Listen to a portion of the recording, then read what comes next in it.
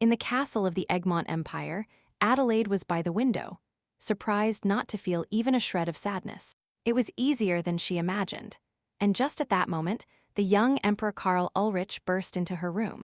He knew what his wife planned to do, and he still held out hope that she would change her mind and come to her senses. With a slightly irritated voice, he asked her where she was going, but she didn't seem in any hurry to answer him. Then, the emperor repeated his question, but this time he was even more annoyed by her blatant contempt. The young woman stood firm in her position, reluctant to speak to him, and tried to pass by him, ignoring him completely. But he questioned her again, and he also wanted to know if she was leaving him for Lionel Baldur, his eternal rival. It infuriated the young woman that, even now, the emperor did not understand what should really be important, because it doesn't matter who she goes to. That is not the main thing for her. She only cares about not having to be near that man anymore. But Karl declared that the empress must be by his side, where she belonged. However, the young woman contradicted him again. Adelaide did not understand how Karl could call her the empress after overthrowing her. Although it was even better this way, she didn't want to talk about it anymore, because even if they hadn't overthrown her, sooner or later she would have said those words. The young woman declared that the spot next to Karl was now free, and she renounced the title of empress. Her new life had not begun long ago. She prepared, set off on the journey, and her carriage crossed green fields. Adelaide Gothruff was also a high-level mage, capable of clearing a tower by herself. Furthermore, she was the crown princess of the Gothruff Empire, and not long ago she had received a proposal from the Emperor of Emond. Her mother approached and explained that she could be empress, but the young woman saw it differently. She thought her mother was so worried about it because she actually didn't want to leave her at home. She expected Adelaide to react with approval, and now she didn't understand why she was objecting. Her mother reminded her of the day she could let her brother Lucio die and become the Empress of Gotrov. She also recalled that Adelaide owed a debt to her brother, knowing she would always be loyal to him. But the mother was also sincerely worried about what the future held for her daughter's children. She explained that those close to them did not share Adela's stance, and she didn't understand why her daughter didn't see it. The young woman didn't know what to answer, and the mother also clarified that her existence in the Gothoff Empire was very dangerous. Therefore, for the sake of her house and her only brother, Adelaide had to leave. As much as she resisted, still, the young woman set off on the journey. And sitting in the carriage, she once again contemplated Karl's photograph. This man was the current ruler of the Egmont Empire, and she was now supposed to marry him.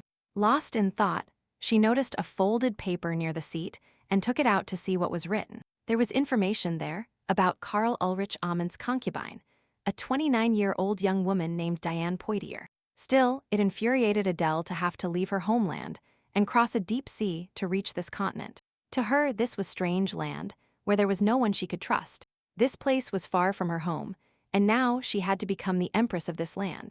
Emperor Karl, meanwhile, was sitting in his office looking at his fiancée's photo. In it, the young woman looked serious, although he thought a photo for the fiancé should have a sweet smile.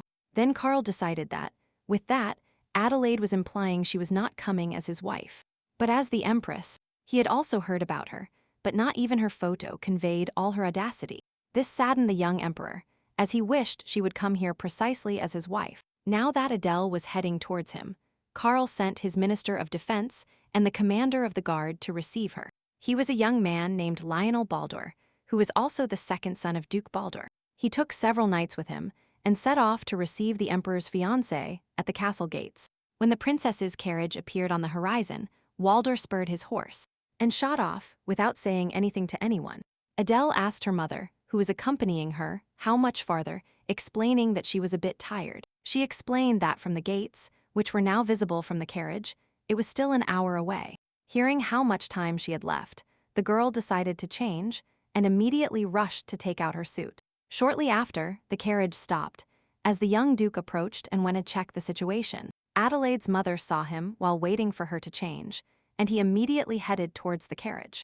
After knocking, the young man immediately introduced himself, stating his name and title, and explained that he was sent to escort the princess. Then, his mother asked him if she was ready, and if the door could be opened now.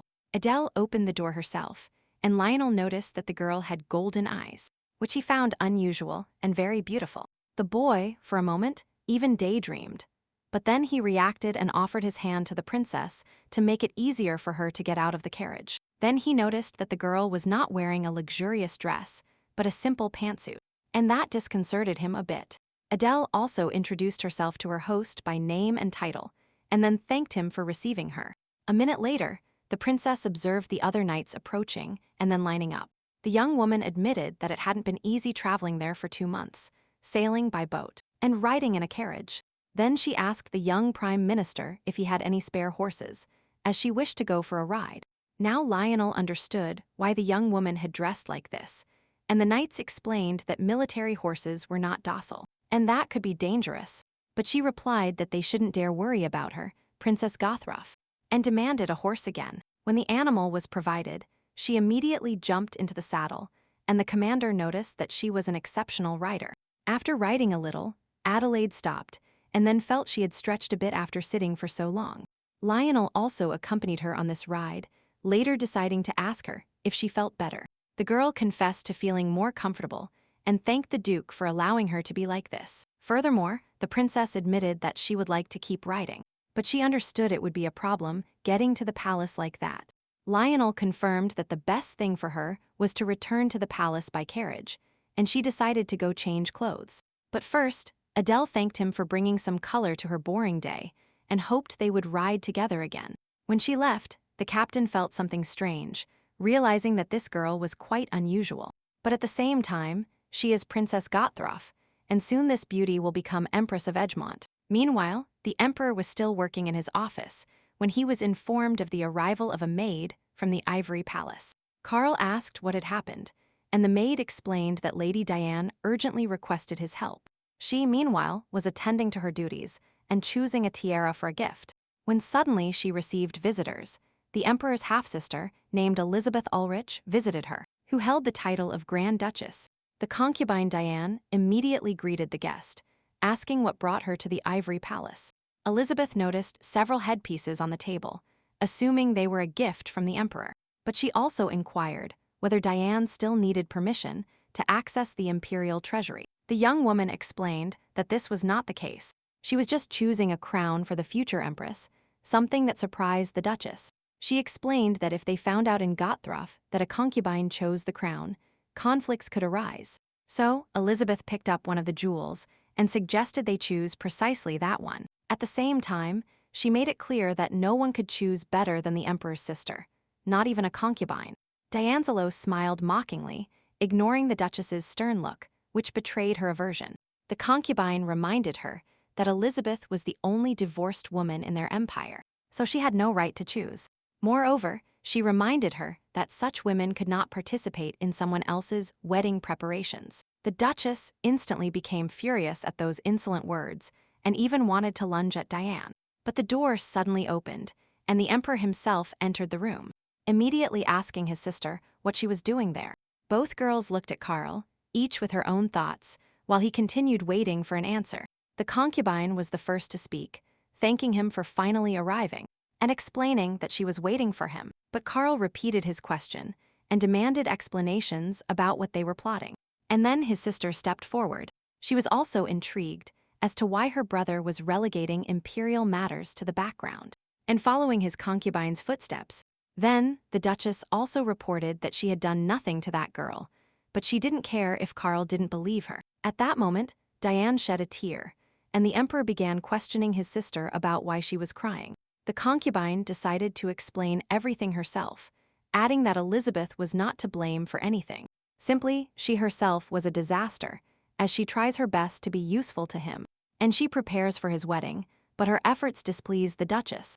Elizabeth realized that, once again, she was guilty of strangling an innocent. The duchess explained to her brother that her protégé was faking wedding preparations, and she couldn't even retort. Carl didn't understand this pretense, and added that there was no worthy woman in the imperial family to handle that. Then he reproached her that, instead of thanking Diane, she was making demands. He considered it unacceptable, given her reputation, but Elizabeth understood that he wanted to bring up her divorce. Then, the emperor simply proposed stopping it, and explained that he himself had entrusted all the wedding preparations to Diane. So the duchess would have to stand aside and just watch, and she decided to leave for her homeland right after the ceremony.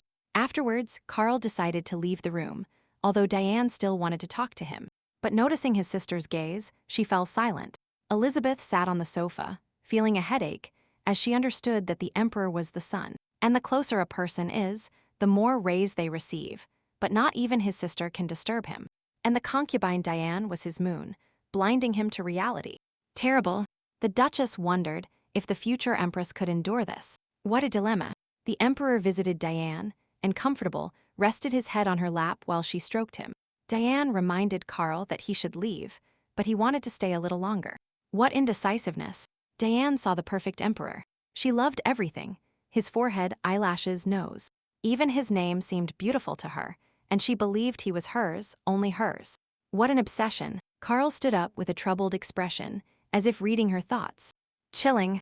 Diane put on an innocent face, hoping not to be scolded, and started to apologize. She cried again, and the emperor thought she was sad because of the Duchess. Poor Carl, so naive.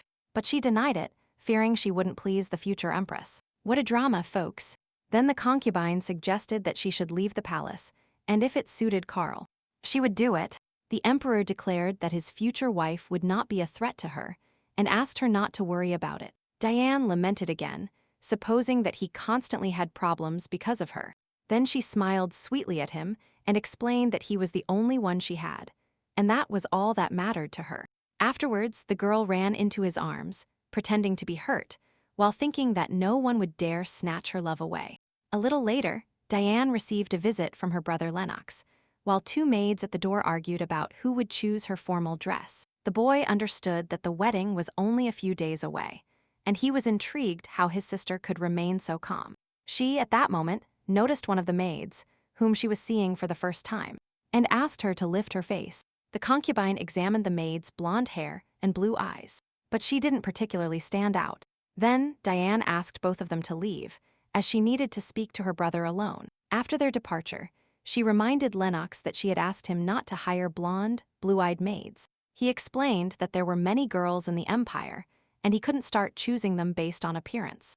Nevertheless, Diane insisted that he would have to do so, even showing herself to be a little angry. Her brother did not argue, and promised that he would take this rule into account in the future when hiring servants. The girl also asked him to be careful with his words in front of the servants, and that if he couldn't control himself, it would be better if he didn't come. The boy agreed again, and then confessed that he wanted to ask his sister something important. He was worried whether she could handle it, as the Empress was not an ordinary woman. But Princess Gotthruf, Diana did not fully understand what her brother meant, and he decided to explain the situation to her differently. He pointed out that the emperor acted as if he couldn't live without her, but at the same time didn't allow her to occupy the position of empress. Lennox feared that, at least for her reputation, this princess would try to get rid of Diane immediately.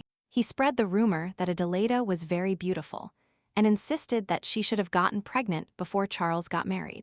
The girl became enraged and clarified that it wasn't that easy, but instantly composed herself. She also explained to her brother that the Empress would not gain privileges from the Emperor. The young woman added that His Majesty is hostile to the word Empress, which is why he is cautious. Lennox still didn't understand her, and she clarified that Carlos wasn't making her his wife because he loves her very much. The boy held his head at her naivety, believing she didn't know men, and he explained that love cools quickly. He added that his love for the Emperor was no exception, but Diane claimed she already knew that. The girl perfectly understood that love for a living being always fades, and she sighed deeply. Then she added that, despite that, love for a dead person never goes away, and the Emperor sees his deceased mother in her. Diane already knew that Carlos's mother had perished due to the tyranny of the previous ruler. His future wife is hateful to him even before meeting her, and that is why his love for Diane will never fade. The concubine believed herself to be superior, as she had the Emperor's love, while the princess only possessed a title. The next day, Adelaida arrived at the Egmont Palace, and everyone lined up to welcome her. All of this was a setup to impress the future empress. But after all the receptions, the emperor did not deign to appear. He seemed to have forgotten the princess's arrival. Adelaida waited for him late in her room, but he never came, so she decided to take a bath. She asked the maids to refuse any visitors. After changing, the princess, exhausted, only wished to soak in the hot water.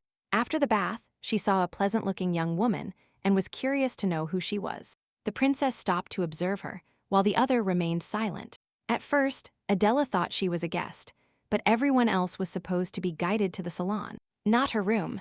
Furthermore, she was intrigued as to why that girl was so casually in someone else's room, without the owner present. And just then, the newcomer greeted the princess and introduced herself as Diane de Poitiers. At that moment, Adelaida remembered the carriage brochure and understood that this girl was an emperor's concubine. The princess did not beat around the bush and ordered her to dry her hair immediately, since she was wetting her clothes. Immediately, a maid approached with a towel and began to dry her, and Diane understood that the order was not for her. At the same time, she noticed that the fiancé was not very kind, and was glad in advance that she wouldn't have to please the emperor. However, she needed to know more about her, and decided to start by offering to dry her hair herself. Adela was surprised, since a concubine is not a maid, and asked her why she would want to do that. And besides, the princess wanted to know what the hell that young lady was doing in her room. Without her permission, Diane apologized immediately if she offended the lady, and confessed that she wanted to tell her something. The concubine explained that she wanted to inform the future empress about the emperor's tastes. She thought she would be interested to know what His Highness likes, and started by telling her that he adores wavy hair. Diane explained that, since the princess's hair is damp, they should dry it so it becomes wavy. Moreover, she noticed that Adelaida looked pale and advised her to put blush on her cheeks. The princess became furious and, grabbing the concubine by the hair, told her not to dare give her orders. But then she let go and ordered again that a glass of an alcoholic beverage popular in that empire be brought to her. Adele decided to drink a little before sleeping, and the maid hurried to fulfill her order. Diane understood again that she was not being addressed, and the princess asked again why she had actually come. The concubine clarified that the future ruler does not know all the emperor's tastes. That's why she is there. Then, Adele concluded that the young woman made a living distributing everyone's tastes. Immediately after, she ordered them to tell Carl that she liked men who say things directly. The princess added, moreover, that she had never betrayed her principles in her life. Nor would she. She suggested to the concubine that if she liked it so much, she could adapt to others' tastes herself. Diane understood that her visit was a mistake and apologized. Adele made it clear that she was free to leave. Before leaving, the blonde wished her mistress a pleasant rest and not to hesitate to call her if she needed anything. The concubine also ordered the servants to attend to the princess, and after this, she withdrew with a bow. Adelaide noticed that, with that phrase, the girl was trying to show that she was the one in charge there. The princess had a headache, as she couldn't believe she had just arrived, and she was already running into the emperor's concubine. A few days later, the wedding day arrived, but until then, the emperor had not visited his fiancée. Rumors spread throughout the empire, but the princess was not worried in the slightest. Even so, she realized that, apparently, this Diane de Poitiers controlled everything in the palace. Moreover, they are staging everything to make it look like Adelaida arrived here by pure chance. While dressing her for the ceremony, a maid brought her a white gold crown and offered it to her. Adele did not refuse, and soon the jewel adorned her head, giving the young woman an imposing look. The maid noticed from her mistress's expression that she didn't like it, and asked if there was any normal gold. She explained that she liked the golden color, not silver, and after taking off the crown, she asked for it to be changed. The emperor, meanwhile, visited Diane again, who was depressed once more. With tears in her eyes, the concubine begged the emperor to forgive her one more time. And he remembered another weak woman like her. Carlos wanted to protect her from the empress, ignoring that terrible woman, and that word makes him tremble. Diane explained that Adelaide was very beautiful and noble, just like her. But the girl feared looking like a mere palace servant next to her. The emperor was surprised. She had said that nothing happened between them at first. Diane confirmed it, but she also explained that she couldn't tell her mistress who she really was. That saddens her, but she needs Carl to stay with her alone, although she knows she is asking too much. The young woman got so agitated that she had trouble breathing, and the emperor got scared for her. He shouted for a doctor immediately. Diane only begged him never to leave her. The time for the wedding arrived. The guests gathered, but the emperor did not appear. Adelaide tried to understand why. It's her wedding. She thought that Poitiers woman must be delaying him. People were whispering, and she knew they were commenting that she was alone in front of the altar. The princess thought the emperor wanted to ridicule her, but she was not going to allow it. She had no one to turn to and felt like she was on a battlefield, completely defenseless. Adela remembered her nanny's words. She was the only person she could trust. Adelaida's honor and dignity were only in her hands. She had to be strong and not give up. Then, she addressed the servants and ordered them to bring her a chair to sit on while waiting for the emperor. The princess didn't understand why she had to stand, when even the aristocrats present were seated. The chair was soon brought, and she sat down, while people started murmuring again, not understanding her attitude. Adelaida decided to ignore them, and she would wait seated for her fiancé. After all, she would be the future empress. A knight commented to Lionel that the princess was self-assured and would do as she pleased. Meanwhile, the princess observed the crowd and recognized the man who greeted her on the way to the palace. The young duke, staring at her, realized he couldn't look away. It also seemed amazing to him how, in the blink of an eye, that girl had turned a chair into her throne.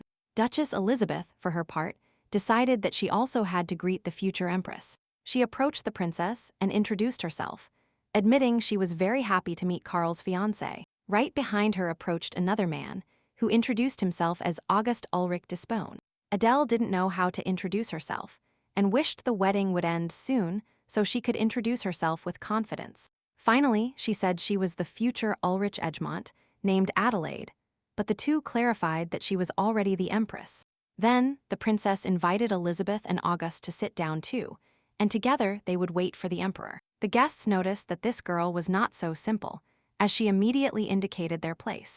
And with one sentence, she made it clear who was in charge there. Elizabeth felt curious to know what expression her brother would have when he saw her. The arrival of His Majesty, the Emperor, was announced, and instantly everyone stood up. As he walked towards the altar, he noticed that his fiancée was still seated, which struck him. But instantly, the princess stood up and ordered the chair to be removed. Karl saw in her the spitting image of an empress. Nevertheless, he approached her and greeted her courteously. And the bride returned the greeting with elegance. Now, the princess could see Karl Ulrich's exquisite face in person, so different from the portrait. But despite the emperor's beauty, his gaze was icy. And this was despite him being the one who arrived late to the wedding. This irritated the princess, and just then they handed her the bridal bouquet, so that everything would be ready. They asked Karl to take the empress's hand and proceed, as is customary in the wedding ceremony. But suddenly, the emperor not only ignored the request, but turned around and headed alone to the altar. The guests were dumbfounded to see him refuse to take his future wife's hand. Not understanding anything, the princess was in shock. This showed her fiancé's contempt. They insisted that he take the bouquet, but he refused. He wanted to show character. Upon reaching him, the groom cut it short. "Don't expect much from me, just walk." Confused, he clarified. Rumors reached him that she treated Diane like a servant. Adelaida explained that the young woman entered her room. That's why she asked. The emperor intervened. "Diane is not a servant. Watch your words towards her." Already at the altar, Charles sentenced, "There will be no wedding night. Don't wait for me." The priest interrupted, asking the couple to swear mutual fidelity. Adele couldn't believe it. Charles declaring before the altar that he will not take her as his wife. The priest continued, "Now Adelaida will carry the surname Ulrich Egmont." The princess was furious, but could do nothing about it, although she swore she would not let herself be trampled on. Shortly after, Diane asked her maids if the ceremony had ended, and they confirmed that it had. A maid insisted that her lady eat. She had been refusing food for days. How outrageous, but the other maid corrected her instantly, explaining that it wasn't on purpose. She simply couldn't eat. So the first one apologized to the concubine, as she didn't know. But Diane pretended not to be offended. Even so, the pink-haired maid kept asking for forgiveness, and even knelt before her mistress. She explained that she was new. And Diane, with a calm voice, decided to clarify what she had said wrong. What a situation. The maid had called the concubine Madam, Senora, but she was not in an aristocrat's house. And she was not a commoner. The young woman explained that this was a palace, and she was the owner. And at that moment, Diane started showing her anger. She grabbed the frightened maid by the hair and demanded that she dare not call her Senora. She swore she would never allow it again, begging for forgiveness over and over. Diane pushed the maid away and repeated that she was the owner of the palace, so she should call her mistress, Ama. The concubine also declared that there were too many crazy people there, which drove her crazy. And then she wanted to lie down. The maid asked her mistress if she should call a doctor, and she agreed, remembering that supposedly she hadn't gotten out of bed. After the ceremony, Princess Adele went to her room, aware that she could trust no one there. She even had to be cautious with the service, as relations between Egmont and Gottthroff had been tense for a long time. Moreover, an immense sea separated them, and there was no need to attack such distant lands, much less send spies. And now the young woman understood that she urgently needed information. So the Empress remembered Karl's words, that she should expect nothing from him, and this after arriving late to the ceremony. Adelaida couldn't believe that, even on her wedding day, that man had brazenly left with Diane Poitiers. Almost at dusk, the Emperor was going to see his concubine when the servants informed him that she hadn't woken up yet. Entering the room, he saw her pale in bed, and the moonlight made her face even more spectral. Thus, she looked very much like his mother, and for a moment, Charles thought she was calling him. But it was the concubine who opened her eyes, pretending she had just woken up and noticing his wedding attire. Diane supposed that, after her fainting spell, her wedding had been ruined, and she was even secretly happy about it. Carlos then asked how she felt, and she replied that he shouldn't have visited her right after the ceremony. Then, the young woman apologized again for constantly causing him so many problems. The concubine even advised the Emperor that it would be best if he stayed with His Majesty today. Carlos asked Diane to calm down, explaining that he had already informed the Empress that he would not be with her today. Then the concubine confessed that she chose the dress, the crown, the bouquet, and everything for Adele, while her own heart was breaking into pieces. Moreover, the girl understood that it was better to stop there, or the Emperor would get tired of her constant complaints. Then she noticed his expressionless gaze again, and Karl assured her that nothing would change. Everything would remain the same. This pleased Diane, but she didn't know how he planned to introduce her to the Empress now. Because Karl now has a wife, and the aristocrats would openly criticize the concubine, but he didn't know what to call her now. So, the girl suggested he could introduce her to the Empress as his beloved.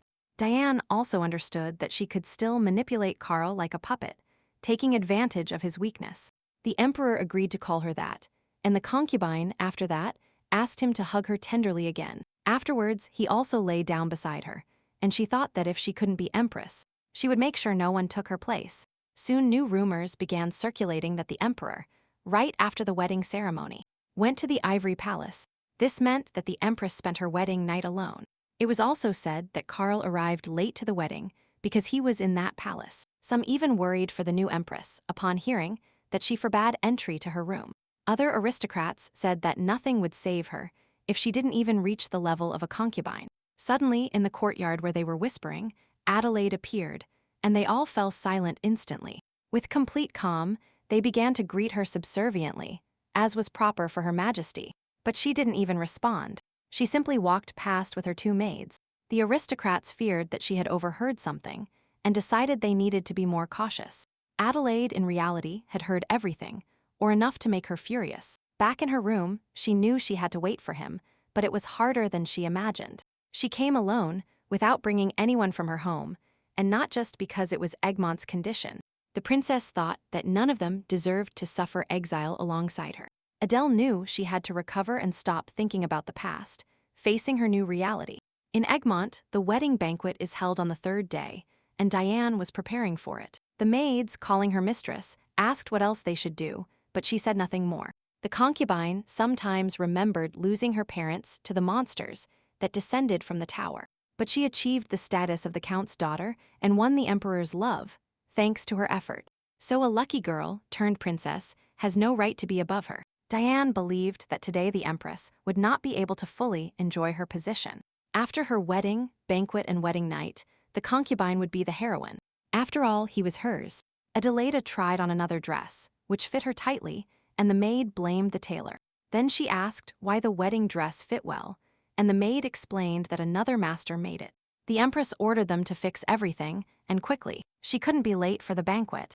The maids, not knowing how to answer, explained that altering clothing to a smaller size was very difficult. The girl who destroyed towers and monsters felt she couldn't win the battle inside the palace. She understood that she couldn't relax in that castle. She had never truly left the war. Now she saw two options: arriving late to the banquet or wearing a dress that didn't fit her well. Then she learned from the maids that Poitiers prepared her wedding. That concubine wanted to show her greatness, but they underestimated her. The Empress ordered them to bring her wedding dress and the crown. Diane was happy that Adele didn't show up. She had nothing to wear. The dresses were small. Meanwhile, Auguste told Lady Poitiers that the celebration was magnificent thanks to her refined taste. The maids noticed that their mistress was wearing a new necklace and a complete set with the earrings. Isabel also dropped the bombshell that the emperor consummated his marriage with a concubine. Envy spread like wildfire among the ladies. But Diana only felt pity for the empress. She swore and perjured herself having begged the emperor to visit his wife, while they incessantly flattered her. Everyone went out of their way to flatter her, even informing her of the possibility of lowering taxes due to the abundant harvest. Her brother, with a smile, stated that his hostess was very modest but controlled every detail. Suddenly, the voice of the young Duke Veldor rang out, warning that such comments bordered on treason.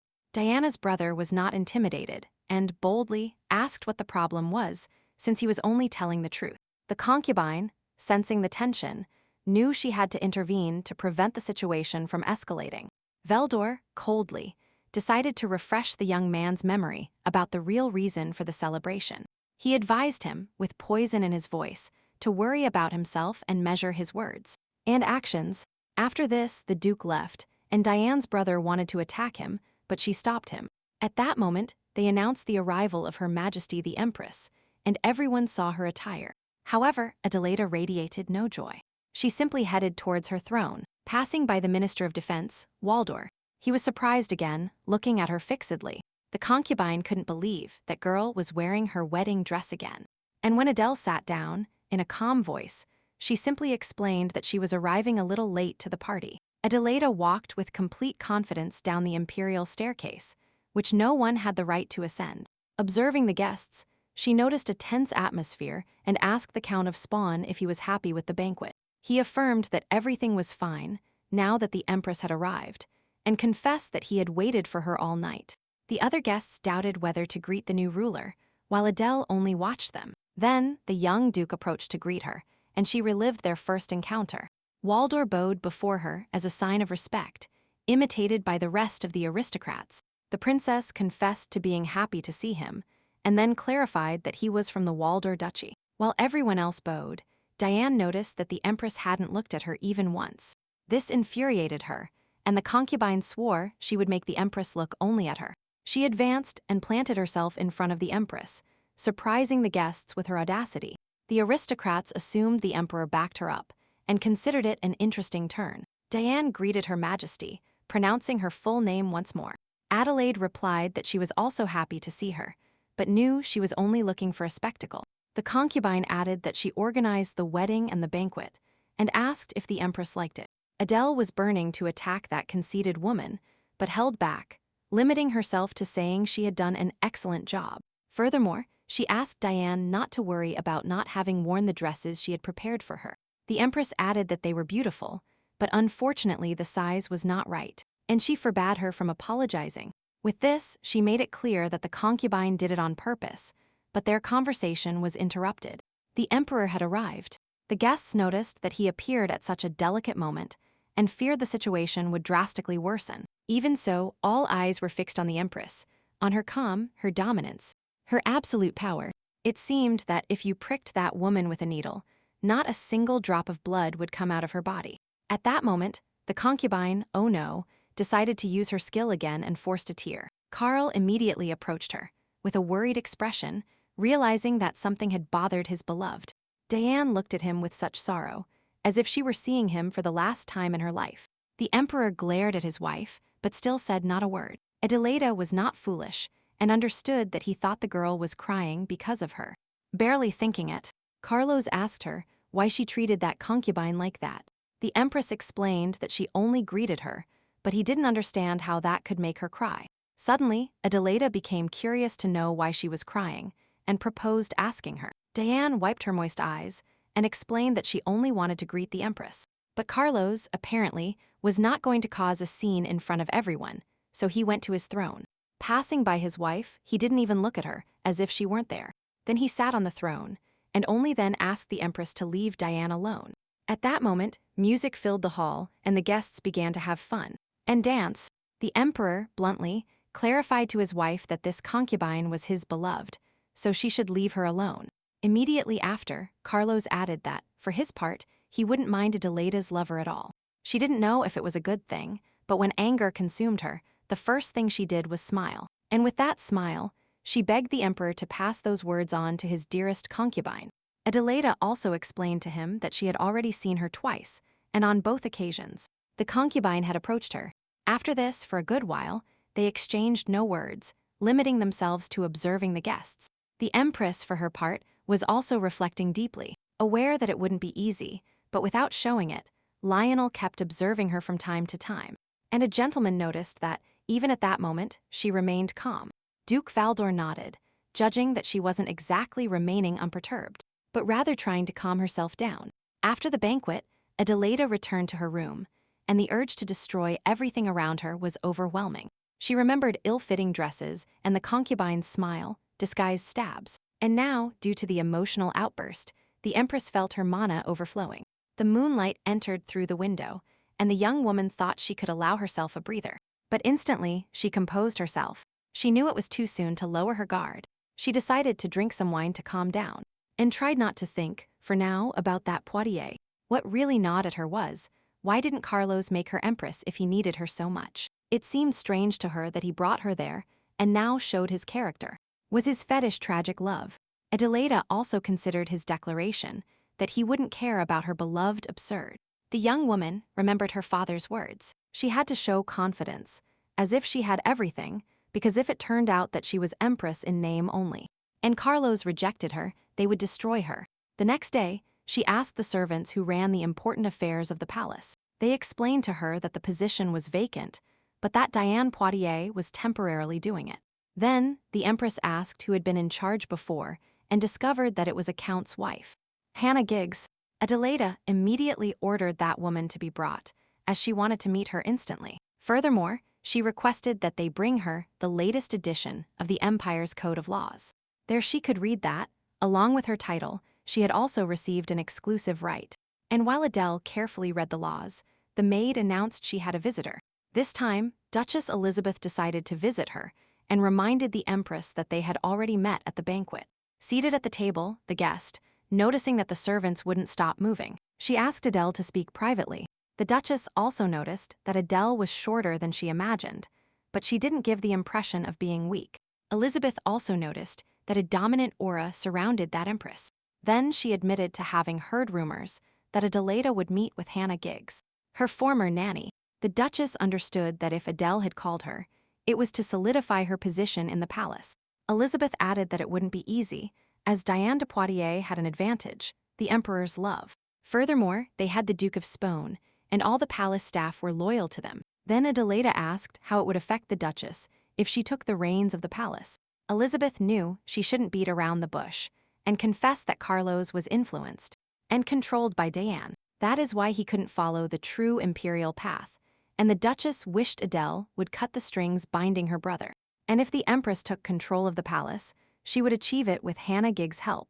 The Duchess also advised her sister-in-law to announce that she needed an assistant. Managing the palace and internal affairs is usually a woman's job, but how nice it would be to have a male advisor.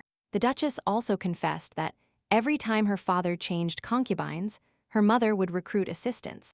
The Empress interpreted the advice as, if Carlos has a lover, she also deserves to have someone. Elizabeth didn't mean that Adele should make his life impossible, only that in their empire maintaining appearances is vital. And if her ladyship does nothing after such affronts, they will look down on her and criticize her behind her back. Then the Duchess advised that, if Duke Waldorf sent his application, she should not hesitate to accept his candidacy. After her meeting with Elizabeth, Adelaide waited for Hannah Giggs, who also had ties to the former Empress. She was in charge of palace affairs and was the Duchess's nanny, staying in that position for a long time. But her quiet life began to crumble with the arrival of one person, and that person was Diane Poitiers. That girl was the cause of the misfortune and death of the previous Empress. Moreover, she strongly resembled Carlos's deceased mother. The Emperor fell at her feet, and shortly after, he entrusted all his important affairs to her. With power in her hands, the first thing Diane did was throw Hannah Giggs out of the palace. An unforgivable humiliation. Now, the old woman was invited back to the palace, and a strong emotion overwhelmed her upon seeing the new empress. Upon arriving, Hannah even cried and apologized, explaining that it had been too long since she had set foot in the palace. Adelaida supposed that the palace remained, as she remembered it from the former empress. The old woman noticed the sofa, remembering when she helped choose it, but now she saw that it was time to change it. Then the empress declared that she wanted to entrust those affairs to Hannah again, but she feared that Her Majesty would not like it. But in any case, the old woman happily accepted the proposal and was ready to return to work. The empress was glad everything went according to plan, and at that moment they informed her of the arrival of the ordered dress. But the servant was not rushing to bring it, and then Hannah demanded an explanation for the delay. She explained that the palace's financial administration could not pay for the new ruler's dress. Adele didn't understand what nonsense that was, and then advised Hannah to invite the merchants and pay them personally. She confirmed that unnecessary rumors would only be detrimental, so it was better to do it this way, and pay the vendor to keep it a secret. Furthermore, Adele did not need to meet them personally, and Hannah asked her to entrust this matter to her. The empress agreed and ordered the maid to bring the merchants immediately. While she went for a gold bar, the girl did not think she would need those bars so soon, but if they decided to challenge her, she would accept the challenge. First, of course, she decided to check the quality of the dress, and moreover, Hannah asked permission to use the entire sum without returning the rest. Adelaida did not object, and then asked her assistant what she thought. How could something like this have happened? She explained that most likely no budget had been allocated to the Empress's palace, and Adele demanded explanations. In Egmont, the budget for the following year is usually distributed at the end of the previous year, and most likely this palace simply wasn't taken into account. But now funds from an extra system can also be used for unforeseen events like this. Hannah explained that only His Majesty the Emperor controls this budget. Adelaida understood that she had to see him in person, and then the maid announced the merchants. The Empress left the talk with them to Hannah and prepared to attend to her business. The old woman asked where she was going, and she explained that she had to meet her enemy. Adele went straight to the Emperor, but his servant said he was in a central meeting. Even so, she requested an audience, and the servant, asking her to wait in the hall, promised to find out. But the Empress asked to be taken to the meeting waiting room. She would wait there. Meanwhile, Count Kelvin begged Karl to send strikers to destroy the tower and the monsters. He explained that people were dying, as flying monsters appeared and no one could stop them. The Emperor thought he hadn't analyzed the situation well. Like a bumpkin, Lennox Poitier thought the Count was exaggerating.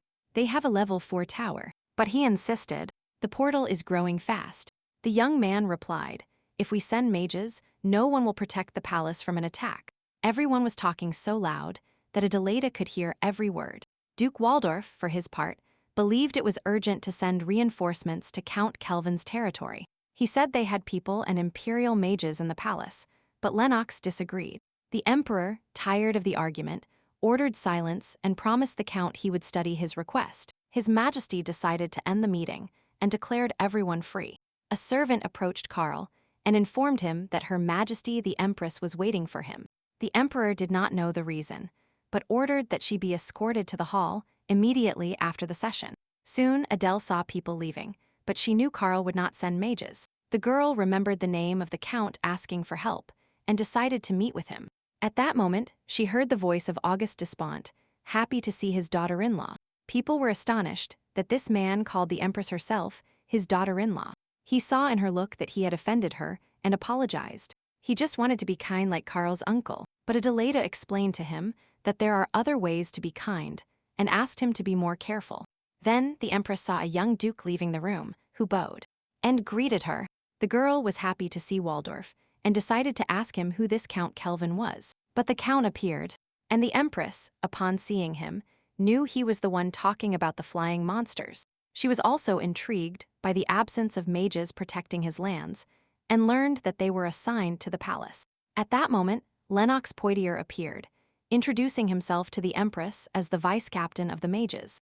Immediately after, Adele questioned him why the Count's tower was classified as middle class. And the lack of help, the young man assured Adele that she shouldn't worry, as he would protect the palace. and no monster would enter.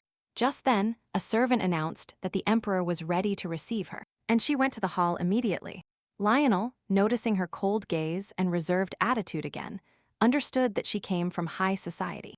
Upon entering the hall, Adelaida met the emperor's icy gaze, which indicated his disinterest in seeing her. Despite everything, the young woman sat on a chair next to him, and he asked her what she needed. First, Adele decided to find out why the emperor really wanted to marry her. She was intrigued to know why she fit the role of Empress, since he himself sent her the marriage proposal. Carl picked up a pen and explained that if her existence were as immaculate as feathers, her mere presence would be enough. He asked Adele to just be there, like those feathers in pens. Not even the cartridge, just the feathers. The girl still didn't understand why he was also damaging her reputation, but he affirmed that he hadn't done such a thing.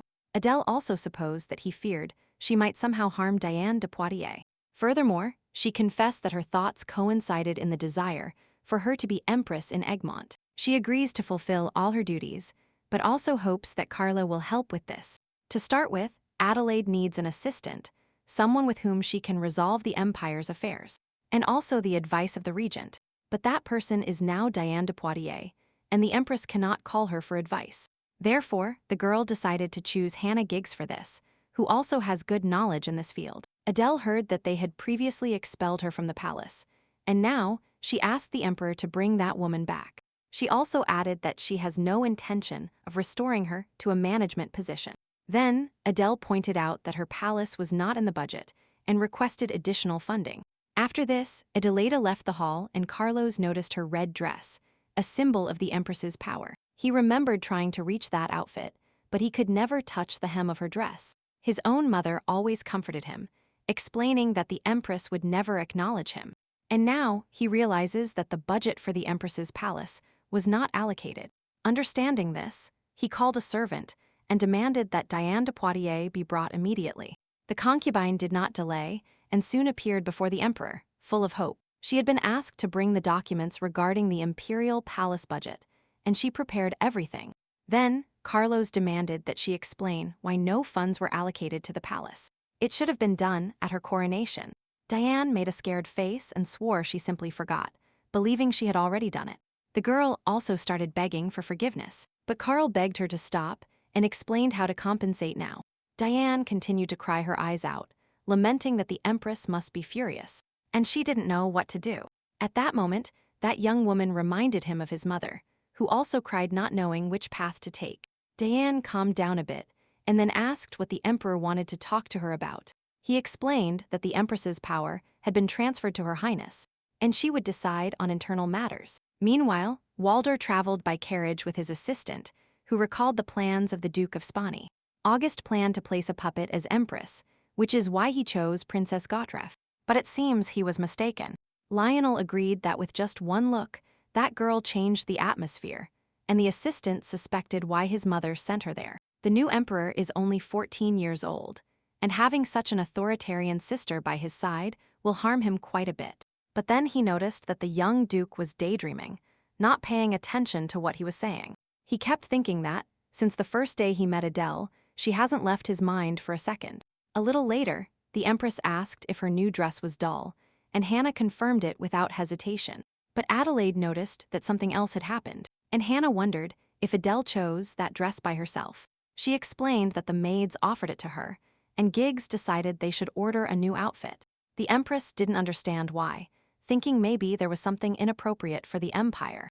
And Hannah explained that with that outfit, Adelaide looked a lot like the previous Empress. She also explained that this would provoke the Emperor, so it was better not to wear dresses of that style. Adele understood that on these matters, it was better to listen to geeks, and then asked her to invite Count Kelvin to the palace. That same night, the concubine Diane was now crying inconsolably in her room, without understanding how Carl could take away her power. Now she hated Adelaide even more, and could not comprehend what she had done. Diane believed that she was just lucky, since from birth she effortlessly had everything she desired. The concubine thought it was unfair. Then she approached the window and tried to scheme something. She had an ivory palace, where the emperor's mother once wanted to live, and he gave it to Diane. The young woman was not going to allow them to strip her of these possessions, nor of her beloved, nor this palace. It also didn't escape her mind that her last task should be the urgent allocation of a budget.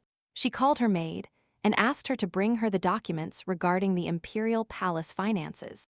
Now the concubine was sure that she would make Adele understand that she was just a cipher with the title of Empress.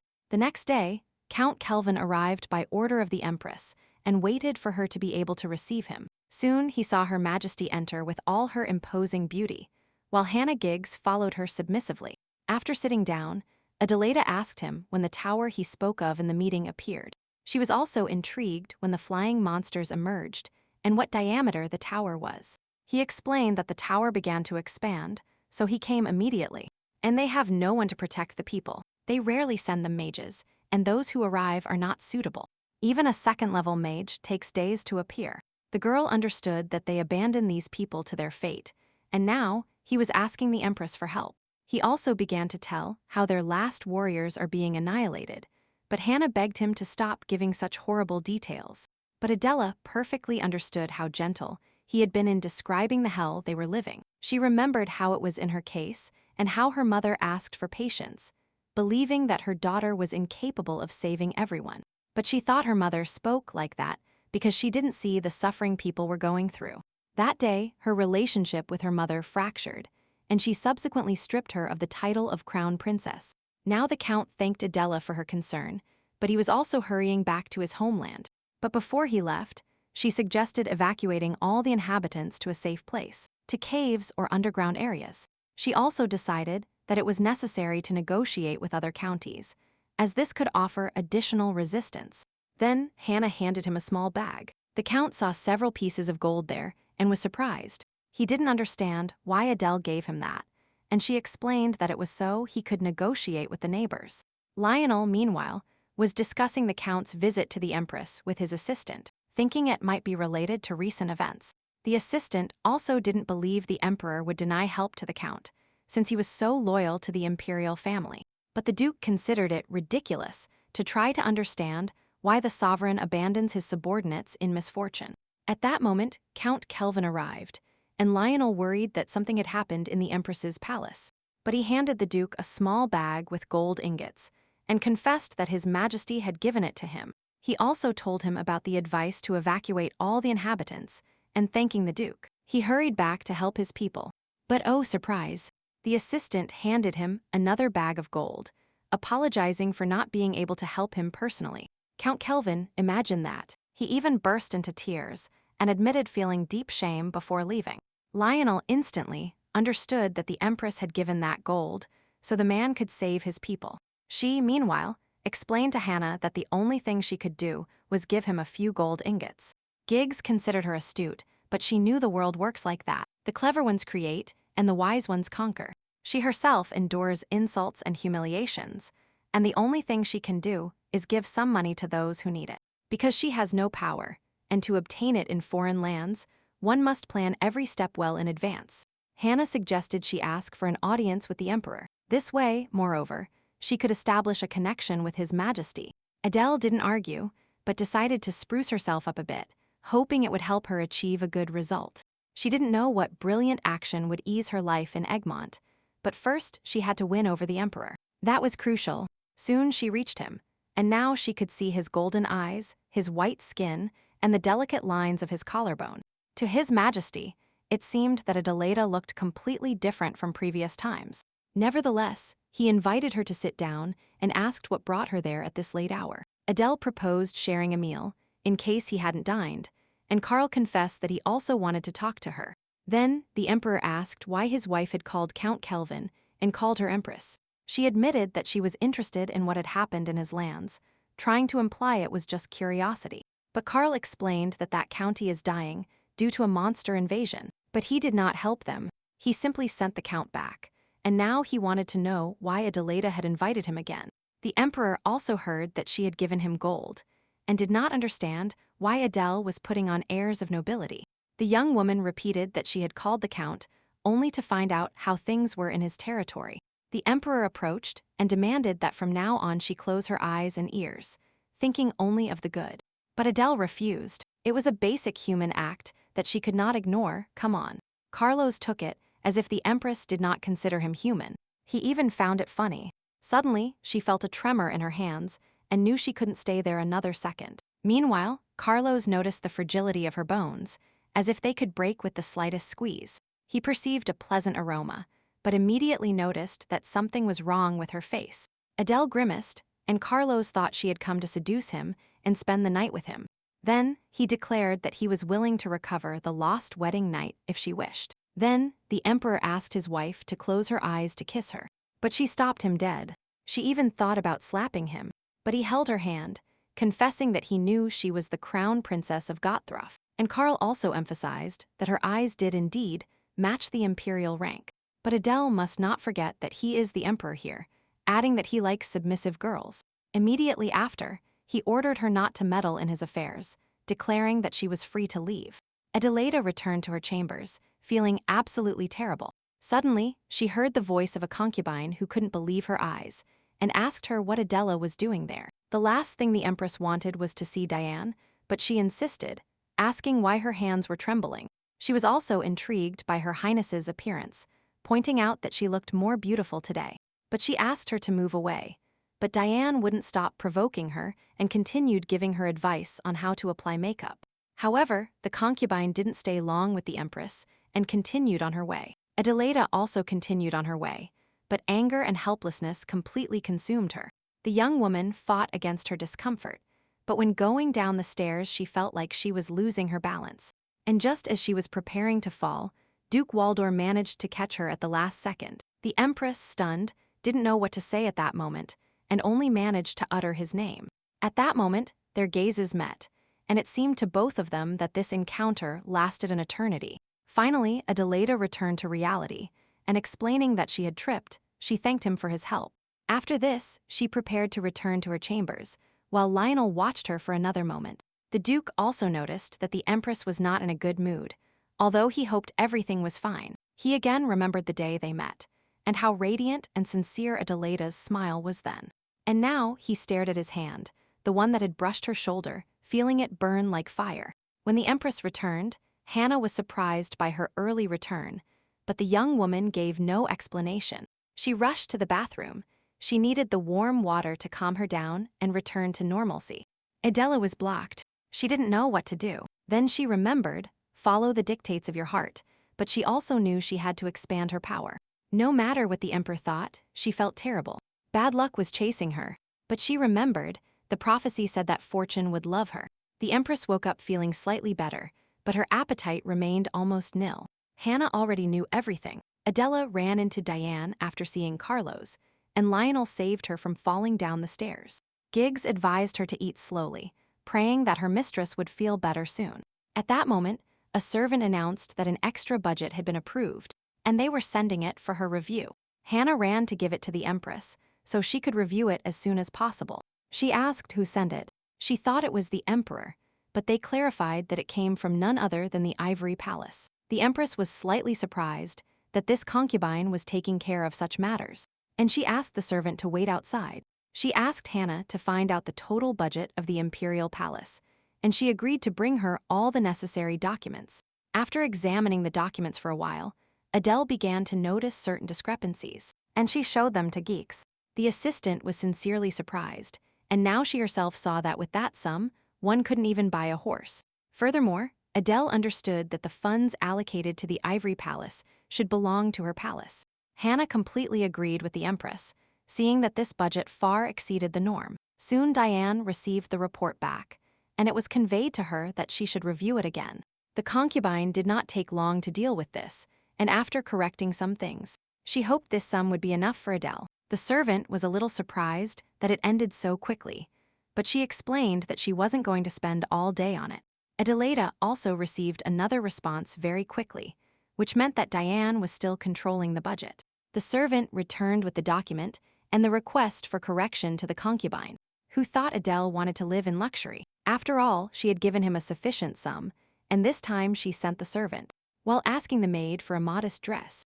In addition, she asked to immediately inform His Majesty that the Empress had summoned her regarding the budget issue. This young lady decided to organize her own hunt for dark-haired beasts, and she trusted in success. Meanwhile, Adelaida found in the law that she had the exclusive right to make decisions regarding the acquisition of the palace residence. The emperor, for his part, has the right to distribute additional funds, and she understood that this law was created for her case. Hannah, nevertheless, asked her mistress to be more cautious, but she was not going to beg for money from the concubine. Moreover, Adele declared that the emperor was the first to start these games, and she wasn't having a good time at all. Then, the empress asked what she should do to correct an issue that was already finished. She suggested returning the documents and giving the order again, and Adele decided that she should request permission to reside in Diane de Poitiers' palace. The empress wondered where power comes from, whether from her close associates or the heir. Ruling out family. A successor was not convenient for her either, so she opted for the counselor, with whom she would achieve independent power. At that moment, Adele felt something familiar. It was the unmistakable energy of the tower again. She was also informed that Diane was awaiting her audience and ordered that she be led to the living room. As soon as the empress appeared, the concubine greeted her kindly, as if she hadn't done anything wrong. Adele immediately asked if she had brought what she requested via the maid, and she nodded. Diane didn't understand what bothered His Majesty so much, if she had done everything as it should be. They handed over the sent documents, and Adele instructed the concubine to review them herself. She saw the budget allocated to the Ivory Palace and understood that her mistress was pressuring her. Diane didn't understand why she was shown that, and the empress asked why there was no expense report. Adele detailed the expenses on materials and labor, like all other institutions in the empire. But only the Ivory Palace lacks reports, only the assigned and spent sum. The empress tried to explain the reason for the error, but Diane didn't understand why she was interested in that palace's budget. Adelaida explained that she wanted to transfer the sum intended for Diane's palace to the empress's palace budget. At that moment, a maid arrived with the emperor, reporting with some fear that the empress had summoned her mistress. She continued explaining that Diane sent her documents about the extra budget, but she returned them twice. The maid added that her mistress was trembling so much on the way to see Adele that she felt the need to inform Her Highness. Karl's throat tightened, remembering the words of the previous empress. She had to recognize her as mother-to-be emperor. Meanwhile, Diane interpreted Adele's intentions as an attempt to take funds from her palace and appropriate them. Adele confirmed that the concubine was performing tasks proper to the empress, and on top of that received her budget. But now Empress Adele is here, and since she will manage everything, the budget must go to her palace. Upon hearing this, the concubine was speechless, although she understood that Adelaida was right about everything. She also assured her that she would not hold her accountable for the expenses, since she had done a good job. Adele would take care of that, and the concubine only had to transfer the budget from the Ivory Palace to hers. That woman, without family or followers, was still the empress, and Diane could not disobey the order. She ruled here with such confidence. Everything was hers, and she arrived and took it away. The concubine started crying again. The young woman now only prayed silently for Adelaida to reject the inheritance and return the title of heiress to her. Diane's expression reminded the empress of those days when she herself lost her position. Nevertheless, she made it clear to the concubine not to dare try to snatch power from her, because she would not tolerate it. Diane also shouldn't think that Adele took something from her, because in reality, nothing ever belonged to her. The blonde remained obsessed that everything should be hers, and she couldn't wait for Karl to arrive. Suddenly, the door burst open. The emperor burst in asking what was happening upon seeing Diane crying. The concubine collapsed before the empress, and sobbing desperately begged for her forgiveness. Adele was in shock. Was that woman back to her old tricks, trying to set a trap for her again? Meanwhile, Karl interrogated his wife, asking what she had done to his beloved, and how he had offended her. But Adele only ordered Diane to get up and explain what had happened to her in the middle of the conversation. The emperor questioned his wife again about what she was plotting, while a maid ran towards the concubine. Karl ordered the young woman to be taken to his palace, and he was preparing to have a serious conversation with the empress. He also dismissed everyone else present because he wanted to speak with Adelaida alone, without interruptions. At that moment, he saw Hannah and was a little surprised, while she confessed that she was happy to see him again. Karl thought that old woman was again next to the empress, watching how she destroys common people. He even thought Hannah was amused, and Adele asked her to step outside and wait a little. However, the emperor kept demanding an answer from that woman, and even argued with his wife about what to do.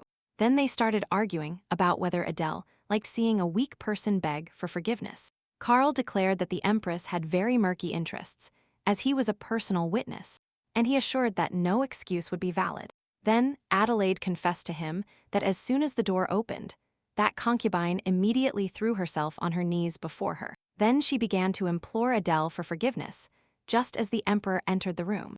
But he thought it was a simple coincidence. He believed his wife simply envied that girl and wanted to obtain what belonged to her. The girl immediately replied that Carl was now invading her privacy and asked him to review that palace's budget.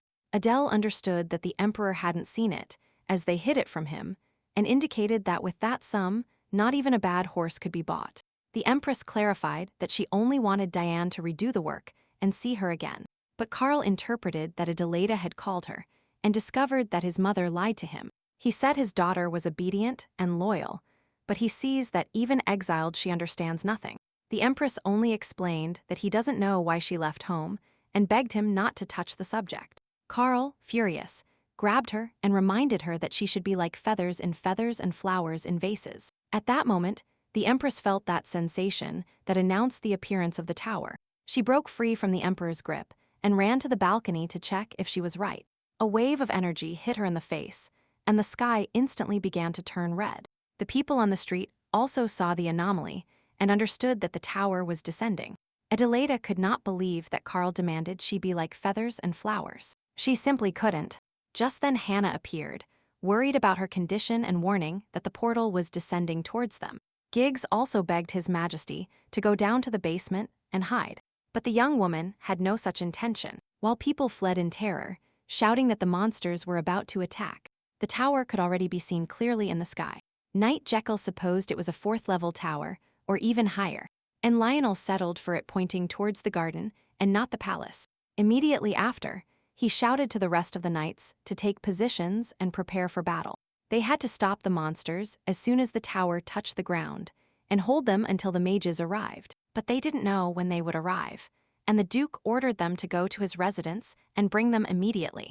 Lennox Poitier was an experienced mage, but still he was surprised that he was required to appear at that moment.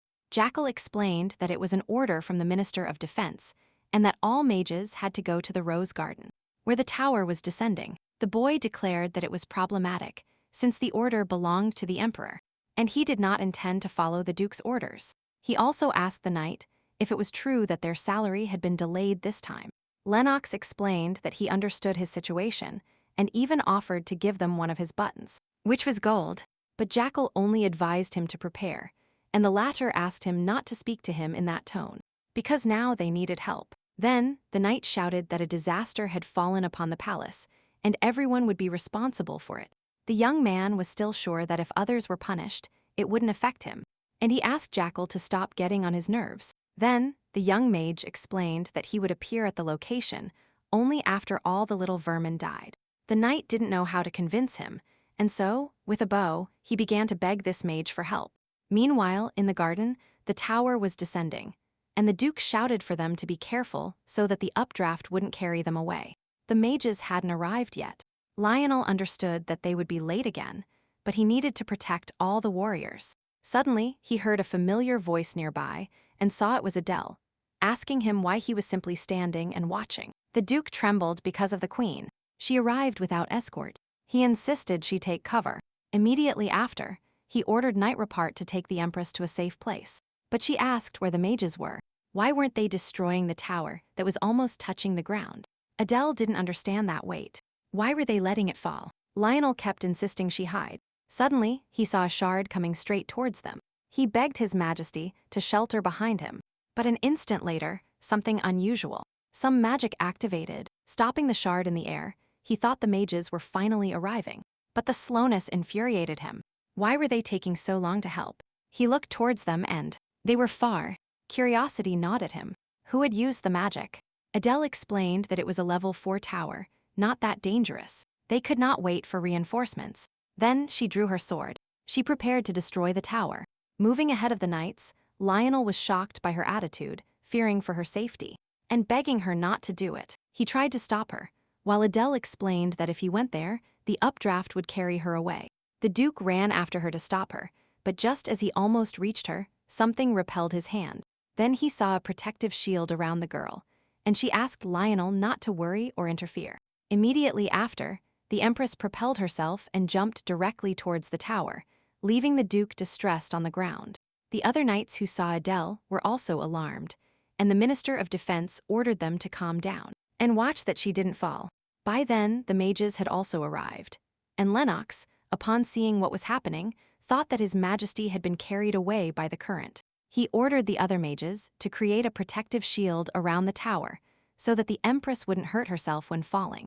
They obeyed the order and quickly formed a circle beneath the tower, preparing to act. Suddenly, at the top of the tower, flashes and explosions began to be heard, and Lennox could not understand what was happening. Lionel, who also saw it, began to realize that this was the Empress's doing. The other warriors also realized that the tower was burning, and they should not let the fire spread. The Duke understood that Adele's special suit and the sword on her back were the magic that prevented him from stopping her. Then he remembered her words about flying monsters in the county, and now he began to understand what she meant. Suddenly, he saw that His Majesty was falling from a great height and doing it slowly, as if gliding. And she looked at the sky, moving away after the tower's destruction, and that, as always, excited her. The girl also remembered how she had been asked to stop before, but it was her passion. Besides, she was good at it. Thinking about this, Adelaida decided it was time to land, and immediately turned to see what was underneath. And then she saw the Duke, who hesitated in place with his arms outstretched, ready to catch the Empress. The girl was a little surprised by such concern, but continued descending slowly towards the ground. And when her foot touched the ground, she expressed her astonishment that Lionel wanted to help her. But she also understood that he was a knight with a sword, and could end up without hands because of it. Moreover, she was surprised that many criticized her, but the Duke was the first to try to catch her. Then Adelaida, smiling, thanked Lionel for his help, and she also didn't forget his act yesterday. The Duke was a bit dazed, trying to figure out how she could smile if she was so gloomy yesterday. The Empress, meanwhile, walked past the mages and looking at the astonished Lennox. She suggested he put away his sword. The young woman explained that she wouldn't need the weapon anymore, implying that he had arrived too late. Then His Majesty continued towards the palace, without looking back but feeling proud. A mage even cursed that this girl could handle the tower alone, realizing she was a mage. Adelaida returned to the palace, and there she was greeted by Hannah, who had been watching everything through the window. But still, she scolded the Empress for showing up like that and making her worry. She barely said that she had overcome the tower, when she felt her strength abandon her. In an instant, the Empress fell unconscious to the floor, frightening Hannah even more. Meanwhile, rumors spread throughout the empire that His Majesty had overcome the tower alone. And the details were the main topic. People also understood that if the Empress was a mage and capable of that, she was definitely much stronger than Lennox. Those minutes during the attack now seemed like a dream to the Duke, and he remembered every action, and the Empress's word. Furthermore, he understood that the girl's magic was much stronger than the catastrophe descending from the heavens. The image of Adelaide falling was also etched in Lionel's mind. At the moment, he was trying to catch her. Lennox, meanwhile, was recounting the details of the Empress's battle to Augusto Dispone, who couldn't believe it. Now he understood that His Majesty was not as simple as she seemed, and turned out to be not just a mage, but a striker. Augusto considered her amazing, while Lennox boiled with rage. He could handle that tower. He wanted to arrive after those arrogant knights realized their insignificance. But the Empress ruined everything, and the boy went to complain to his sister. What drama! He entered her room without even knocking, which earned him a scolding and a question about her pregnancy. The young woman got angry again and explained to him again that it didn't depend only on her. Lennox almost lunged at his sister. He asked her what she was going to do. The Empress was a striker. Diane's breath caught when she heard it. Now she understood who destroyed the tower. Shocking revelation. Her brother confirmed that His Majesty did it, and the concubine fell into total despair. She expected a puppet as Empress, but Adele was a powerful mage. What an unexpected turn. Lennox trembled for himself. He feared being useless to Augusto after the praise for Adele. Panic invades him, but Diane explained that if that Duke were so useless, he never would have taken in her brother. Then, the concubine asked him not to worry, as he is still considered the most powerful mage. Immediately after, She begged Lennox to stop complaining and pull himself together. She would take care of the Empress, especially since they have gone through so much together that such a trifle won't destabilize them. Meanwhile, Hannah described as madness the Empress deciding to handle the tower alone. She knew that, upon the tower's disappearance, the sudden wave of mana would start to deplete, causing a great decline. Although the knights were enthusiastic, the mage squad arrived too late, and there could have been terrible losses. Hannah wrote a letter and asked the servant to deliver it immediately to the Grand Duchess. The Emperor, meanwhile, remembered the moment the tower was descending and they asked him to hide. But he begged that panic not spread. He supposed that destroying a tower of that level would not be difficult, but he wanted them to resolve it as quickly as possible. Then, Carl noticed that the tower was burning and thought it was a squad of mages. But it was too early. And then he ordered his servant to find out who had done that. They explained that it was the Empress. Carl remembered that the only truthful information they sent him from Gottthroff about the princess was her gender and name. Now he thought that the Empress of Gottthroff was not sure she could control her daughter. That's why she sent her there. So, the Emperor ordered his servant to go to those lands and find out everything possible about Adelaide. The next morning, a worried Hannah went to visit Her Highness and asked how she felt, but she saw that she had already fully recovered and even looked cheerful, which pleased her. Adele, meanwhile, asked Hannah to publish an announcement as soon as possible to look for an assistant. He should be a single man, over 20 years old, and shouldn't even have a fiancé. Afterwards, the girl will make her decision after the interview, and it will depend solely on her desire. The news spread like wildfire throughout the Aemon Empire, and the Baldur Duchy was no exception. Lionel's brother and his friend did not understand why there were so few conditions, but it was better than too many. The brother tried to decipher what Adelaida was planning. A rebellion, or did she just want to strengthen her power? The Duke silently pondered it. Then he agreed. The reason could be a mix of both. Michael, the friend, ventured. Maybe she's just looking to have fun, and the announcement reveals her tastes. Together, they decided that this matter should be entrusted to someone close to the Baldur family, someone willing to endure poisonous rumors, as assistants had been the second choice until now. Or third sons. The Duke turned to his assistant, who was also his brother, and recalled when Adele gave gold bars to the Count. He suspected the Emperor was worried, but the Empress's opinions on towers differ from those of the mages. Then Lionel dropped the bombshell. He decided to become His Majesty's assistant himself, as no one was a better fit. His brother tried to dissuade him, but the Duke knew that besides his desire, they had no other option or candidates. Even so, he was worried that Lionel would be of little use, as everyone would murmur that he is Adelaida's lover. But the Duke believed his reputation was already low. Furthermore, he was motivated by the fact that Lennox Poitier would not want to cooperate with them. He couldn't even complain about the mage squadron, even though he is the Minister of Defense himself. They knew very little about mages, towers, and monsters. And those are Egmont's weaknesses, but the Empress knows more about this than all of them combined. If he helps, they can advance by leaps and bounds. The brother remained upset, remembering his late mother, who would never have allowed this. Then their third comrade intervened, asking why they were so sure the Empress would agree. But noticing their meaningful looks, he turned it into a joke and also recognized Lionel as a great candidate. Meanwhile, Diane went to visit the Emperor, but he was busy and didn't even speak to her. The concubine felt sad and thought it was the first meeting after that incident in the palace. Carl noticed her sickly appearance and told her there was no need for her to be there if she didn't feel well. But Diane dropped the bombshell. Not even a month married, and Adele is already looking for an assistant. The young woman explained that she was only concerned about His Majesty. To prevent this from harming her, he assured her that she shouldn't worry. And then Diane decided to bow and return to her chambers. The Emperor reminded her that she should take care of the Empress's extra palace budget to avoid problems. At that moment, the concubine shuddered. She understood that Karl Ulrich was, at the same time, her happiness and her downfall. Later, the Emperor called a subordinate, who informed him that 16 people had responded to Adele's announcement. Karl was astonished, as she had posted the announcement in the morning, and all the sons had rushed like bees to honey. Then he asked if there was anyone from the Waldorf Duchy, and the servant replied no, but that he would let him know if one appeared. The Emperor was confident that family would not get involved by sending any of their close associates. Meanwhile, Hannah was finishing her report to the Empress about the key political figures in Amand. Now Adelaide understood why the previous Empress appreciated this woman so much. Then, the young woman took the list and, pretending to choose, declared that the Waldor candidate was ideal. After the interview, the first candidate showered her with flattery. It seemed he wanted to flatter her.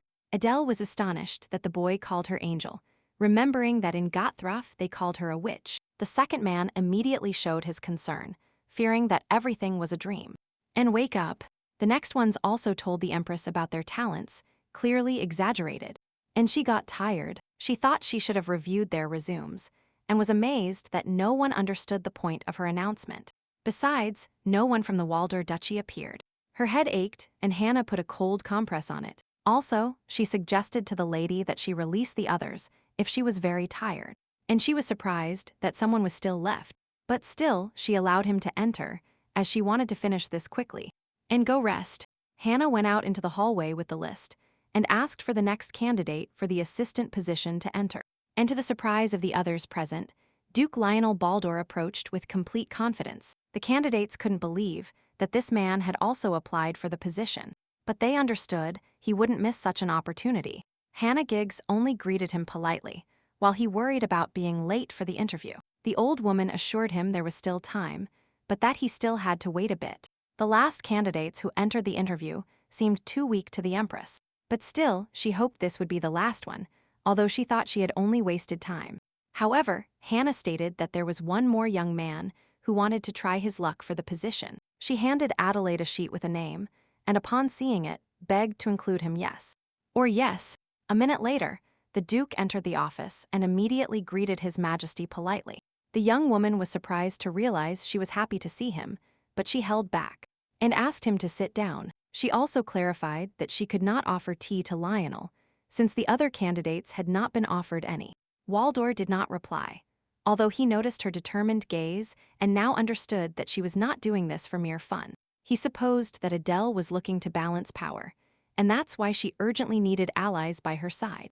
He understood that she had no one in the palace to trust or rely on, and that she wanted to occupy a place already taken by others. Then he explained that, whoever she chose, he highly doubted she would ever find a better candidate than him. Adele was amazed that the Duke perfectly understood her intentions, and then asked how she should address him. He told her as she preferred, and then she inquired why he himself had made that personal decision. But he could have sent someone close, and Lionel confessed that he wanted information that only she knew. Waldor explained that he was interested in everything about the magic tower, and was sure to gain knowledge as an assistant. Then, Adelaide also confessed that she wanted a power that would compete with the current one. She didn't mind having the Duke as an aide, but he had to pretend to be her concubine. The Empress added that she would call him by his name and treat him informally. This way they would appear to be in love, and if Lionel accepted, Adele was ready to take him. The Duke, without hesitation, said he accepted everything, and added that he didn't care what they said about him. The girl was satisfied, knowing she had chosen the ideal advisor in Lionel. Meanwhile, the Duke's application had already reached the Emperor, and he was surprised. He didn't understand why the Duke had responded to the Empress's announcement. Still, the servant didn't know if His Majesty would accept that man, as she hadn't revealed it yet. Carlos then went out onto the balcony to get some air, and remembered the sweet scent emanating from his wife. That scent wouldn't leave the Emperor's head, and her words kept echoing in his ears. The day Adelaide came to him, he was intoxicated by her smell, and if she accepted, he would be in Diana's place. He could also observe how the woman, born with a golden spoon in her mouth, gradually weakened before his eyes. Carlos longed to see her arrogant gaze gradually dim, and didn't understand why it was so hard for him. He didn't understand why she didn't want to be like a feather in a pen or a flower in a vase, as it would be a quiet life for her.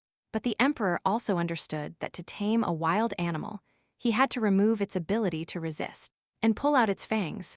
That night, the Empress was already bathing, enjoying how the warm water relieved her fatigue. Then Hannah entered and advised her to finish her ablutions as quickly as possible. She understood that something happened, and the old woman confessed that His Highness the Emperor came here. Adele didn't know what to do now, and thought rumors had reached her that Lionel Baldur had been here. The girl understood that Carlos probably wanted to talk about it, and decided to find out why he came. She quickly changed and went out to meet him, explaining that his arrival was sudden, and she didn't have time to prepare. Then she asked what brought the emperor, and he immediately asked whom she wanted to choose as assistant. Adela explained that she hadn't decided yet, but she was also curious why he was so interested. Carlos only repeated his question, but with a stricter and angrier tone, demanding a report from his wife. But whoever she chose was exclusively her decision, so she asked her husband not to even try. His Majesty began to suspect it was Lionel Valdor and immediately demanded that she choose someone else. He explained that the Valdors rebel against the imperial palace, and Adela cannot appoint any of them as assistant.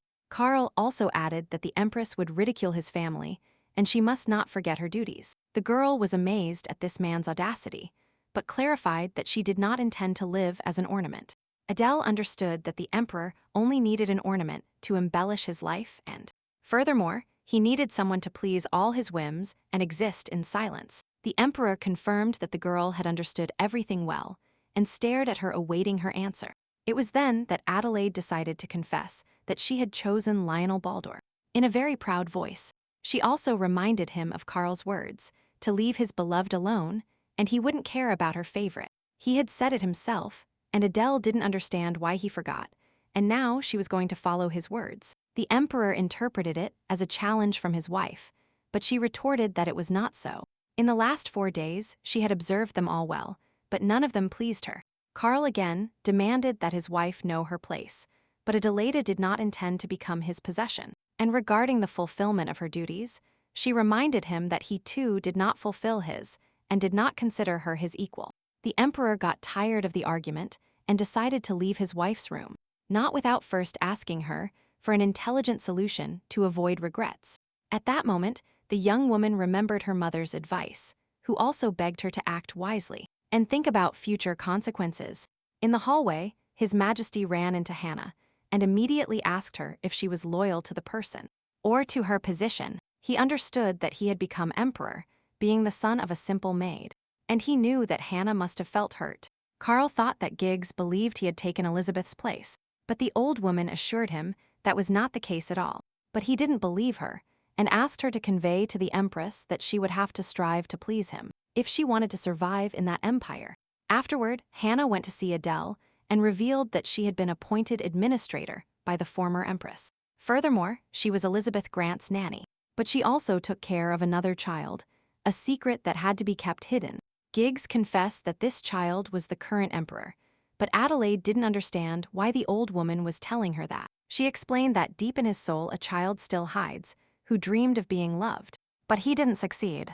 Carl was a very susceptible child, who never experienced that luminous feeling in his life. The emperor, meanwhile, went to his concubine, and she was immediately happy to see him appear. However, she noticed his thoughtful and restless gaze, and thought something serious had happened. Diane supposed that the Empress had annoyed him, and also guessed that it was related to her future assistant. Then, the concubine began to express her incomprehension of how she could have an assistant if His Majesty is here. At that moment, Carl abruptly leaned towards Diane's neck and started sniffing. But the scent was not the one that had recently captivated him. The young woman didn't understand why he acted like that, and he only demanded that Diane live like feathers in feathers, and flowers in a vase. She immediately supposed that if she was a feather, Carl would use her, and if she was a flower, he would put her beside him. The concubine loved the idea. She would accept as long as she was close to the emperor. She caught his gaze. Her violet eyes would soon fill with crimson tears. Diane believed he would stay, but Carl turned and left without saying a word. The young woman understood nothing. He always gave in to her charms. What was wrong with him now? Hannah Giggs recounted that the former empress was shocked to learn that a maid had a child with the emperor. Much later, the emperor forged documents and named the child Crown Prince. And so, separated from his mother, the prince lived in His Majesty's palace without her consent. At 6 years old, the boy learned that the Empress hated him for being an intruder, and at 7, he met his real mother. But she was on the verge of death, and the spirit of that wretched child broke. Now Adelaide understood Carl's hostility. He saw her as the former Empress. She understood that laments and grudges linked to the word Empress still remained in him. Hannah explained that the Emperor's hostility arose instinctively, but he doesn't doubt his actions. That man governs an immense empire, and it is not normal for his instincts to dominate his reason. Adele interpreted Geek's words as an obligation to please Carl in everything and yield to his whims. She recalled that, on her first day, Diane Putier visited her to inform her about the Emperor's preferences. Hannah didn't believe a concubine would dare so much, but Adele added that she advised her on how to treat Carl. However, the Empress noticed that Hannah's words did not differ much from those of that young woman. And the most valuable thing Adelaide has, the main thing she wants to protect, is herself. Her principles, passions, her pride and honor, all that belongs to her and is worth more than the imperial title. She preferred to die than be a puppet, and was not going to fulfill anyone's cravings. Never. Adele was born Princess of Gotthroff, and her blood is blue. Hannah understood that she had crossed the line and apologized. Later, when the Empress was asleep, Giggs left the room and ran into His Majesty again in the hallway. He asked if Adelaide was ready to spend the night with him, but Hannah didn't know how to answer. And she hesitated, but Carl interpreted this as an opportunity and immediately headed to his wife's room. Adela was sitting on the bed, still awake, and upon seeing the Emperor, she became furious at such audacity. Carl explained that he wanted to spend time with her, and Adelaide knew that the Emperor always got what he wanted. The young woman looked at him with murderous fury and reminded him that they had already talked about the matter. Now she didn't understand why he was coming back, and Carl reminded her that she herself asked to be recognized as his equal. He also explained that to achieve this, it was necessary to consummate the marriage with a wedding night. Carl didn't understand why his wife was looking for someone external, if what she wanted was power and influence in the palace. Then he explained that, if she fulfilled her duty, he would give her everything she desired. But she begged him to leave her alone. Despite everything, Adele knew that, whether she wanted to or not, the Emperor was her husband, and it was normal for him to have come. Still, she felt awful, and Carl saw that she couldn't accept it, that it was repulsive to her. He asked before whom she would be willing to kneel, but Adele thought she shouldn't do it even before him. Suddenly, the Emperor grabbed his wife by the leg, and she feared he was going to do something terrible to her. But Carl only brought his foot close to her face and then kissed it, which greatly surprised Adele. His Majesty explained that this way he submitted to her, kissing her foot, and sat down next to her, hoping that now she would be more compliant. But the Empress insisted that he not dare touch her, which enraged him again. Carl reiterated that she didn't know her place, and that she had nothing but her pride. As he headed for the door, he explained that Adele was only displaying her pride and showing her teeth like a wild beast. Then, he insisted that she bow down and submit. But the Empress swore she never would. His Majesty, in a threatening voice, decreed that she would soon regret it, and Zaz left her stranded in her room. The young woman felt awful, but sighed with relief to see that Carlos had finally left. That night, the words of the concubine in Carlos tormented her, and her mother's advice resonated. Do nothing you will regret. Upon waking, she thought it had only been a nightmare, but then she heard Hannah's voice. Getting up, the Empress asked why she was here so early, and Hannah confessed that she brought bad news. Hannah explained that His Majesty, the Emperor, had revoked the extra budget order for her palace. Adelaide could only curse him mentally, understanding that he was acting like a resentful little boy. The news of the cancellation spread very quickly, and shortly after, Adelaide counterattacked with an official announcement. She declared that she was appointing Lionel Baldur as Empress's counselor, and that was her masterstroke. The Duke was now heading to see the Empress, while the butler asked why he had accepted the position. Lionel explained that they were cornered, so he needed to look for any possible solution. Furthermore, he clarified that it was his personal decision, and that his brother had not forced him to do such a thing. Adelaide, meanwhile, relaxed on the sofa, enjoying her free minutes, and watching the staff. The maids felt uncomfortable. They were terrified that His Majesty was constantly watching them. But Hannah opined that Adele even suited that despotic image, and that nothing escaped her notice. Upon entering the room, Giggs dismissed the other maids, and Adelaide asked if they had stopped reporting to the Ivory Palace. Hannah confirmed that none of them had visited that place in the last week. But Adele knew there was nothing to report besides the previous night. At that moment, the Empress was informed that the assistant Lionel Waldorf had arrived, and she asked for him to be invited in. The Duke entered greeting His Majesty, who openly confessed to him that he was waiting for him. Lionel noticed a smile forming on the young woman's face, a sign that her words were sincere. Immediately after, Adele kindly invited her counselor for tea, an invitation he did not refuse. The girl stated that rumors of a close relationship between them would soon spread throughout the palace. The Empress also confessed that she found the Duke a very pleasant assistant, and added that she was counting on him. Then she admitted that she also didn't like feigning closeness, and hoped to get an answer from him next time. Adele explained that she didn't want the rumors to be the type. The Empress is in love unrequitedly. Lionel did not argue, and he also hoped that His Majesty would not regret having chosen him. That pleased the young woman, although in reality she wasn't serious, and he fell for her request in a joking tone. Afterward, she offered Lionel cookies, explaining that they were the ones she liked most in Egmont. The Duke begged her not to bother, but it cost Adele nothing to offer sweets. She simply didn't have the opportunity to show elegance. Then she asked if his duchy wanted to seize part of the power belonging to the mage squad. He confirmed it and added that he would like to change the way they fight against the towers. But only the mages have all the information. The girl understood that the towers were power and remembered how her mother had also told her about it. If this power is used correctly, members of the imperial family can become gods. It is necessary to seize the information and keep it secret, as well as create a mage rescue squad. Adele and the Duke had the same goal in this, and she decided to use the fact of being a mage to strengthen her position in Umont. Lionel added that, regarding the additional budget, the Waldorf Duchy will present a petition to His Majesty. The Empress was pleased with this, admitting that these were the first pleasant words of the day. She didn't know if this subtle protest could be called revenge, but since Carl had insulted her, she was going to pay him back in kind. Then she handed the Duke a document and asked him to review it, and he understood that His Majesty intended to take revenge. A merchant approached the maids, announcing that His Majesty should choose what she liked. He clarified that it was a gift, paid for by Madame Poitiers, and extended an attached letter. Adelaide read the letter and commented that the indicated sum was only enough for a horse. Diane wanted Adele to choose something according to the budget she herself had allocated. Poitiers warned about the proximity of the national holiday, which the Empress saw as a provocation. She would no longer tolerate the concubine's antics and ordered Hannah to prepare the documents for a decree.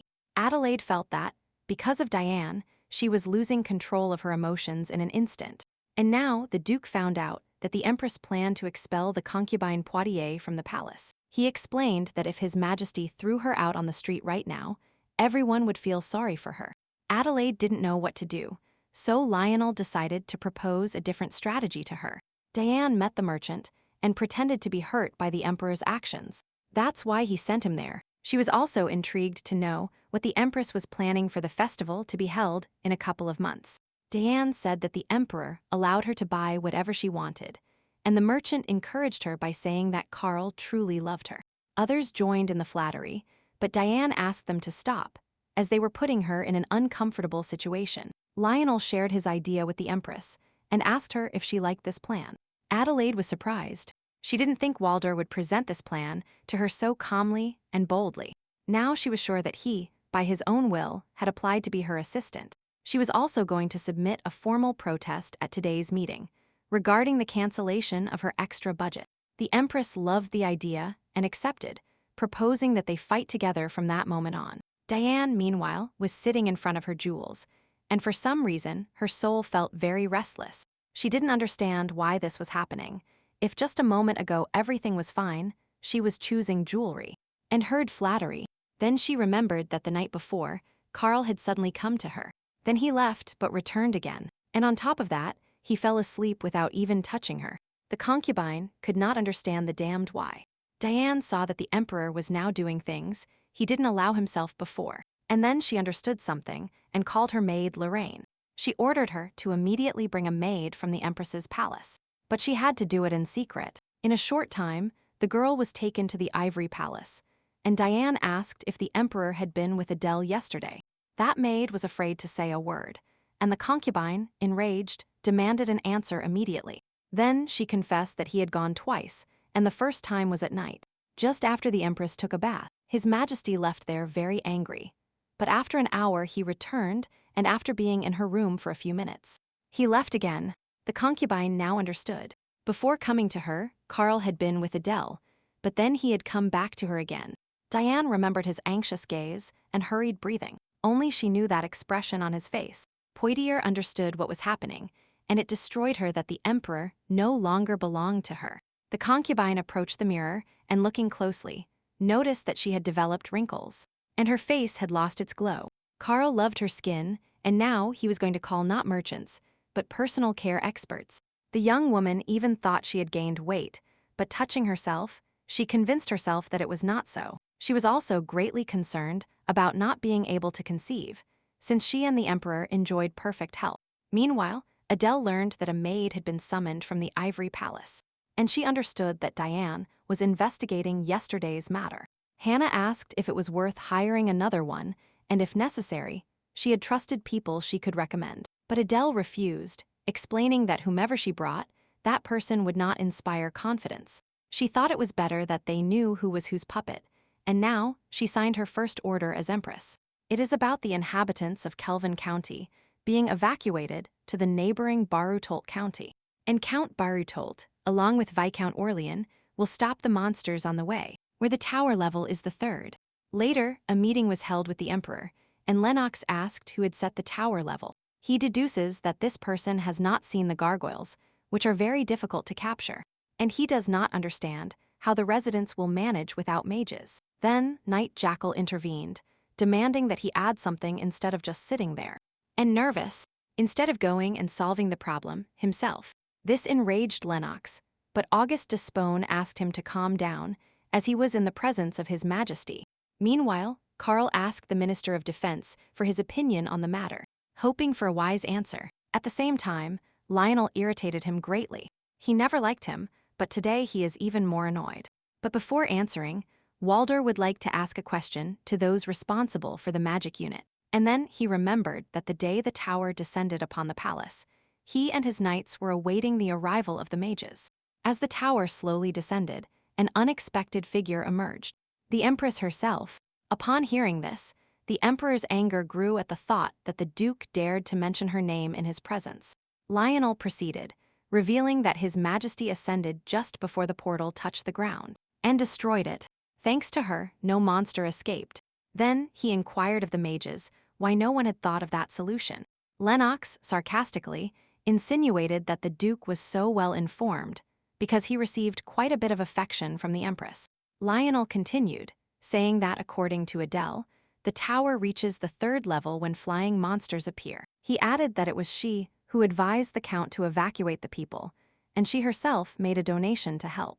And then, the Duke asked again why they in Egmont were observing the situation without showing interest in helping.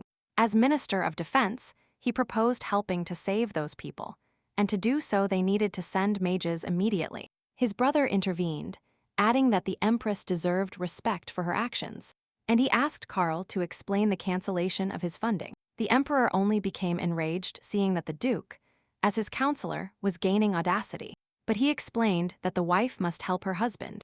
Then, he inquired of the Minister of Defense why he wasn't dealing with matters of the heart. While the situation remained murky, the Duke's brother intervened again, saying that the Emperor was overstepping, just as a servant entered the hall. He immediately reported that the Empress had revoked Diane Poitier's residency permit in the Ivory Palace. The Emperor almost burst into fury, not understanding how his wife could approve such an order. Seeing the document, he noticed the Empress's seal, while the Waldors watched him silently. However, Lennox showed his indignation at such an action, since the Emperor had personally given that permit to his sister. Nevertheless, according to palace legislation, His Majesty has the right to approve residency orders autonomously. Immediately after, the servant added that, as a sign of gratitude, His Majesty would allow Diane Poitiers to continue living there. But the law objects that she is not part of the imperial family and lacks a status and defined positions. Since Diane is the daughter of a count and wants to stay in the palace, the Empress grants her the status of a guest. She is allowed to remain in the palace, but all future expenses related to Diane will be covered by the county. Lennox was shocked because he understood that he would have to pay that enormous sum. The Emperor, feeling furious, decided to leave the room before saying something he would regret. The assembly members understood that Adele was right, but she was also generous by allowing her to live there, although Diane had to pay. These conversations enraged Lennox, who also decided to leave the place without saying a single word. Lionel's brother asked him if it was his idea, but the latter replied that he knew him better than anyone.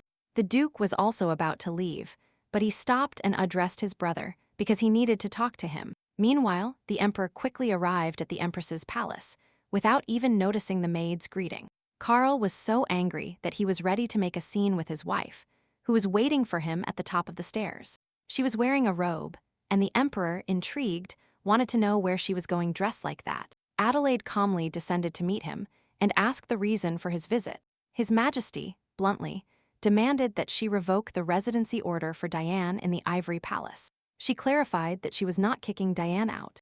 If she wanted to stay, let her, but not for free. The Empress explained that it was the perfect way to legally place the young woman in the palace. Charles insisted that she cancel the order, but she demanded that he change the situation first. Adelaide also revealed that merchants sent by Diane came for her to choose something worth a horse. Then she reminded him of the proverb, "If someone points a sword at you, you must draw yours without hesitation." Adelaide knew that the Emperor could not stop her or take anything away from her, because he never gave her anything in the first place. The Empress bowed, but Carlos stopped her and questioned her again about her destination. The Empress only clarified that she would take an incognito walk and reminded him that the law protected her. Moreover, she could do it without the Emperor's permission and without informing him of her destination or purpose. Karl understood that the young woman knew the law perfectly, and she confirmed that was all she could reveal. Even so, Adele explained that she was interested in the life of the common people and did not consider it useless. The Empress added that her trip would last about 3 days and immediately headed for the exit. An uncontrollable desire to chain her and hold her by force overcame the Emperor, so she wouldn't move without his permission. He also longed to bring his nose close to her neck and deeply inhale her scent, similar to a spring flower. Karl was exasperated by the situation, and his impotence was such that he didn't even notice that his wife was not heading towards the royal carriage. Meanwhile, Adelaide was already approaching the carriage, where the coachman awaited her, and proceeded to enter. Shortly after, Lionel arrived with his brother, and the latter asked the coachman if the Empress was inside. Then he asked the servant to act normal, and he and his brother headed for the carriage. Adelaide was sitting there, in a long robe with her hood up, bathed in sunlight. The Duke was dumbfounded looking at her, and she, uncovering her face, apologized for getting into his carriage without waiting for him. Then she greeted his brother and asked if he would mind giving her lodging for 3 days. He did not refuse at all, especially since Lionel had already arranged everything with him beforehand. As they traveled, the young Duke noticed that it had been a long time since he had seen the Empress in those clothes. And with the boots she was wearing, she had the perfect look for moving incognito. The girl, meanwhile, observed what was happening on the street and asked if that was really the life of common people. Adelaida saw that their clothes were neat and that their houses looked quite clean on the outside. The Empress realized that the people here lived a decent life and determined that this was a population stratum slightly above average. Moreover, she commented that in Gotthrof that is considered a good life, and she became curious to know what it was like in Emond. The brother explained that it was the same here and added that the middle class lived in this area. But 10 minutes drive north, there are slums on the other side of the river, where refugees who lost their homes due to the towers live. Immediately after, he asked the Empress why she had called Count Kelvin after all. Adele explained that it was the least she could do for him, although she understood that this would hardly change the situation.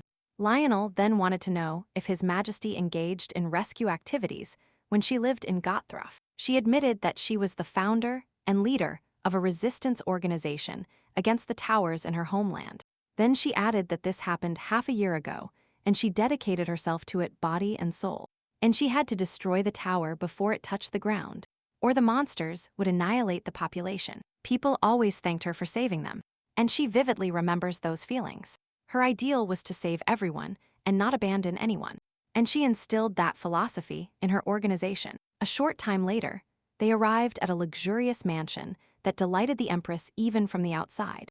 Lionel took her comment as a compliment, but she assured him that it was truly an excellent building.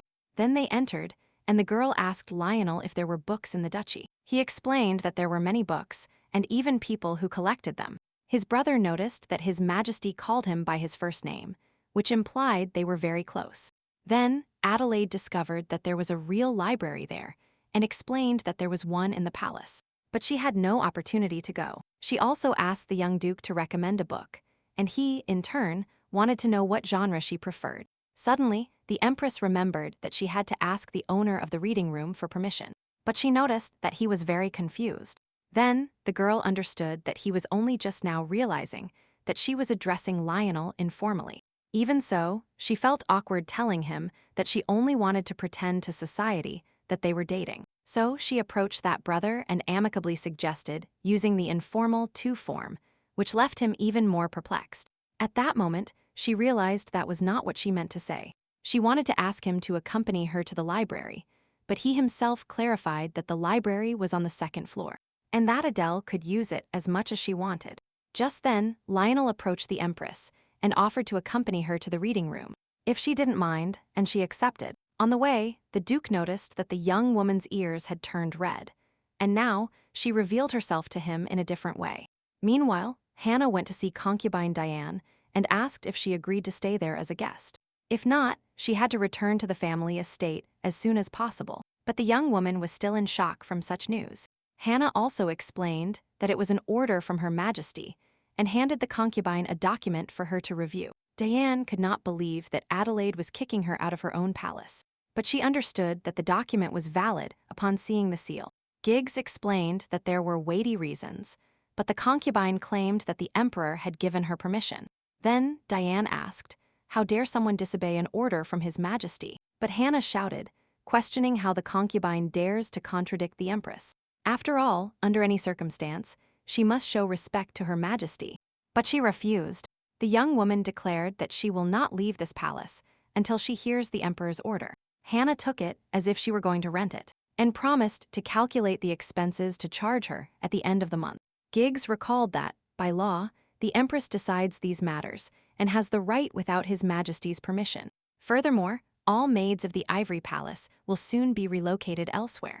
This enraged Diane, who refused to accept it and considered it utter nonsense. But Hannah explained that the relocation of servants also depends on Her Majesty, and then she left. The old woman saw that the concubine still understood nothing, and the foolish love was fading before the law. As she headed for the exit, Diane asked her to wait and tell Adele that she would regret treating her this way. Diane again saw eyes full of contempt before her, which said she was insignificant. That is why she got rid of Hannah. She was also sure that the emperor would not let it slide, and claimed that Giggs also knew the reason well. But she just touched her face and calmly said that she had developed wrinkles, which left Diane dumbfounded. Hannah also confessed that they hadn't seen each other in a long time, and now she clearly saw that folds had formed around her eyes and her mouth. She added that she would soon have more since she had thin skin, and on a face like that, wrinkles appear quickly. Giggs also knew well the weapon, the concubine, used to stay close to the emperor. Then she whispered in her ear that Diane definitely did not resemble her, not even remotely. So the girl pushed the old woman away and ordered her to shut up and stop bothering her like a snake. But Hannah grabbed her by the shoulders and asked if she knew when Lady Beatrice died, adding that it was at the age of 29.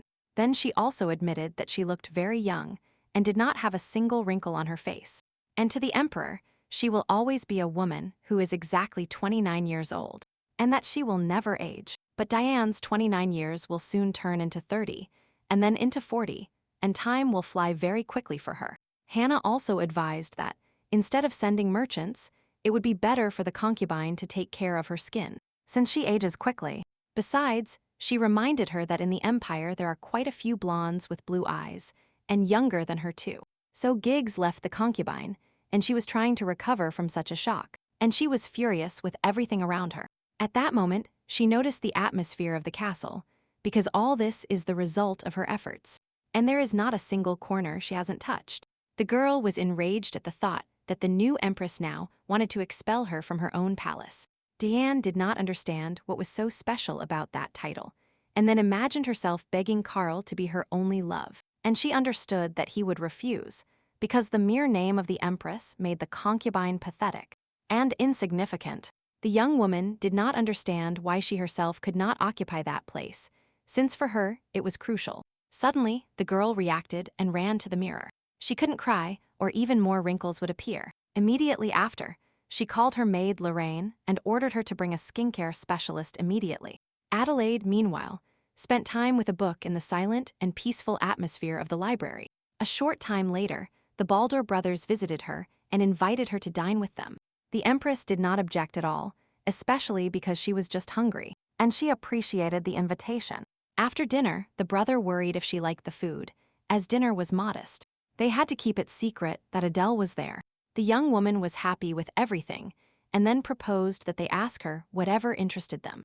Lionel decided to ask her immediately about ways to destroy the towers. He knew she could destroy it alone. He recalled that last time, Adele said the tower was 4th level, but her power was only 5th. She admitted that she could handle a 5th level alone, but a more serious portal would be difficult for her solo.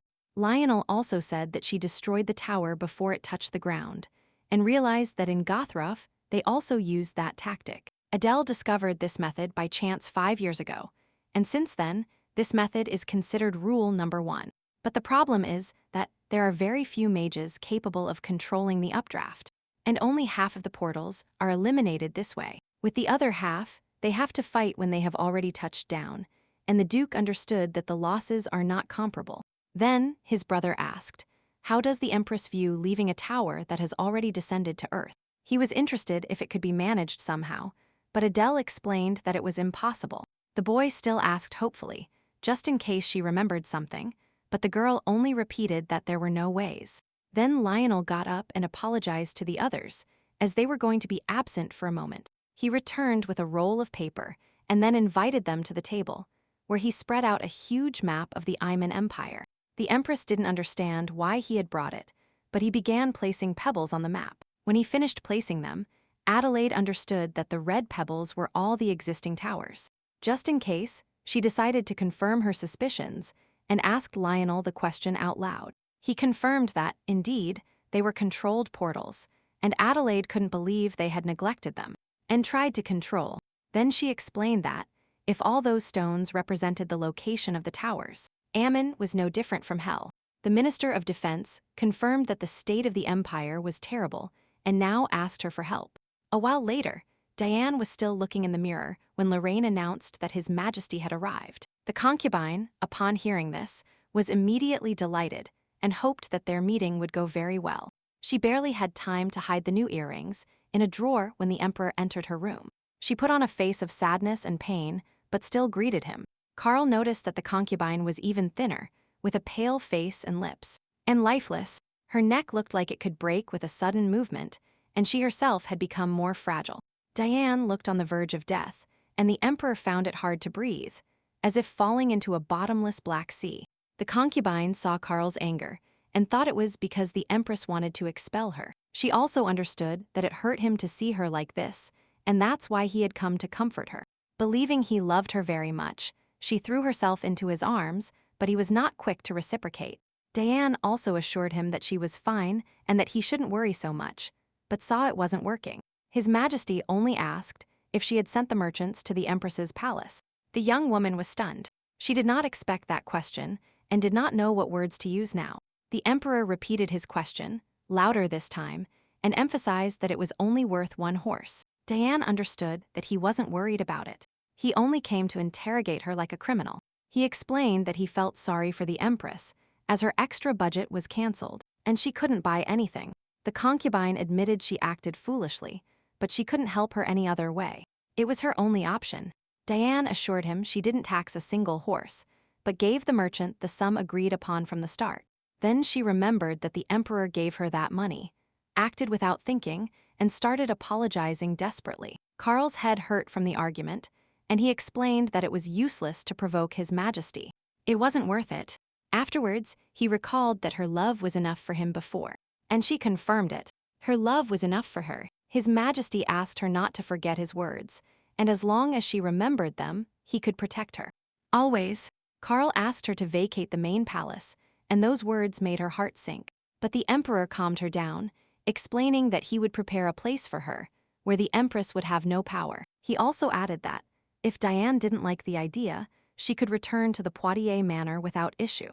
At that instant she lunged at him, screaming that she couldn't, begging His Majesty not to abandon her. But Carl abruptly pulled his hand back and reminded her of his request, not to address him that way again. The emperor explained that this way she was looking more and more like her mother. Then he turned and left her room. The concubine was left alone, knowing His Majesty was still lenient, but no longer as affectionate. And that tormented her. Meanwhile, in Valdora County, Lionel's brother informed Adele that the butler would show her to her room. He also clarified that, if any problem arose, she could turn to him at any moment without hesitation. Afterwards they said goodbye, and the Empress, with considerable courtesy, wished Lionel good night. He returned the gesture, wishing her sweet dreams, and then everyone retired to their respective rooms. The girl couldn't fall asleep because of those persistent thoughts. Too much had happened since her arrival. She still had accumulated problems to solve, and honestly, how to sleep after hearing about the towers. Lionel, equally sleepless, decided to go to the library in search of something to read. Already with a book and ready to start, he noticed that the light in Her Majesty's room was still on. He became curious to know why she was still awake, and suddenly, a small stone hit the window. Peeking out, the Duke understood that the Empress was trying to call him, and immediately went out onto the balcony. He thought something was worrying her, but she just wanted to know where she could find some alcohol. As soon as they met, the girl asked Lionel why he wasn't sleeping either, but he didn't know what to answer. The truth was that thoughts about the Empress were keeping him awake, but he would never confess it to her. Instead, he asked her why she wanted a drink, but she realized he had simply changed the subject. Adelaide explained that she couldn't sleep, but the Duke advised her not to resort to alcohol every time. They entered the lounge, and the girl asked him to just serve her the drink and leave, that she would take care of the rest. Lionel wanted to know what she preferred, and she plainly stated that she wanted to drink some neat whiskey. The Duke worried that the drink would be too strong like that, but Adele reiterated that it was normal, and that she always drank like that. He insisted that she might feel unwell, as that whiskey was really very strong, but she begged him not to scold her. The young man found it strange that the Empress called him a nag, but preferred not to argue. Adelaide also invited him to drink with her, but Lionel decided to refuse the offer. And then the girl drank alone. The Duke was somewhat shocked to see her drink almost the entire glass in one gulp, and she just wiped the corner of her lips with a finger and commented that the drink was refreshing. Then the Empress thanked her advisor and then decided to confess something to him. From the very first day, hostility received her without even understanding why. Now these towers. But Lionel eased the tension a little. Although yes, she is somewhat exhausted. Immediately after, Adelaide poured herself another glass, and in one gulp, emptied it completely. Then she confessed that the avalanche of thoughts was keeping her awake, so she resorted to alcohol.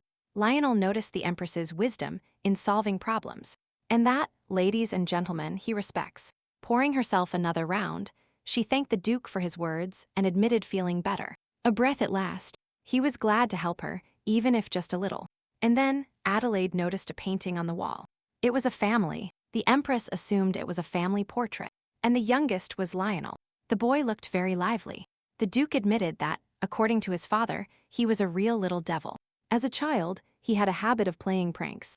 Just a little, huh? But that irritated his father a lot. Adele even let out a little laugh, admitting she would have loved to meet him back then. She thought he was adorable as a young man, while the Duke was grateful to have found her now. He explained that, as a child, he couldn't have been her advisor. He wouldn't even qualify for the position. The girl burst out laughing, unable to believe that such an idea occurred to him. A child candidate. Even so, she assured him that, even without being an advisor, she would be by his side, bringing him joy. Lionel noticed her flushed cheeks and eyes shining in the moonlight, and he found it hard to believe she was laughing over something so simple. After all, he had always known her as a cold empress, but now, in his eyes, she was just a beautiful woman. Adelaide noticed the Duke's intense gaze upon her and looked at him questioningly. Lionel realized he had gotten lost in his thoughts about her and immediately moved away to hide his interest. She noticed the Duke blushing and thought it was due to the alcohol, but even so, she found him adorable. Then she clarified that he could ask her anything, something he wouldn't dare ask the Empress. So Lionel inquired why she accepted a marriage in such a distant country if her duty was to eliminate the towers in her land. Adele noticed the Duke was going big, and he apologized immediately if it seemed rude to her. But she confessed that in the Gothroff Palace there is a portrait of her family, where love is visible, and harmony. However, her father suddenly passed away from an illness. The empire was in chaos, and her mother proposed marriage. Not even Adelaide's organization was enough reason for her mother to change her mind. But she couldn't refuse either. The young woman explained that it was also her fault, and from her somber expression, the Duke understood that something terrible had happened. Lionel did not understand what the Empress meant, but preferred not to keep asking. Adele also understood that the conversation had ended and suggested they retire to their rooms. She walked in front and the Duke behind, and noticed that before, His Highness was not so small. Meanwhile, the Emperor also resorted to alcohol, drinking alone and immersed in his thoughts. He remembered when he was a child, and everyone congratulated him on his coronation day. His uncle Augustus then explained to him that he had become the most respected aristocrat in the country. He also promised the little one that he would put the entire world at his feet, and that he would have everything he desired. Now Carl didn't understand why he remembered those times with such clarity these days. He was also very intrigued about where the Empress had gone, and thought she had simply gotten angry about the cancellation of the extra budget. And the servant also explained that there were no maids available to accompany her, and Hannah knew nothing about it. The Emperor was furious not knowing where his wife was, but then he thought, and the answer seemed very simple to him. After all, Adelaide is a foreigner who has no acquaintances in Egmont. No one except one person. Upon realizing the cruel truth, His Majesty became so enraged that he threw the glass against the table, and it shattered. The Emperor was boiling with rage, because he understood that his wife was in the Baldur Duchy. Upon waking, the Duke remembered the previous night, as if it had been a second ago. He couldn't sleep. Lionel couldn't stop recalling the vibrant and genuine laughter of the Empress, and it still echoed in his ears. Shortly after, he went down to the hall with his brother, and His Majesty was already waiting for them there. She confessed to Lionel that, thanks to him, she had slept wonderfully all night. She also asked how he slept. He explained that he slept well too. And while walking ahead with her, his brother tried to understand what was happening. He noticed that the atmosphere between those two was different, and that something definitely happened that night. Then he asked the Empress what she wanted to do today, and she confessed that she had something in mind, but for that she would need help, and asked for a couple of trusted knights to be assigned to her, who knew the area well. Lionel decided to ask what she needed that for, and Adele confessed that she planned to inspect the slums. She wanted to see them from the inside, because the external appearance does not provide the necessary information. Then Lionel declared that he himself would accompany her, and made it clear that he would not accept a no. Shortly after, on the way, Adele asked if she was taking up his time, but he admitted he had the day off. And when they reached the river, they had to put on masks so as not to be recognized.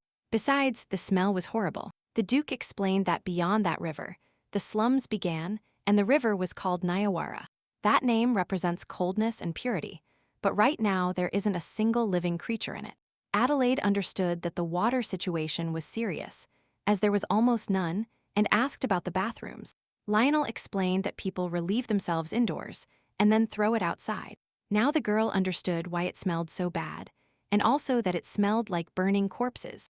Lionel confirmed that was the case, as there is no room even for the living, much less the dead. Adele finally took off her mask, explaining that in a place like that no one would recognize her, because her stomach was more important. The young woman also discovered that these neighborhoods are scattered throughout the territory, with about 10 large shanty towns and countless small ones. As they advanced, the people, upon seeing them, immediately started asking them for a coin or a small piece of bread. The Empress at that moment felt as if she had passed through the very gates of hell. After passing that area, the Duke wondered what she thought of him, but she only asked him if he had found out what she wanted. He was also curious to know how she would act if the Emperor opposed what she planned to do. The young woman didn't understand why he would oppose, and Lionel explained that His Majesty had known about these slums for a long time. He then asked how Adele would act if Carl ignored him and opposed her initiative, but the Empress only declared that His Majesty did not deserve to be called human if he ignored something like that. She didn't understand what he was dedicated to for the country to reach this point, and she considered the aristocrats brainless. Adele boiled with rage, a portal opening before their noses and expanding day by day, and they only think of themselves. It exasperated her that they had stationed soldiers blocking the road, when there isn't even a hospital, a school, or running water here. She couldn't understand how they could ignore it. And then she asked what the hell the Minister of Defense was doing in the meantime. Lionel didn't know what to answer, aware of his share of the blame. But then Adela apologized for her outburst. He himself wished someone would get angry. And Adela's words sounded sincere, feeling her closer than ever. The Duke felt a flutter in his heart, and then declared that no matter what she did, he would help her. In the palace, meanwhile, Diane returned to the quarters where she lived before receiving the Ivory Palace. Her maid was asking where to put everything. So many things. The servants didn't know where to put them. The concubine ordered everything sent to Poitiers County, aware that her room was still tiny. As evening fell, she waited for the emperor, but he didn't arrive, and she started to think he wouldn't come to see her. But she couldn't sit idly by. She had to go see His Majesty.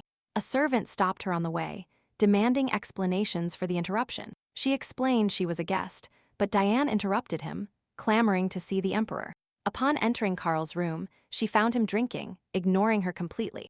Only when she asked why he wasn't sleeping did the emperor turn his head towards her. Diane noticed his distress, knowing that thoughts of the empress were tormenting him. She expressed her opinion. The empress must be in the Baldur Duchy. She had nowhere else to be. The concubine even suggested that she was probably spending time with Duke Lionel. Karl begged her to stop, but she proclaimed that only she would stand by his side always. Even so, the emperor's face was that of the very devil. His voice resonated like an evil echo. But Diane was not going to share him, and swore that only she would understand him. In her mind, she prayed that Karl would forget Adele and belong entirely to her. Meanwhile, in the duchy, Lionel was looking for the Empress, who still hadn't returned. The young woman was still in the reading room, so he decided to go himself. After knocking, he announced himself, but only saw an empty armchair. Adele wasn't there. Lionel tried to guess where she might be, and thought she was talking to his brother. But he remembered that at this hour she liked to have a drink, and he knew where to find her. He went to that room, and indeed, she had already poured herself a drink. His expression changed upon seeing her, as if a weight had been lifted off him. What a relief! Adele admitted that he had caught her drinking alone without permission, and invited him to join. Lionel thought she wouldn't sleep tonight either, but the Empress explained that she just wanted a drink. The Duke was slightly worried that she was drinking so often, and warned her that she could hurt herself. But Adelaide only asked him to pour her more, or she wouldn't be able to quench her thirst. Besides, she didn't want the Duke to decide how much to drink, and declared that today she just wanted to get drunk. Then, the young woman explained to him that only a few glasses really help her feel the alcohol. The atmosphere in the room was quite pleasant, and the Duke soon realized that he was daydreaming about her again. Adele noticed it, and asked him why he had that expression on his face again.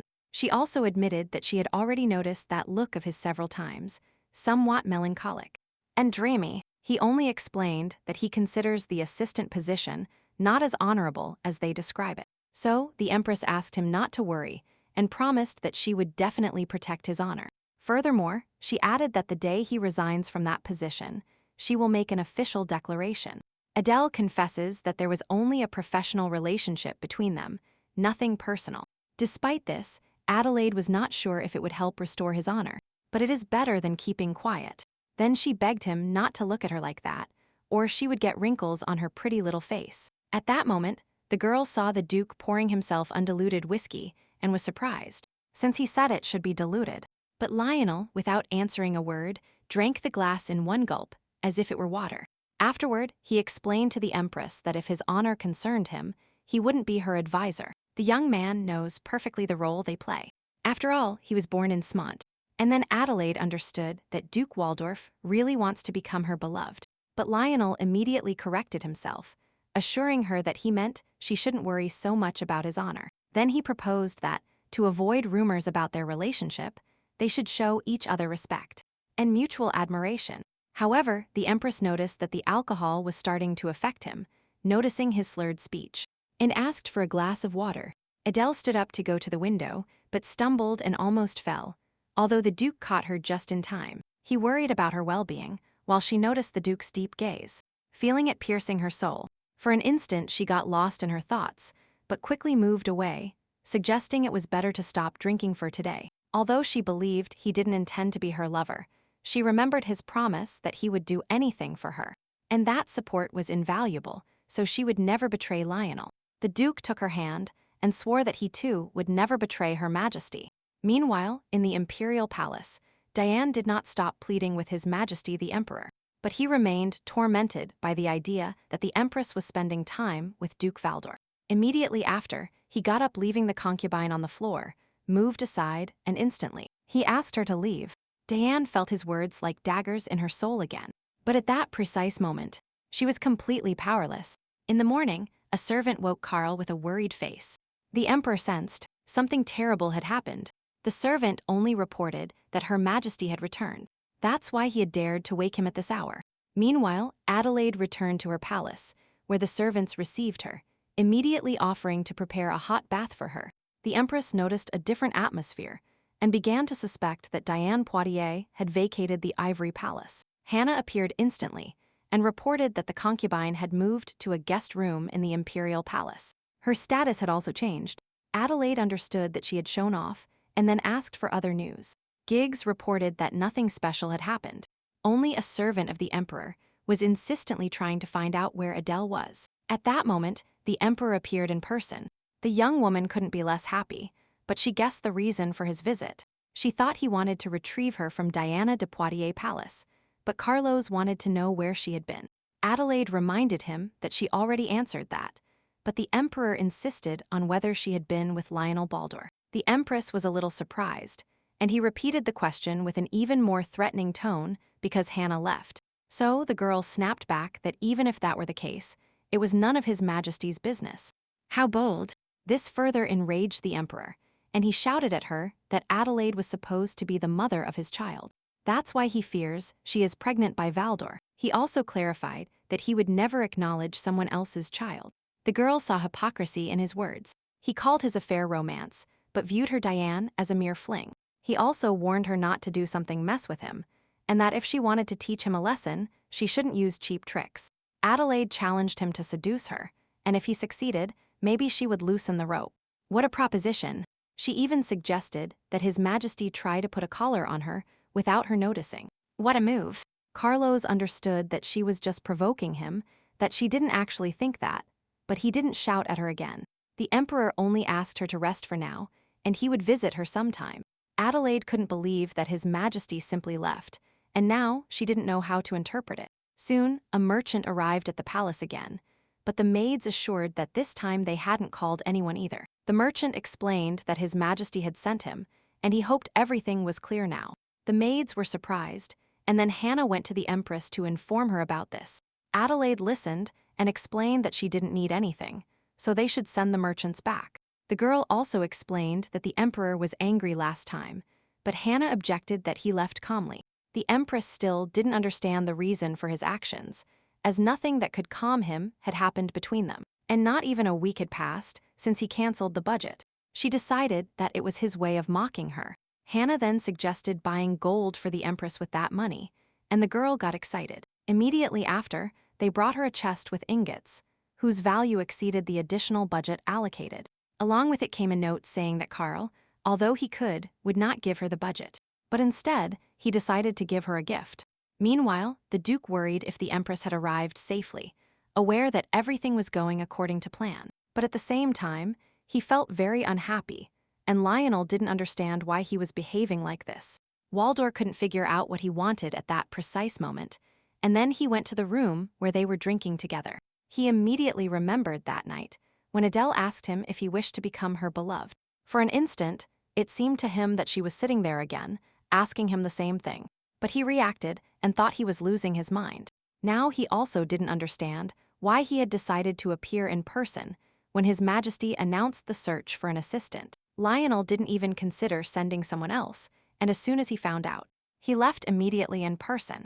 The Duke was deceiving himself, looking for excuses, but from the first moment he was smitten with her. He was aware that his desire would tarnish His Majesty's honor, so he had to bury those feelings. The only thing he was clear about at that moment was that, under no circumstances, must he betray the Empress. The next day, Adelaide saw several servants and guards sent by the Emperor through the window. She was sure that her budget was not going to increase, and Hannah asked her what she should do with those people.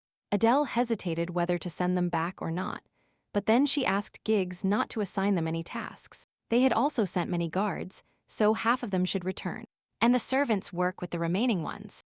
Immediately after, the old woman reported that Auguste Despone had sent someone requesting an audience. Adele didn't understand what he wanted, but decided to agree to meet him when it suited her. Shortly after, the Duke of Spone was already in her office, and after greeting her, he asked about Her Majesty's health. Then, while they were having tea, he praised her for being an exceptional mage and admitted to being very surprised. Furthermore, Auguste suggested to the Empress that she visit the mage order if she found time. But Adelaida hesitated whether she should go, since the mages of Ermond receive their rank upon taking office. Now she wondered if she would also obtain a rank when she started working and longed to be captain.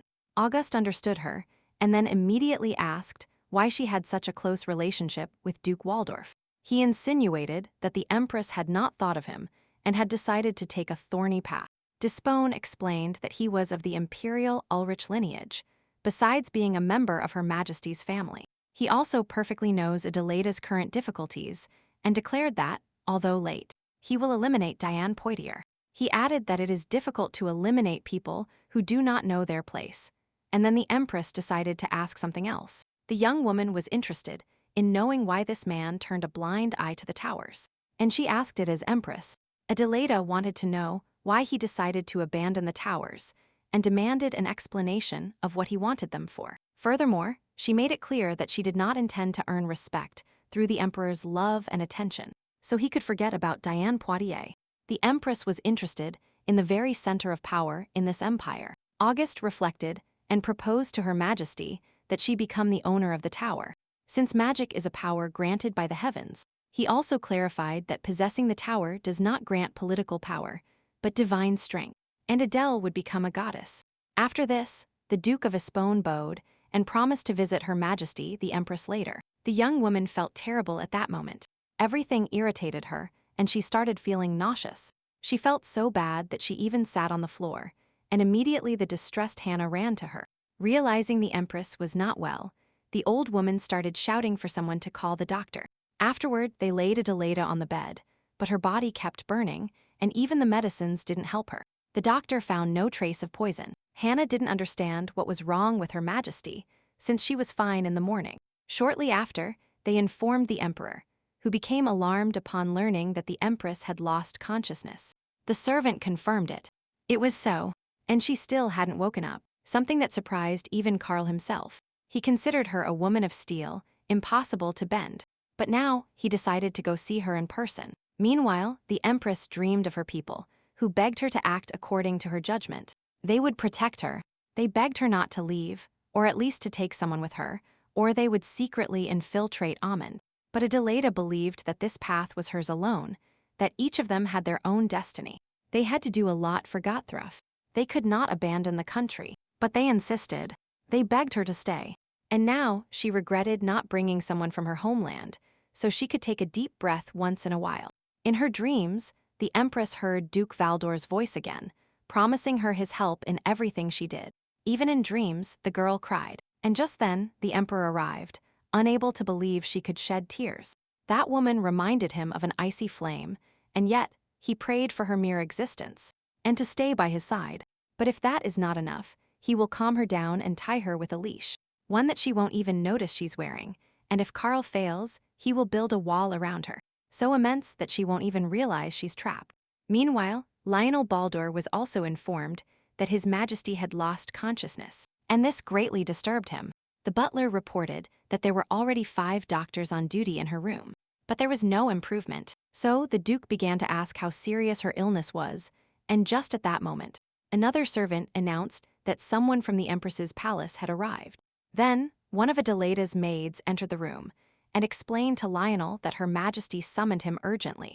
The Duke was now somewhat confused, not understanding exactly why she needed him, but he immediately prepared to go there. Shortly after, he was already in Adelaida's room, while she remained lying on the bed with her eyes closed. Lionel immediately knelt beside her and, explaining that it was him, begged her to wake up.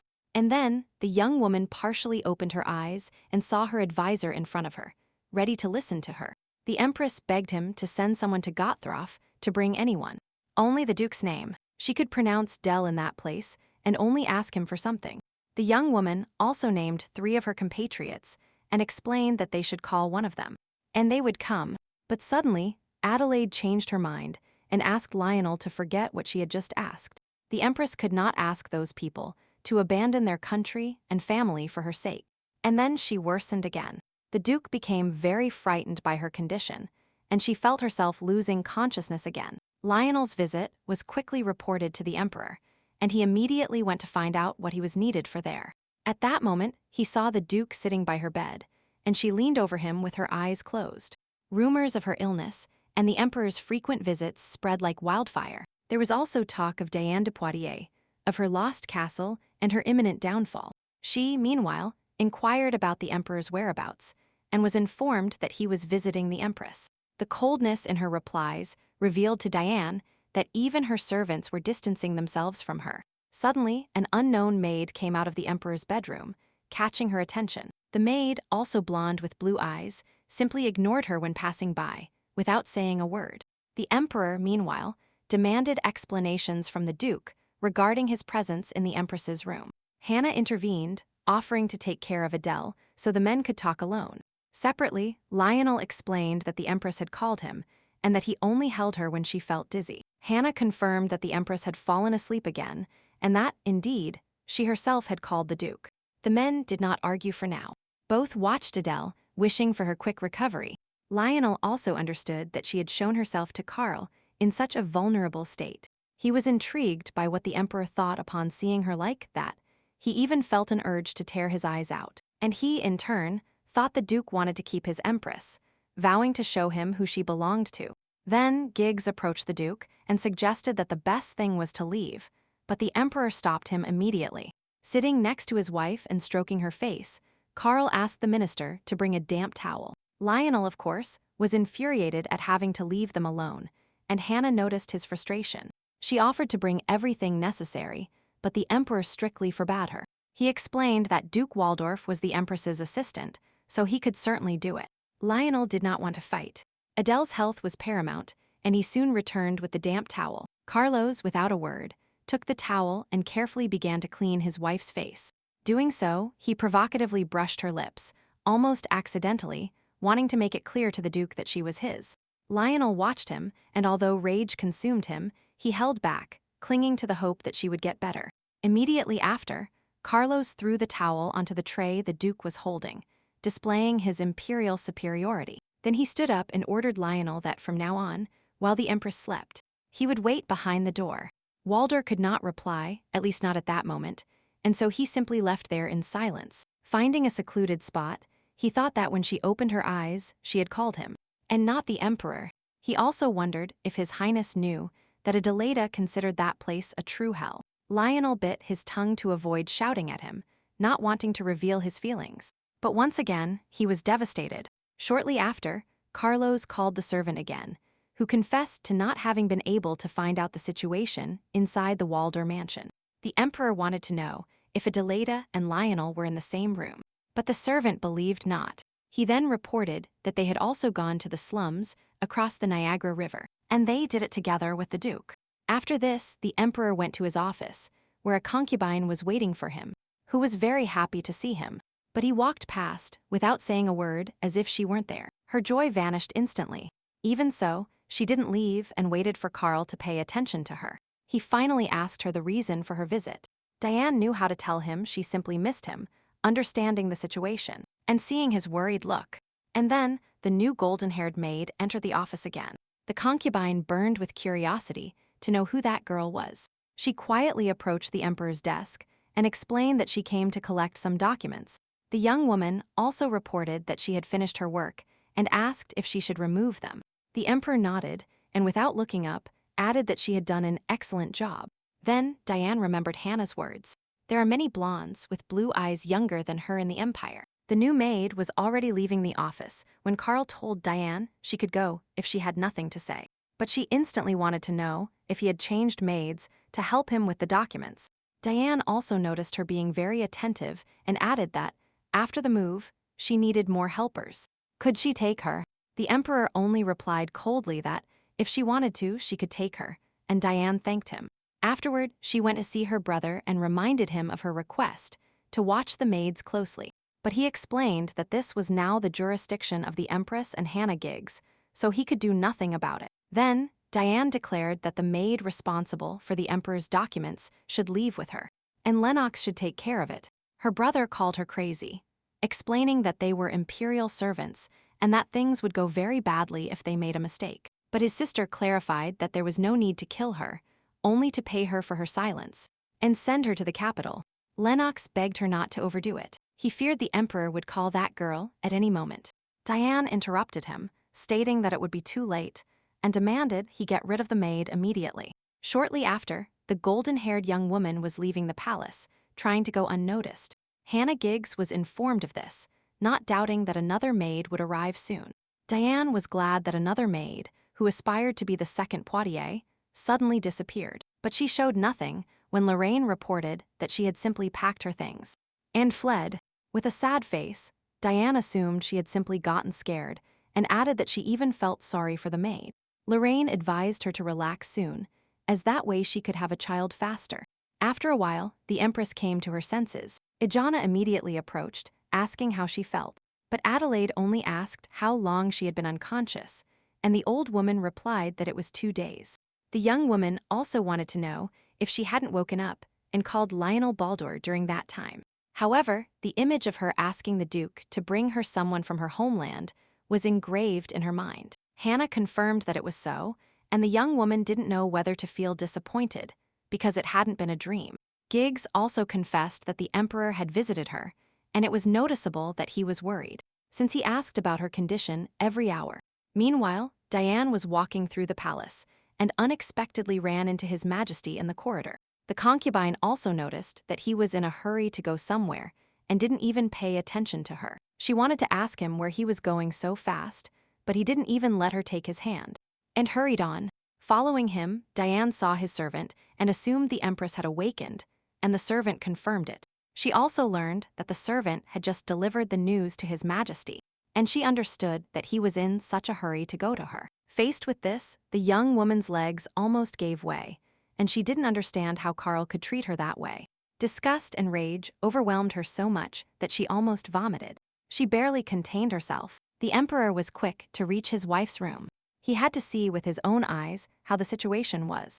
Adelaida looked much better. She had even completely tidied herself up. She was now observing something out the window. Carlos immediately asked how she felt, and she admitted that she felt much better now. Although she didn't understand why this man cared so much about her, she suspected he was plotting something. Then they sat down at the table, and His Majesty asked if she had lost consciousness in Gotthruff. She shook her head, but Carlos promised to ensure her treatment and constant medical supervision. Adelaida didn't argue and agreed to treatment, and he was surprised thinking that this young woman was lovely.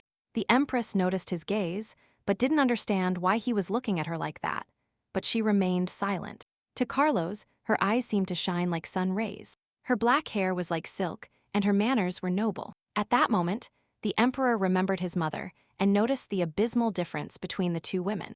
Then he confessed to his wife that upon seeing her sitting on the throne on their wedding day, he felt an impulse to destroy her, but now he understood his mistake, because if he had truly wished it, he would never have bowed his head to her. Then he added that he would also never have smiled at her, and immediately approached and kissed a lock of her hair. Afterward, Carlos decided not to bother his wife anymore, and wishing her health and rest, he headed for the exit.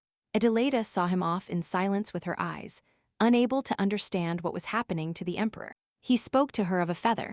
He tried to turn her into an empty empress, and now he behaved so strangely. Suddenly, she remembered hearing his words in dreams, and immediately called Hannah to find out if Carlos had told her anything while she was asleep. Hannah apologized, explaining that she was not present at that moment, but she also noticed that the emperor felt new emotions towards his lady. But Adelaida didn't need that, she needed power. Not that fragility based on His Majesty's sympathy, but her own power. Then she remembered Lionel's advice: become an official mage. That way she would have a voice in the High Council. Decided, she must meet with the Duke of Spawn again. She asks Hannah to prepare everything now. Meanwhile, the news that the Empress awoke reached the Valdora Duchy. Jacques, Lionel's blood boiled instantly, but his brother asks him for calm to control himself. He explains that the atmosphere in the palace is tense. The Emperor-Empress relationship might change. Danger. If that happens, Lionel must be ready to retreat. But he refuses. He doesn't want to give up a single step. It is not time to give up his position as assistant. Not yet. There's a lot at stake. They need information about the towers. Besides, the Empress has sinister plans for Lionel. At that moment, Lennox, Diane's brother, arrives and asks about her health. He heard about her attack, but upon entering, he sees her in high spirits, as if the attack never happened. What is she plotting? Then he noticed she was holding her belly and thought she might finally be pregnant. Diane explained that, according to the doctor, there were very high possibilities that this was the case, although it was very early. She also clarified that the lack of appetite, nausea, and emotional instability were due to the pregnancy. Lennox was very happy with the news, because he understood that this child would be his salvation. Moreover, he thought it hadn't shown up earlier, only to appear at the perfect time. And now Diane only had to pray it would be a boy. She didn't argue, as she previously believed she had fallen at the gates of hell. But in reality, it was paradise. Adelaide was about to go out, but Hannah was worried, as she had only stood up very recently. The Empress explained she wouldn't take long, and then ordered the maid to accompany her. After promising to return soon, Her Majesty left for the planned meeting with the Duke of Spawn. There she met the guard mage and asked where he was at that moment. The captain of the magic squadron. The mage explained that the captain was in his office and offered to accompany the Empress. As she walked down the long corridor, Adelaida crossed paths with several people who bowed before her. But she walked past them, and as she continued forward, those mages supposed that Her Majesty would obtain the official status of mage and a service rank. The mage did not doubt it, because on the day the tower descended upon the palace, Lennox took time to decide, and they did not rush to deal with the threat. That girl then thought that upon arriving, she would see a mountain of dead knights, but she saw the tower in flames and the Empress descending. She didn't expect something like that, and no one had heard of Adele's method, so she will surely get the rank. Her Majesty had already arrived at Despone's office, where he received her with a cheerful mood and cordial. Adele, before anything else, apologized to him for having come to see him without prior notice. But he wasn't angry at all, and he offered her a seat, and then supposed that she had come for his proposal. Augustus supposed that the Empress had finally decided to become the owner of the tower, and she confirmed that she loves owning everything. Despone explained that, thanks to her status, she can afford everything, but with him, she could achieve much more. To start, Adele must obtain an official title, and he explained that in Emond it is granted after a duel between mages. And since she alone destroyed the tower, her worthy rival will be the vice-captain of the Mages' Order. Of Nox Poitiers, the girl knew that, until now, the Duke had forged a strong relationship with the Poitiers family, and it seems he was about to break it now. Then she asked what rank she would get if she won, but Despone explained that the rank could wait for now. He stated that they must first get the title, and Adele thought it was difficult for him to grant her a rank. Then, Augustus explained that for the Empress it was a bit problematic to obtain a rank in the squadron, since they could not give her orders.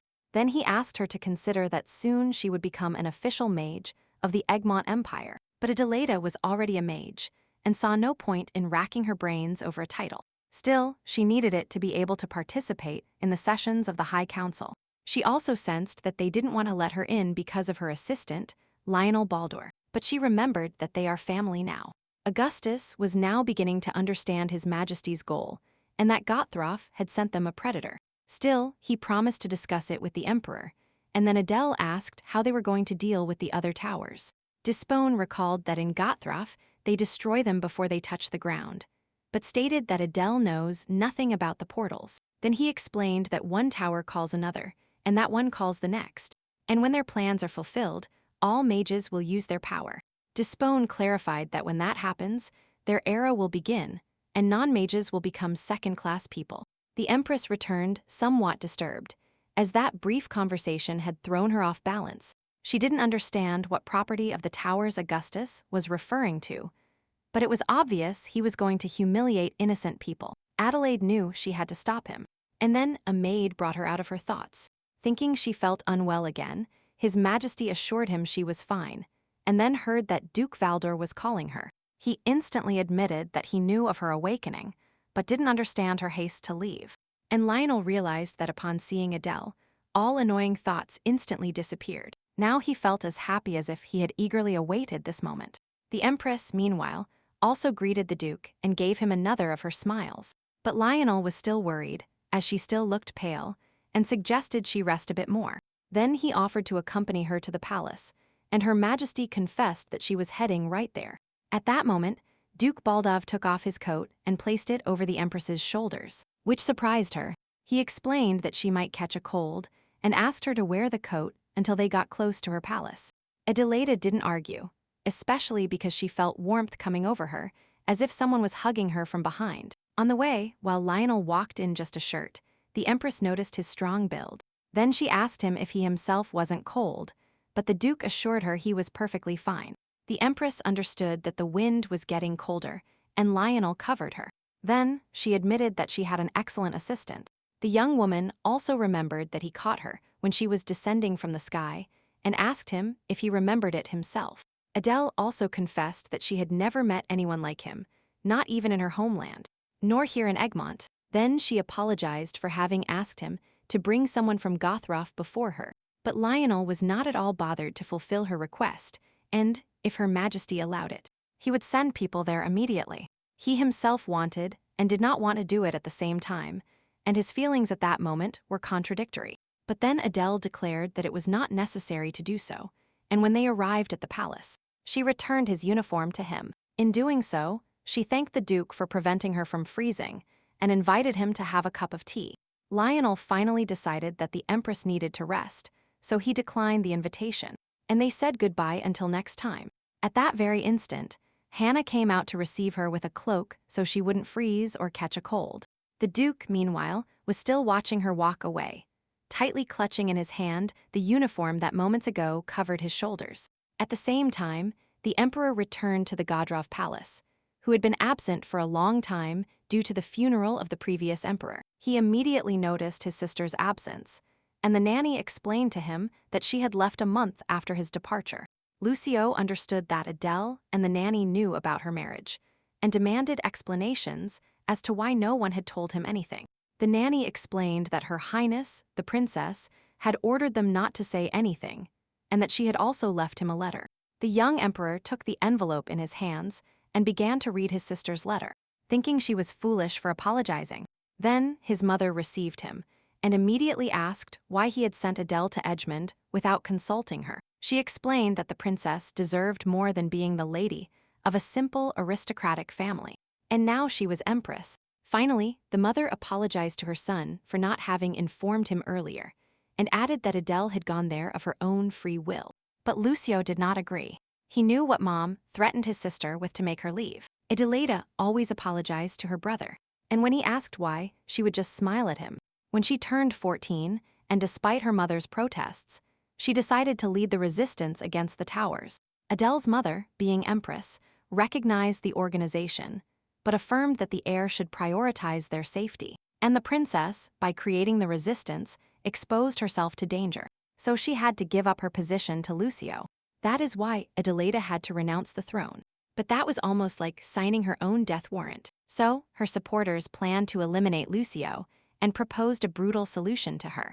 Although she rejected it, someone noticed a doubt in her eyes and unleashed a terrible incident.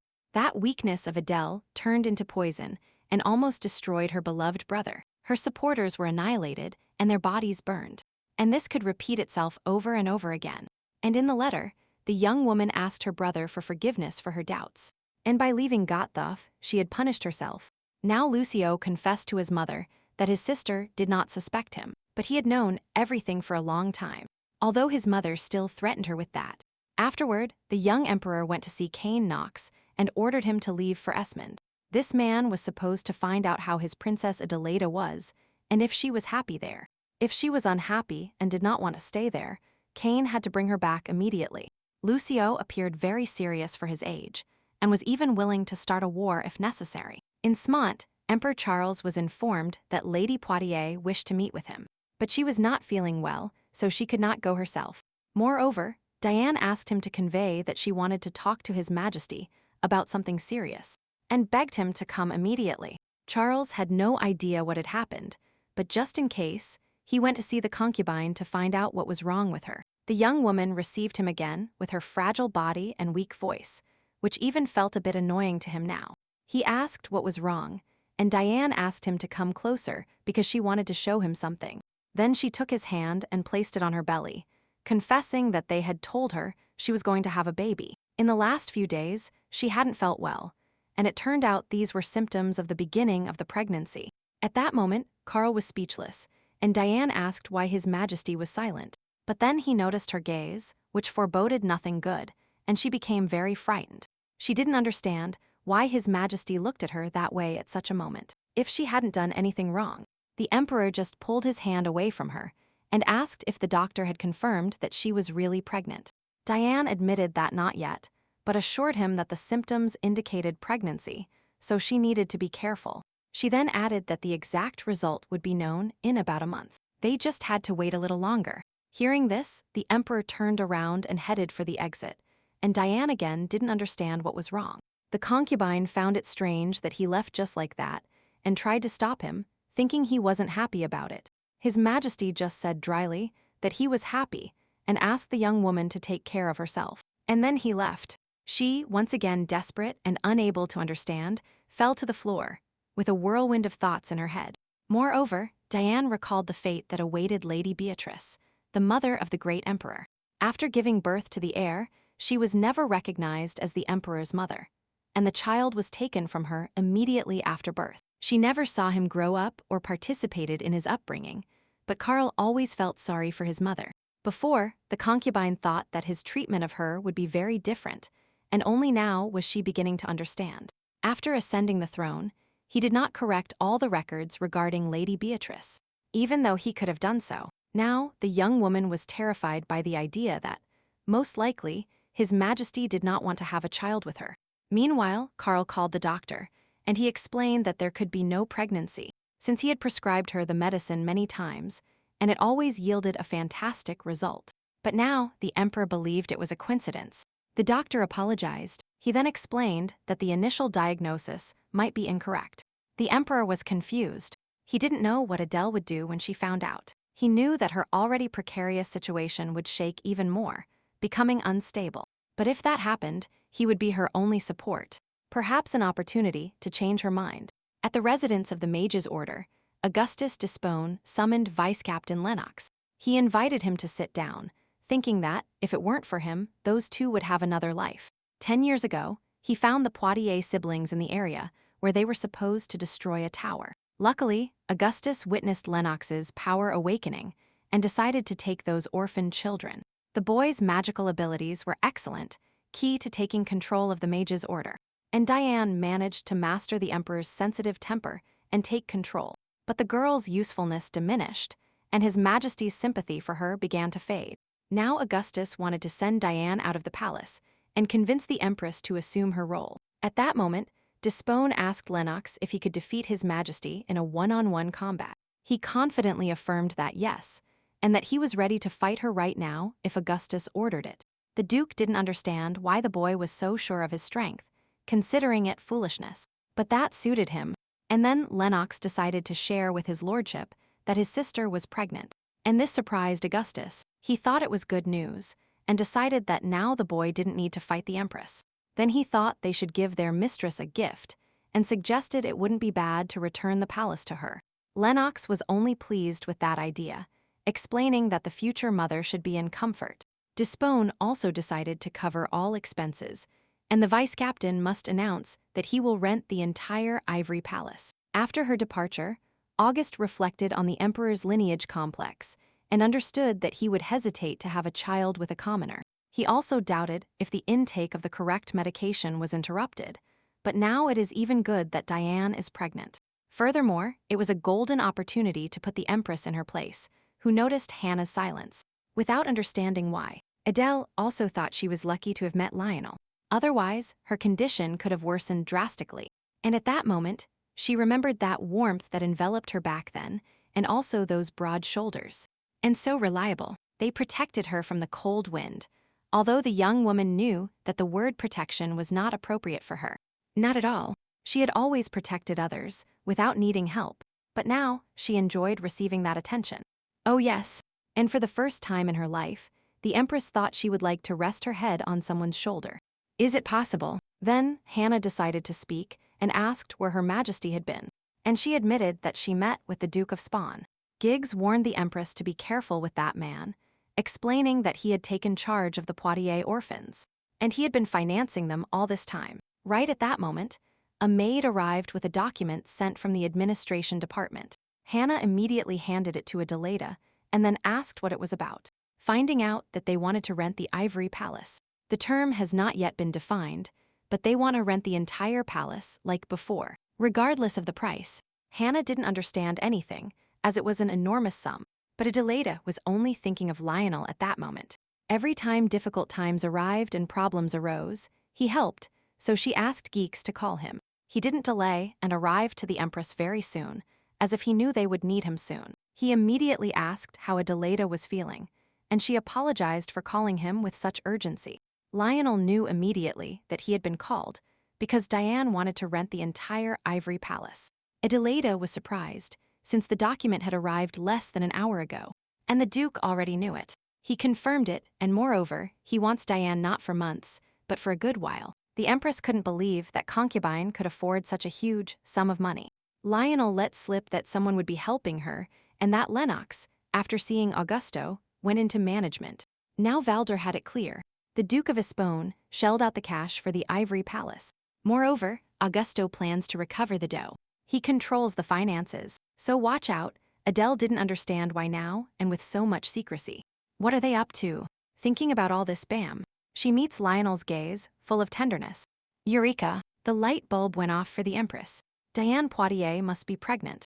Lionel understood it too and felt bad for Adele. He felt useless when Charles took care of her. The Duke thought he couldn't do anything again. Once again feeling like a zero, Walder noticed the sadness on the Empress's face and asked if she was okay. She assured him everything was fine, although she didn't want to seem scared by the news. The Emperor also found out about the rental of the entire palace, but he was worried if Adele knew about Diane's pregnancy. The servant who gave him the news explained that she probably already knew, and Carl decided to go see her. On the way, he thought if his wife would be furious, although he knew her mood would be ruined. He also didn't know who could help her, thinking that not even Waldor, who took her to the low quarters, could do it. In the end, he decided that the only one capable of supporting Her Majesty was himself. Going to her palace, the Emperor hoped Adele would understand and accept his support. Meanwhile, Hannah was attending to her lady, thinking the news would make her feel bad, but she remained strong. In secret, Geek was glad that the Empress did not take the concubine's pregnancy to heart. Adelaida noticed that the old woman was too tense and asked her to relax. She couldn't believe Hannah looked so devastated, as if something terrible had happened. Geek apologized, but Adele didn't need his apologies. She just wanted her not to worry. She understood that she was only the ruler's wife and did not have to be the heir's mother. The Empress knew she shouldn't worry so much about her concubine being pregnant. Above all, she understood that this course of events was destined, and there was no need to panic. Even being the Empress, she cannot avoid her duty to give birth to the Emperor's heir. And if their first night together had been when she wasn't overwhelmed by these feelings, she would have fulfilled it. The young woman went out thoughtfully onto the balcony, imagining how it would have been, and the Emperor saw her from below. He saw that, even after the news of Diane's pregnancy, Adelaida remained determined and firm. Carlos noticed that she behaved as she should, like a true Empress, and then called her in the street. Adela saw him, and although she wasn't entirely happy about his arrival, she invited him to her room. During tea, she tried to understand why he was staring at her so intently and what his thoughts were occupied with. Then His Majesty asked the Empress to look at him and asked if she had heard the news. Then, Carlos begged her not to worry about it, as those rumors should not bother her. The young woman didn't quite understand what he meant, and then the Emperor stood up and approached her. Kneeling in front of his wife, Carlos declared that his heir would only be her son, hers and no one else's. After this, taking Adelaida's hand, the Emperor asked her to improve their relationship.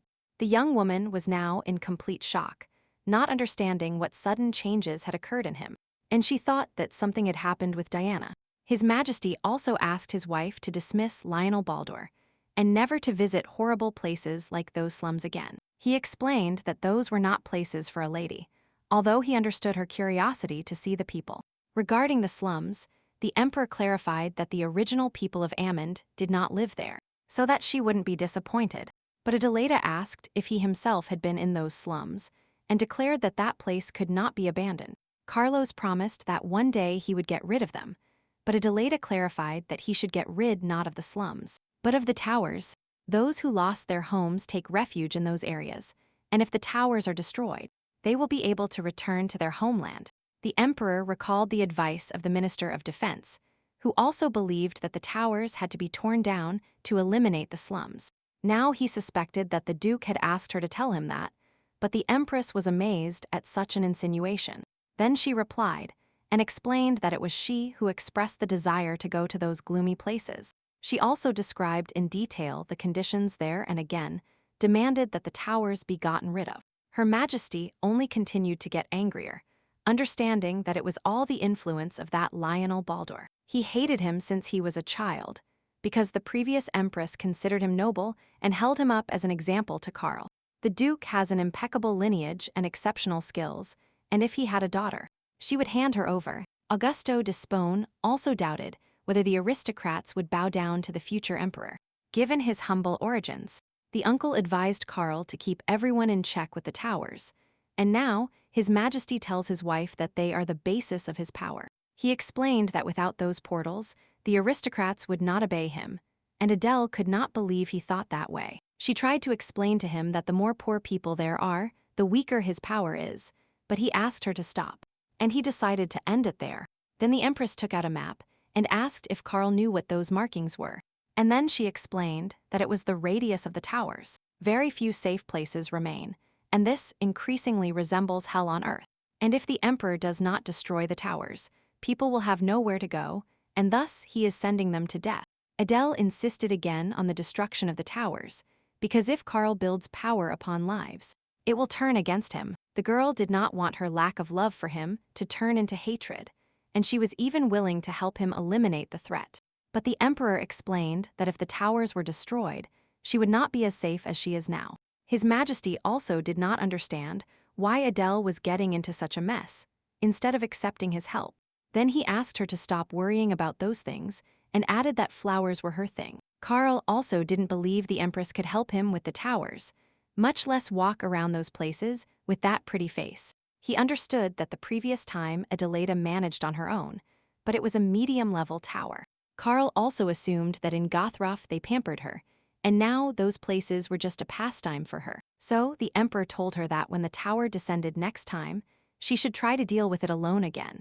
The Emperor became so enraged that he decided to send her to hell itself, so she wouldn't talk nonsense again. Meanwhile, in the Gothroff Palace, the Empress learned that Cain Knox and Ghibelline Lujan had arrived at the port in secret. The maid also reported that His Majesty gave them a letter, but she couldn't find out its content. But she suspected that Lucio wrote for his sister to return if she found it difficult. Since he loves her so much, it wasn't easy for her either, after sending her daughter who knows where. And she regretted that she hadn't listened to her sooner. Her mother would have been her faithful ally and reliable support, and her heart squeezed at such thoughts. Adelaide is the beautiful heir to the imperial throne, only the place is not suitable for her. So the maid supposed that those two might bring the princess back. But her mother was sure it wouldn't be that way, because before Adela left the palace, she secretly stole poison from the imperial physician. Now this woman understood that she would never see her daughter alive, as she would prefer to die rather than return home. Cain and his companion had already boarded a ship leaving the coast, and Ghibelline noticed that he was dejected. He also explained to his friend that he should have honestly confessed his feelings and asked the princess to stay. But Cain knew that nothing would change, and his companion doubted that His Majesty would like their visit. So they began to think about under what circumstances the Empress would want to return home, because she would not listen to his advice. But then it occurred to Cain that it would be possible if they overthrew her, and Ghibelline was willing to burn Egmont to the ground. Knox, for most of the journey, thought that he would soon see that girl again, for whom he felt something very strong. Meanwhile, Adelaide decided to go for a walk. She informed Hannah and asked her not to accompany her, as she wanted to go alone. Giggs was worried, as it was getting dark, but the Empress assured her she wouldn't go far, and she would be back before nightfall. Looking at Adele through the window afterward, the old woman noticed that she greatly resembled Princess Elizabeth. Because of this, Hannah's soul became even more melancholic, and she remembered how her story ended. Elizabeth was married for convenience to Lionel's brother, but later abandoned him, and they had to divorce. They had a wonderful relationship before that, and only later was the true reason for their divorce known. The Duke of Spawn and the Emperor wanted Elizabeth's husband to legally lose his political power. Upon learning this, the princess did not hesitate. She requested a divorce and left the capital. Now Her Majesty's fate is uncertain. Perhaps she will make the towers the basis of her power. By proposing the destruction of the portals, Karl tries to control the aristocrats who beg him for help. There are too many towers for one purpose, and Adele was intrigued by what the other reason might be. The young woman was unaware of the fate of those who suffered because of that power, and then she saw a shadow approaching. Looking up, Adelaida realized that Duke Waldor had returned, but his face looked sad. She noticed that he was already leaving. And then, the Empress explained that she had also decided to take a little walk. The young woman asked where he was heading and suggested they take a walk together. Lionel accepted, and on the way, Adele walked without thinking about anything. The boy thought that she had finally found peace. But then he understood that His Majesty was desperately pretending that everything was fine. At that moment, the Duke decided to recall the 3 names of the girl's comrades, mentioned when she was sick. Valdor explained that he was ready to go for them at any time, if the Empress so wished. Adele, at that moment, noticed that his kindness was like a warm sword, gently piercing her heart. That sword also exposed her most vulnerable part, and therefore could be very dangerous for her. But Lionel only heard the young woman confess again that she had chosen an excellent assistant, who cared for her so much. Then the Duke finally asked who those 3 were, and Adele explained that they demolished towers alongside her. Baldur also learned that they were responsible for the organization's main building, and admitted to having heard of the Knox family in Gothroff. Cain Knox is the only son of the family, and since he demolished towers with Adele, his father often came to ask him for favors. That man's father wanted Adelaida to expel his son from her organization. The Empress admitted that Cain was as good as her at demolishing towers. At that moment, the girl smiled, and Lionel realized that he longed for that moment. For that very reason, he decided to ask her about Gothroff, feigning great interest. The Duke was itching with curiosity. How would the Empress react upon learning the truth? Adelaide asked where they had made the jacket he lent her, and if they made women's clothes. Walder promised to find out. And besides, Adele wanted to know what perfume he used. She explained that his clothes gave off a pleasant aroma, but Lionel assured her he didn't wear perfume. The Empress didn't believe it. She leaned towards the Duke and started sniffing him. Lionel felt a little awkward and didn't know how to react to such a situation. Adele, upon confirming it wasn't artificial perfume, straightened up and moved a little away. Walder also thought it wasn't him wearing perfume, but her, and tried to secretly smell himself. His shadows, cast upon the ground in the light of dusk, looked like the silhouettes of a woman, and a man, not of the Empress and her assistant. Meanwhile, Diane visited the Emperor again, who assumed something had happened to her again. But the concubine, with a satisfied smile, explained that today she was returning to the Ivory Palace. At the same time, the young woman touched her belly, thinking that she didn't want her child to be born a bastard. Then she begged His Majesty to come there from time to time and talk to the little one. Diane also added that it is very important for the baby that both parents talk to him and give him their love. Afterwards, putting on a sad face, the concubine began to beg the Emperor not to abandon her or the child. Such words angered Karl a little again, and he even got up from his desk and approached Diane. His Majesty explained to her that she constantly begs him for that, even though he warned her not to say such a thing. But she, almost crying, explained that all she had left was to ask for that, as she was very worried. The Emperor reminded Diane of his words, that she should only be content with his love. The concubine, terrified, thought he no longer loved her and asked where he was when they threw her out. The young woman also claimed that while she was there, His Majesty didn't visit her even once. Then she softened her tone and, with a sad face, asked him what she had done to deserve that. Diane hugged the Emperor hoping he would stop being angry and hug her like before. But His Majesty only pushed the young woman away and straightened the cloak that had moved with the hug. Then he ordered the concubine to leave him alone, and those words sounded worse than ever. Without replying, she headed for the exit and in the hallway ran into another young woman with golden hair. Diane couldn't believe they had sent another maid with golden hair and blue eyes. And when she returned to the Ivory Palace, her brother immediately visited her, asking how she felt about coming back. Lennox also explained that it was all thanks to him and the Duke of Spone, as he had paid an enormous sum for the rent. But Diane understood that this treacherous snake only wanted to use them, squeeze them dry, and then discard them so she couldn't relax. Her brother was outraged, declaring that she should have been grateful since if it weren't for Spone, they would live in a dirty sewer. The young woman still believed her brother was a fool, and he asked her why she had called him. So, Diane explained that in the Emperor's palace, she had run into a golden-haired maid again, and blue eyes. Then she demanded that her brother take care of her. She didn't know if it was a coincidence or not, but this case had to serve as an example. Lennox didn't argue with his sister, who also asked him that, if the opportunity arose, he must murder the Empress. The boy was shocked by such a declaration, and decided that his little sister had gone crazy over her now unfortunate love. At the same time, in the lands of Marquiviet, children were playing hide-and-seek, and it seemed that everything was going quite well. But then the sky began to turn red, and everyone understood that the tower was descending towards them.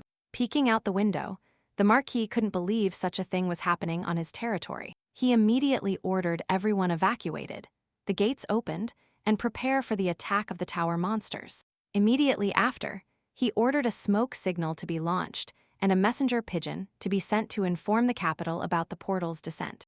Marquis Viet understood that now they could only pray for the prompt arrival of reinforcements and hold out as long as possible. Meanwhile, the Duke of Spone approached the Empress, sensing her concern about Lady Poitier's pregnancy. Adelaida did not give many explanations about it, only thanked him for his concern, assuring that she was fine. However, from her expression and tone of voice, Augusto understood that the young woman was only pretending. She knew that by Spone secretly paying the rent for the Elephant Palace, the Poitiers family was once again influencing the balance. Upon learning the news of Diane's pregnancy, Augusto decided, once again, to switch sides. The Empress already suspected that this man was coming to notify her of her exclusion from the Supreme Council. But she asked him when the next meeting would be, clarifying that an official position would suit her beforehand. Augusto would not allow that woman to decide the fate of the towers, and if she obtained the position, the Baldoris would try to put her in charge. Meanwhile, the Empress declared herself ready to take the position immediately, and Spone assured her that it would soon materialize. He then added that, for her convenience, he would grant her the official title without the need for exams or anything. The young woman thanked him, thinking that she shouldn't even consider preventing her participation in the assemblies. At that moment, Hannah entered with a worried face, and Adele knew that something serious had happened. The soldier accompanying Geeks explained that news had arrived that a tower had descended upon Marquiviet's lands. Upon hearing this, the Duke of Spone reacted ambiguously, and Adele couldn't figure out if he was happy or worried. But then, with an afflicted face, he informed the Empress that he had to leave for there immediately in person. Adelaida didn't understand why Augusto ignored Kelvin County and decided to go to Viet's lands himself. Spone asked the soldier if they had contacted the mage's order and explained that they needed to hurry, since every minute was vital. But the soldier interrupted him and declared that they must first obey the Emperor's order, given to His Majesty. Augusto was surprised, and Adelaida immediately wanted to know if that order involved her participation in the battle. The servant confirmed that it was so, and that His Majesty ordered the Empress to head to the tower's territory. Spone was in shock at the idea that the Empress had to go to battle, and he thought it was madness.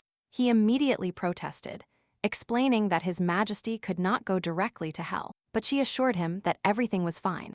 Augusto still tried to argue that it was very dangerous, but Adele thought he had other reasons for not allowing her to participate. Spone was embarrassed, saying it wasn't so, but he thought the opposite, that Carlos wasn't putting a leash on her, but rather opening the doors for her. Soon, the troops, after receiving the departure order, quickly prepared to destroy the enormous first-level tower.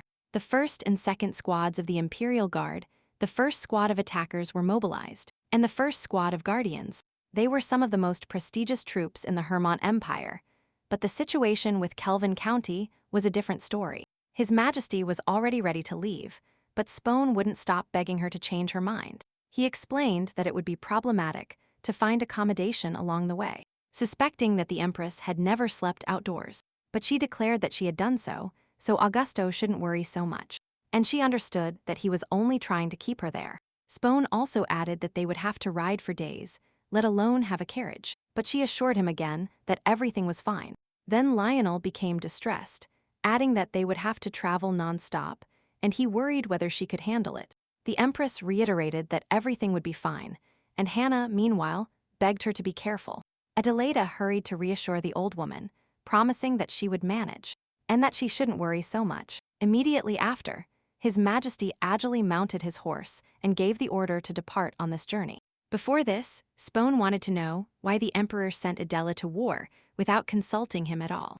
Augusto was worried that His Majesty would contribute something, and Karl asked him to make sure she didn't. Furthermore, the Emperor asked Despond to think about why he sent Lennox Poitiers and Duke Valdor together. Karl wanted Adelaida to go and feel everything firsthand, and see that only by his side would she be safe. Meanwhile, the group was already preparing to leave, but Lionel couldn't stop looking at the Empress. She hurried him. Duke Valdor realized he had been distracted, and, accepting her request to leave, he prepared for the journey. Hannah, for her part, understood everything she had lived through in the palace, but it was the first time she was sending the Empress to a battle. The old woman couldn't stop worrying about Her Majesty's safety, and at that moment, a maid approached her. She explained that Lady Poitiers had arrived and was waiting for Hannah in the visiting room. Giggs didn't understand why she needed her. The maid recalled how Diane arrived and began to reprimand her for thinking that a concubine without a palace was worth nothing. Poitiers remembered that those servants served her before, but as soon as they took her palace away, they switched to the Empress. Hannah immediately entered the visiting room, directly asking why she had decided to visit her. The blonde explained that she just wanted to speak with that old woman in person, which is why she had come. Then she invited Hannah to sit down, but she refused and only asked the girl again to tell her everything she wanted. The concubine then recalled Geek's words about Lady Beatrice dying at age 29. But Diane is not her. Poitiers also, touching her belly again, remembered that she will soon have a child, so she won't allow herself to die so soon. At the same time, she noticed again the haughty gaze of Hannah Geeks, who was looking down at her. However, Diane believed that soon that old woman wouldn't even be able to look her in the eyes, and added that she would soon be the mother of the heir. And when that happens, the concubine promised that she would immediately kick Hannah out of the palace again, this time forever. Meanwhile, Adelaide was already riding at full speed on horseback, along with the other knights and mages. The Knight Jackal commented to Lionel that Her Majesty was an exceptional rider, who watched her almost all the time, thinking of her. After a while, they made a stop, and a separate tent with many comforts was set up for the Empress. Lionel explained that everything was especially for her, and that he hoped she wouldn't feel uncomfortable during that time. Then he wished her a good rest, assuming she was tired. Adele, noticing her tiredness, told her that for today she could retire. Afterwards, she entered, and the Duke ordered the officer to reinforce the guard of that tent and ask if Her Majesty needed anything. Meanwhile, Lennox called a mercenary and explained that he had an important matter for him. He indicated that to the southwest was the Viscounty of Reuben, and that as soon as the soldier arrived, he must go to the place indicated on the paper. Then Lennox handed him an envelope that had to be delivered to the indicated address before midnight the next day. The vice captain didn't think he would have to show up so soon, and mentally asked Diane to reward him. He already imagined that, before reaching Viet's lands, the Empress, whom he hated so much, would be in her grave. Furthermore, all the responsibility would fall on Duke Lionel Baldur, and Lennox considered this the perfect plan. Meanwhile, in the territory of Grand, Elizabeth watched from the balcony as refugees arrived nonstop.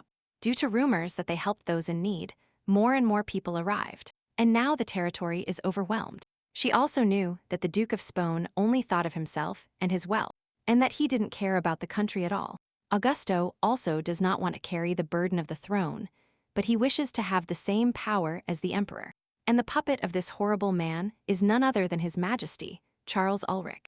Now, Elizabeth decided to leave for the capital and ordered a servant to prepare everything for the journey. She also understood that the Empress turned out to be a mage capable of destroying a tower alone. The mages, preparing to fight the threat, felt the flow of energy, and Adele explained that they had entered the magic radius. Furthermore, she clarified that it is an area of influence of the power emanating from the tower, and their mage will be able to use it upon entry. Also, this area coincides with the territory where monsters can exist, as they can only be where there is magic. But also, that feeling of freedom that arises when entering the magic circle makes her feel guilty. Then, when she was in the tent, Lionel Valdor knocked on her door and asked permission to enter. When the Empress allowed him, he asked if she was comfortable there, and she admitted she felt as good as in the palace. Then, the Duke explained that he would be nearby, and that, if Her Majesty needed anything, she could call him at any time. Sometime later, in the middle of the night, the young woman felt her limbs paralyzed, and she couldn't move. Adelaida understood that it was not sleep paralysis.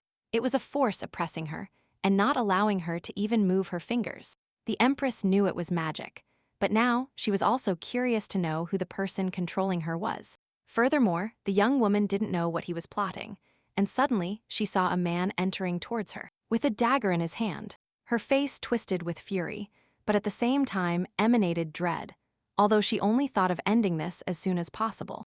Immediately after, he raised a dagger against her, but the blade struck an invisible magical barrier. Then, the Empress felt that she could move her hands again, and instantly grabbed the wicked man by the neck. He didn't understand anything. She wasn't supposed to be able to even utter a sound. What was happening? But Adele clarified to him that if they were going to kill her, they should have looked for a better mage. And she began to interrogate him about who sent him.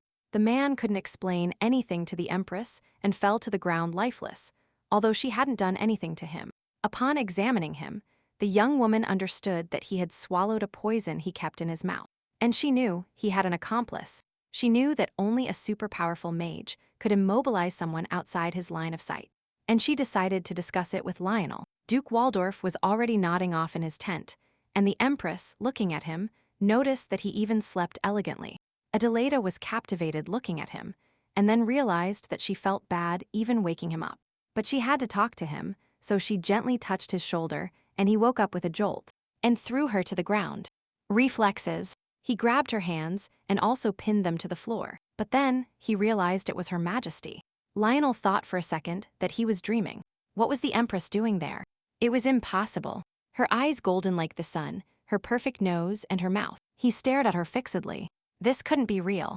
And if it was a dream, the Duke decided to do what he would never allow himself in reality, and leaned towards Adelaida. But the Empress stopped him, explaining that it was her and apologizing for getting so close without warning.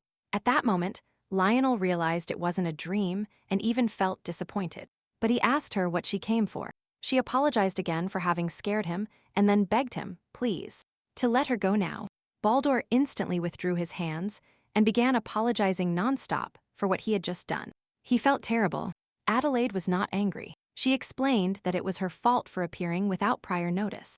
Then, Lionel noticed something was wrong with Her Majesty, who confessed that a mercenary had infiltrated her tent. Immediately after, they both went there, but discovered that the body had already disappeared by then. Even so, the Empress noticed traces of blood, showing that someone had tried to get rid of the evidence. The young woman also stated that not just anyone possesses the necessary strength to neutralize her in such a way. The Duke observed that these people were incredibly bold, because if they failed, their names would be on the list of suspects. But the Empress understood that this individual was sure he could kill her, and she began to think about who fit the description. At that instant, Her Majesty realized that mages with such power could only be Lennox Poitier. And August of Spone, Vildor, for his part, confessed that he knew the Duke well, and could assure that he wouldn't act so recklessly. Furthermore, he added that together they would eliminate the tower in Marquis Viet's lands, which meant it was Lennox's doing. Adele also understood that it would be problematic to press charges, since the crucial evidence, the corpse, had disappeared. There, Lionel began to apologize to the Empress, because the tent's security was so weak.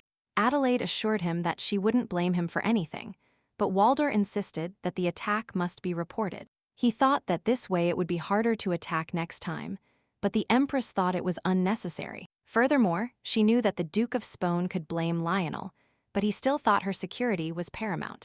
Adele asked Waldor not to tell anyone, and assured him that few could harm her in her magic radius. She believed they wouldn't attack soon, but she blamed herself for having wanted to ask for help with the body, and for having given them the opportunity to hide it. Afterwards, the Empress allowed the Duke to rest, but he decided to stay outside to protect her himself. At that moment, the young woman looked at him and remembered the instant he woke up and fell onto her. She was curious to know what would have happened if she hadn't said his name and hadn't stopped him. The Empress clearly noticed that he was looking at her with an expression of deep infatuation. Thinking about it, Adelaide felt a sudden rush of heat and tried to calm down. Meanwhile, Lennox noticed the external silence and understood that Her Majesty would not alert anyone. He was happy that the mercenary committed suicide immediately. Capturing him alive would have been more complicated. Furthermore, Poitiers understood that Adele was able to resist the magic of Egmont's best striker.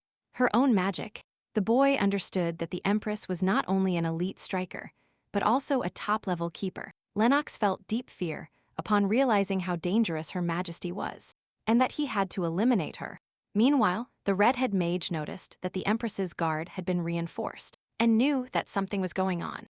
This girl, named Brunhild Alexa, she even thought that the Duke of Spone had started taking action. She was also the second most powerful striker, but her reaction capacity to towers was considered the worst. Furthermore, she claimed that there should be a mage in every region of the empire, but despite her talent, she was only seen as an orphan from the lower quarters.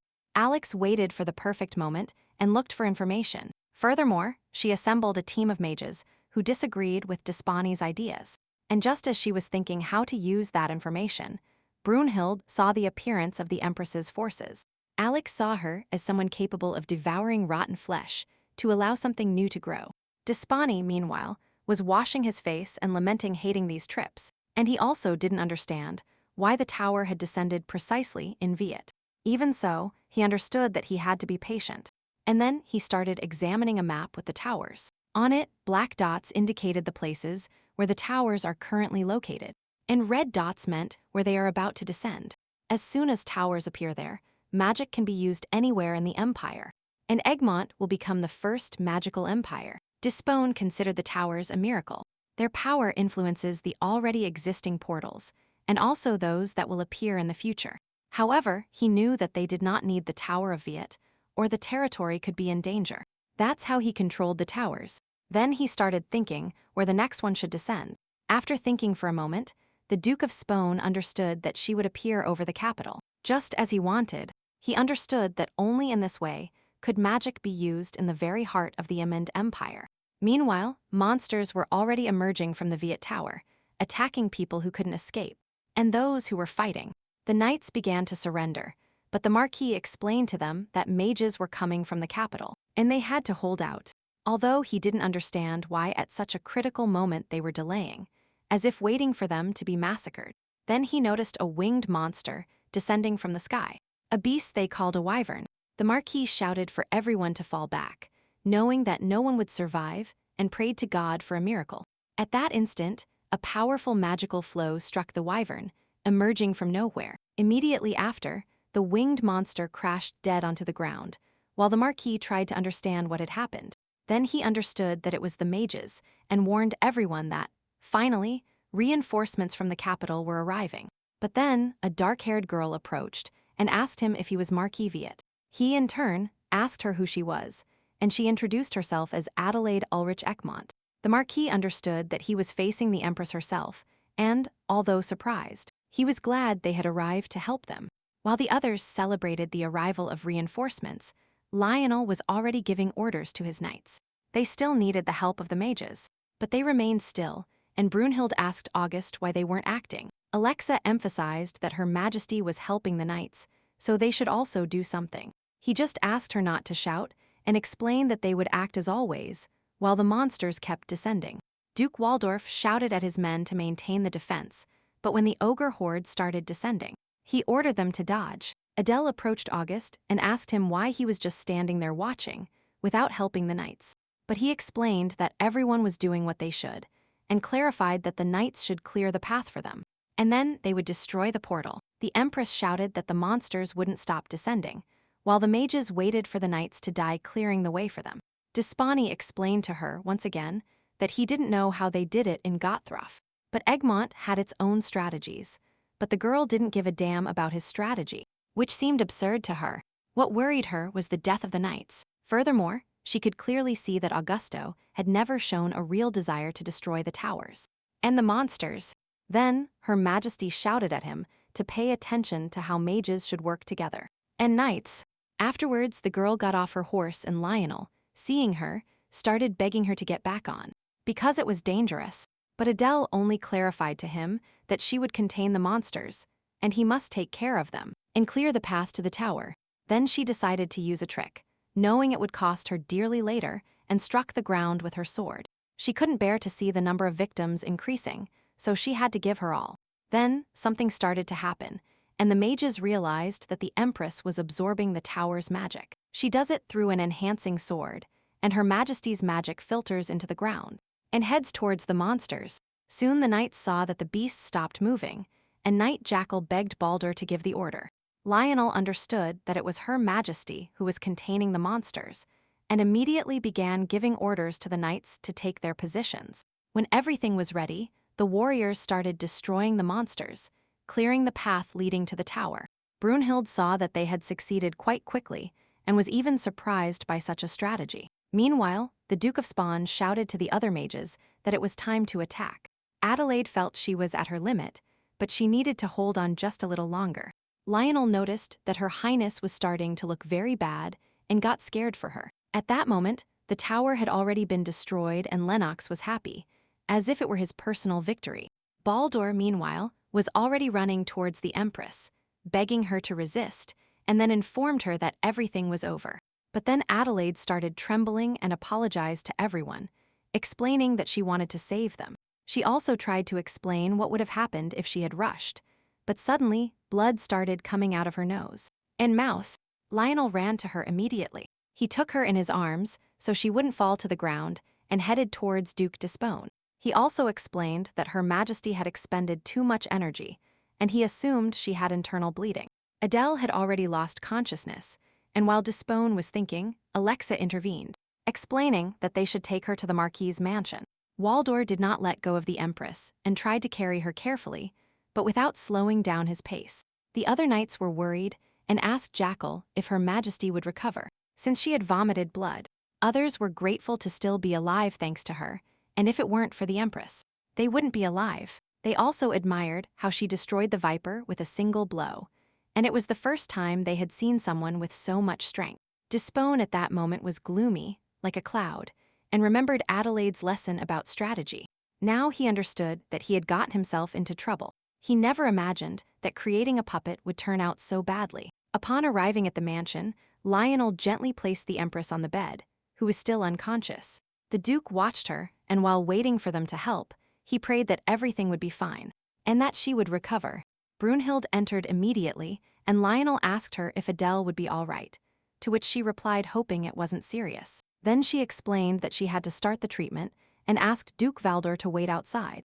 There, Marquis Viet approached him and asked how Her Majesty was feeling, learning that they were treating her right now. The Marquis suggested that the Duke should also rest and confessed to having prepared a room for him, but he decided to stay there. Furthermore, Viet, upon hearing that Valdor was the Empress's aide, believed his family was cornered. But now he understood his mistake. Shortly after, another doctor arrived, and Brunhild explained that the Empress should only eat light food and rest a lot. The doctor promised to prescribe special medication for her recovery, and Alexa asked him to contact her if he needed anything. Suddenly, the doctor saw Duke Waldorf enter the room, and his face was pure fury.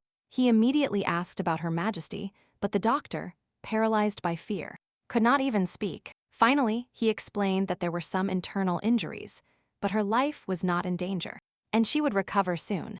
Lionel demanded more details and learned that they had to watch over her, but the doctor, unable to offer further help, hurried out, and Waldor remained watching His Majesty sleep. But the calm did not last long. Marquis Viet approached, insisting that he rest, and reminded him of the room and the clothes prepared. Lionel thanked her, but explained that until his aide arrived, he would protect the Empress. The Marquise believed the Duke was an assistant for political reasons, but now she saw a much deeper reason. A moment later, the Marquise ordered a maid to take what was necessary and follow her. The intrigue grew. Upon leaving the Empress's room, they discovered several knights gathered. Ready to act, the warriors asked about Her Majesty, and the Marquise explained that she needed rest and, above all, cleanliness. She allowed some knights to stay, but kindly asked the rest to go clean themselves up. Immediately after, she added that they had prepared a worthy dinner and warm beds. But first, they had to retire to their quarters. The Marquise tried to understand what had happened, with so many worried people. When did the Empress achieve this loyalty? Augusto was boiling with rage. All the knights on Adele's side and the aristocrats, fearful of the towers. They would support her and Baldur.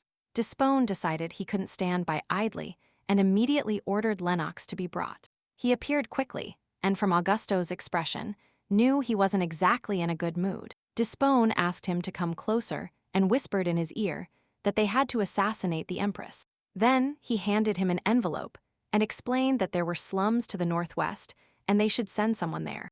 The Empress is weak and the tower destroyed, so she won't be able to use magic. The mercenary must fulfill his mission.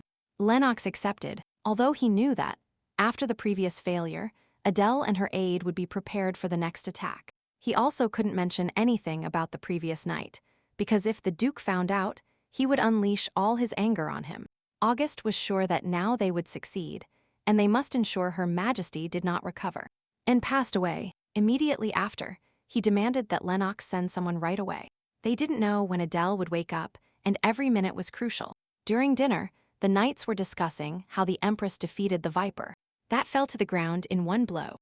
They also remembered Adele's words, that she wanted to save everyone, and someone noticed tears in her eyes. At that instant, Duke Waldorf entered the dining room and proceeded to choose the men who would guard the Empress's room.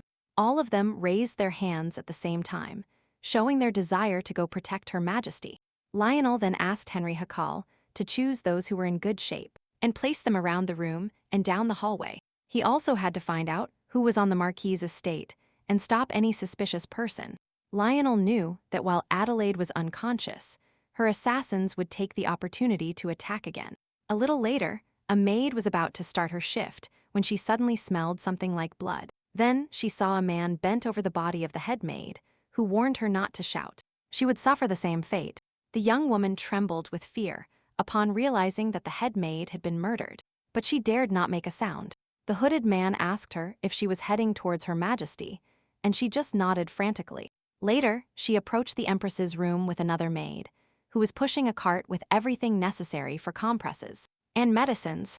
Duke Waldor was guarding the door and understood that these two maids were coming to relieve the previous ones. They themselves immediately confirmed they were ready to work, but Lionel was intrigued about where the head maid was. And the Duke found the new girl pushing the cart unfamiliar, even though he had already examined all the servants. The one he already knew did not look very well, and Lionel noticed it, but she assured him that everything was in order. The girls begged to be allowed in, and upon entering, Walder wanted to check if there were any problems. The maid insisted everything was fine, but the Duke noticed the trembling in her hands. He approached the Empress, listened to her breathing, and confirmed it was regular and her condition. Well, he saw no complications, but a strange sense of danger persisted, sticking in his mind. A new maid explained that they had to change Her Majesty and asked him to wait outside. The Duke walked towards the exit, but without stopping glancing sideways, feeling that something was wrong. The maid remembered the threat from the newcomer. She wouldn't survive if she dared to scream, and if she wished to stay alive, she had to cooperate and obey every order, without questioning a single one. The evil one prepared a poison that, upon entering the body, raises the temperature and kills slowly. Lionel, meanwhile, asked Takal about the location of the head maid.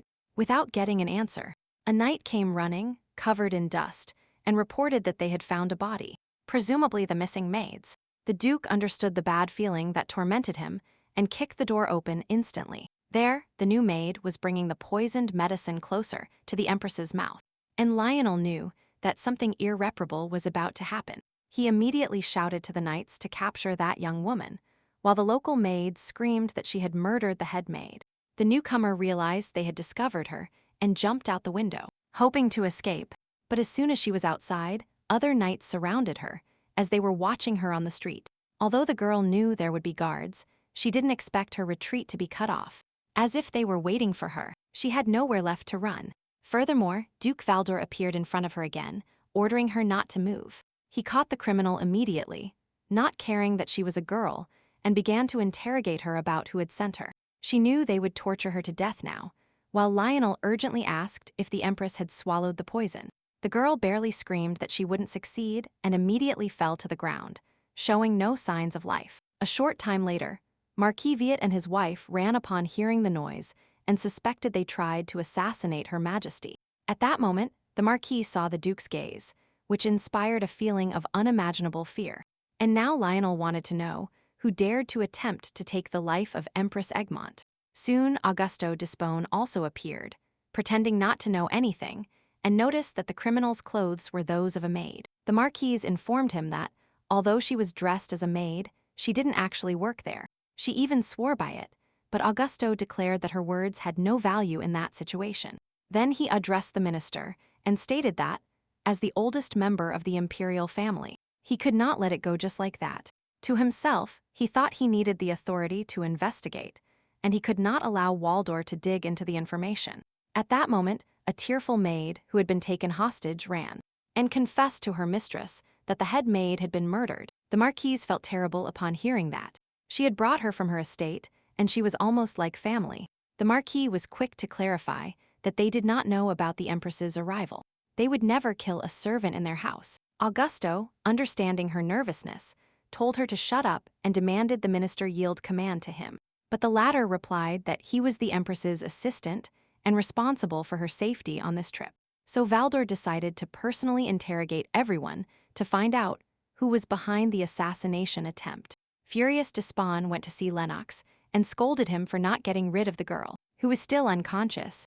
A frightened Poitiers explained that Valdor had reinforced security, and luckily, the villain committed suicide and didn't speak. Augusto also didn't know that Lionel would recognize all the servants, as if expecting an attack against her. Then he asked Lennox if he himself had tried to harm Her Majesty behind her back. He even suggested that perhaps Diane had asked him too, but the guy didn't confess his misdeeds. Despot also reminded him that if Diane ever became more important than her mentor, it would be treason. Augusto began to think about how to get out of this mess, knowing that now all the knights and aristocrats would support the Empress. Meanwhile, Duke Valdor went to Her Majesty's room to see how she was and spend time with her. Confirming that her breathing was still the same, he sat on a chair next to her and prayed mentally for her recovery. He saw her as a surging river, and he, as a raft containing her, was starting to drift away.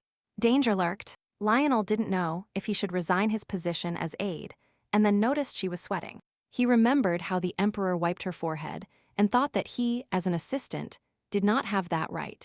What a dilemma.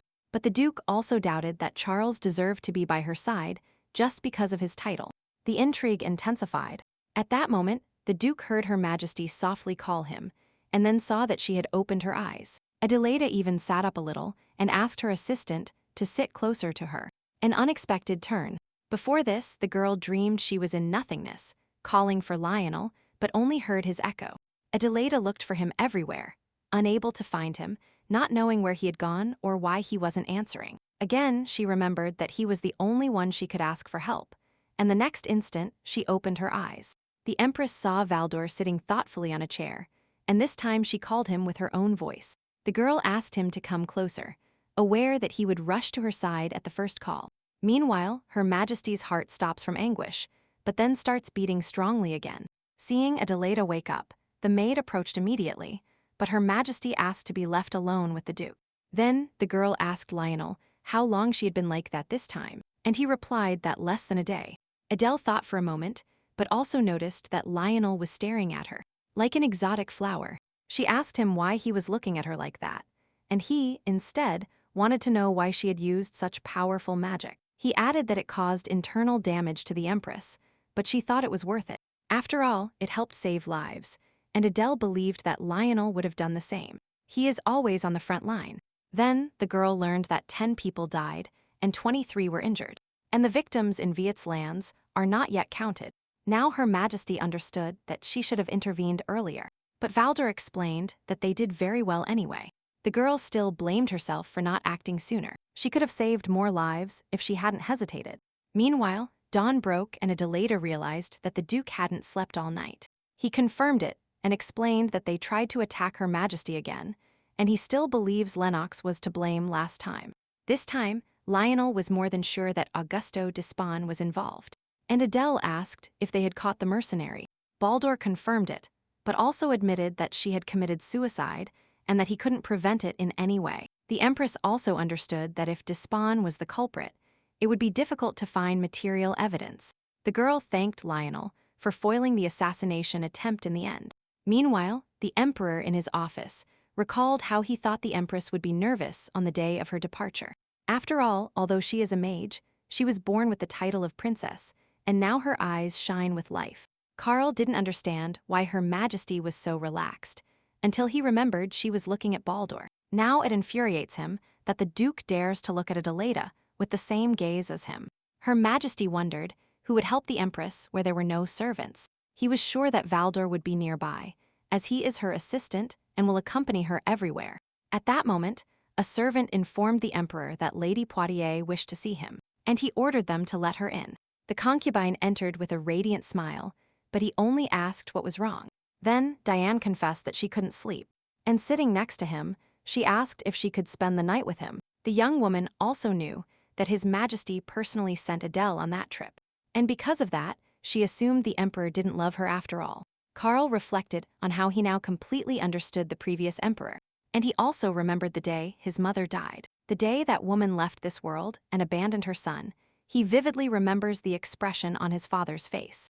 It seemed as if he had been freed from a heavy burden, and then Carl thought his father was a cruel man.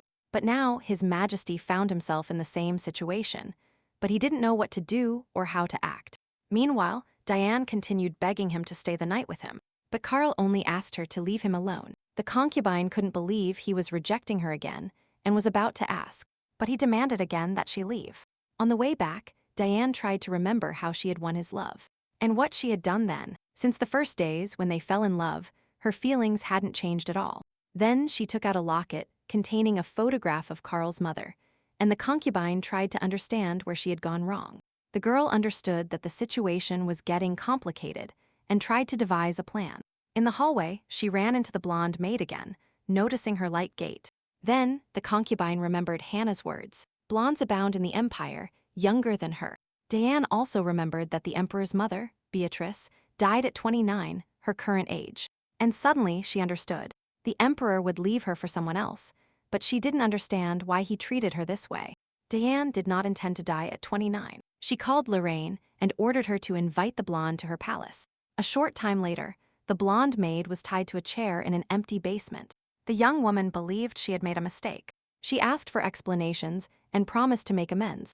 But then Diane entered, startling the maid even more, while she smiled mockingly. The concubine was already in a bad mood and now unleashed her emotions, slapping the maid. Then she explained that the mistress must speak, but the terrified maid didn't fully understand her. Then Diane approached and clarified that they should call her mistress, and no other way. At that moment, a servant approached Hannah, and she asked him what he needed at this hour. She already suspected that a maid had disappeared from the imperial palace, and he confirmed that she was at the Ivory Palace. Giggs decided to act and immediately went to the Emperor, who was also surprised by her late visit. She begged His Majesty to save the poor girl, as only he could do it.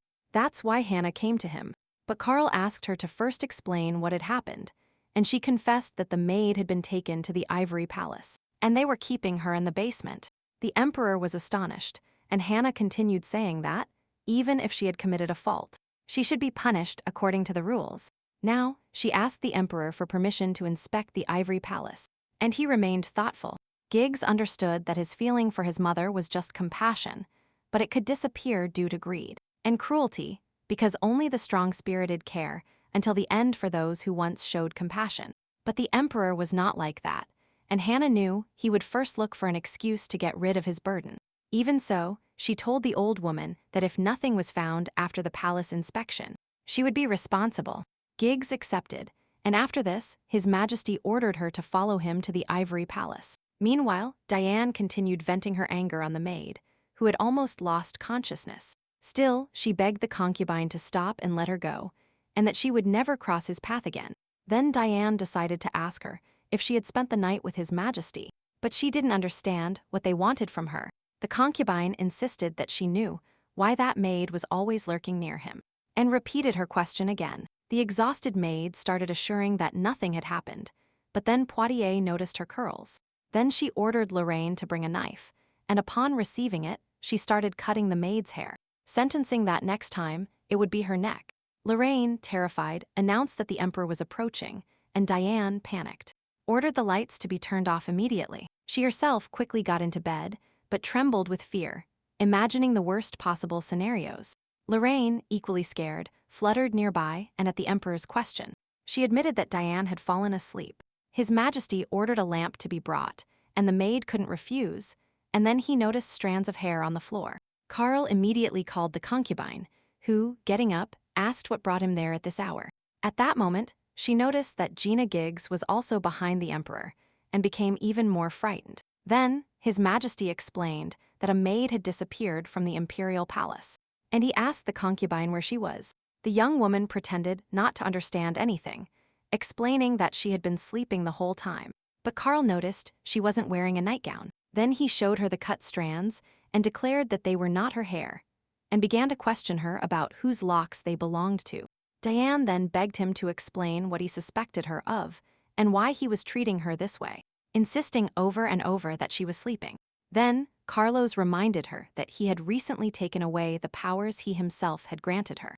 Immediately after, the emperor admitted that he was aware she was using them behind his back. But His Majesty decided he would stay silent no more, and, ordering her not to forget it, he threw cut strands of hair at her. After this, the emperor turned in silence and headed for the exit, leaving her alone to reflect on her actions. Meanwhile, the situation in the Marquise lands, which had turned everything upside down, began to stabilize. The Marquise expressed her joy that the Empress was well and apologized for having allowed all that to happen. Adele forgave them, and Lionel then suggested she stay one more day to rest properly. But the young woman supposed that the Vieta couple wasn't sleeping at night because of her, since someone of higher rank is always an unwelcome guest. Waldor was thoughtful, and Adele assumed he agreed that it was an uncomfortable visit, since he didn't deny it. He started making excuses, saying that she hadn't told him that, but rather had mumbled it to herself, and that made Adele laugh. Despite everything, she was worried that, due to lack of evidence, Lennox and Spawn had managed to cover their tracks. However, this incident provided her with something much more valuable: the gazes of trust from the knights. As they were preparing to leave, one knight was concerned that she hadn't fully recovered. She couldn't just jump onto the horse. He advised her to use a stirrup, and another even suggested preparing a carriage for her. Adela knew they were warriors, but now, for some reason, they seemed like puppies wagging their tails nonstop. So, the Empress decided to ask Lionel what was going on with those knights, but he didn't know how to explain it well. His Majesty thought he should perhaps play along, and asked how they knew what she wanted at that moment. Adelaida also declared that, thanks to them, she would recover much faster, and the knights melted at her praise. Meanwhile, Duchess Elizabeth arrived at the Baldur estate, where she first met with the butler. She even joked, saying that he had been happy after her departure, explaining that now his face was even shining. Then she met Lionel's brother, and they greeted each other politely. He noticed her golden, curly hair again, and her confident expression with a relaxed smile. The young man realized that she hadn't changed at all since the day she announced her divorce, and left this house. The Duke also confessed that he was glad to see her after so long, and immediately invited her to the tea table. During tea, Elizabeth confessed that she had already heard the news about Lionel, who had become the Empress's assistant. She explained that she had always considered him an extraordinary person, but never thought he would accept that position. The Duke understood that his brother had greatly surprised the Duchess, who also confessed that she could no longer stand by and watch.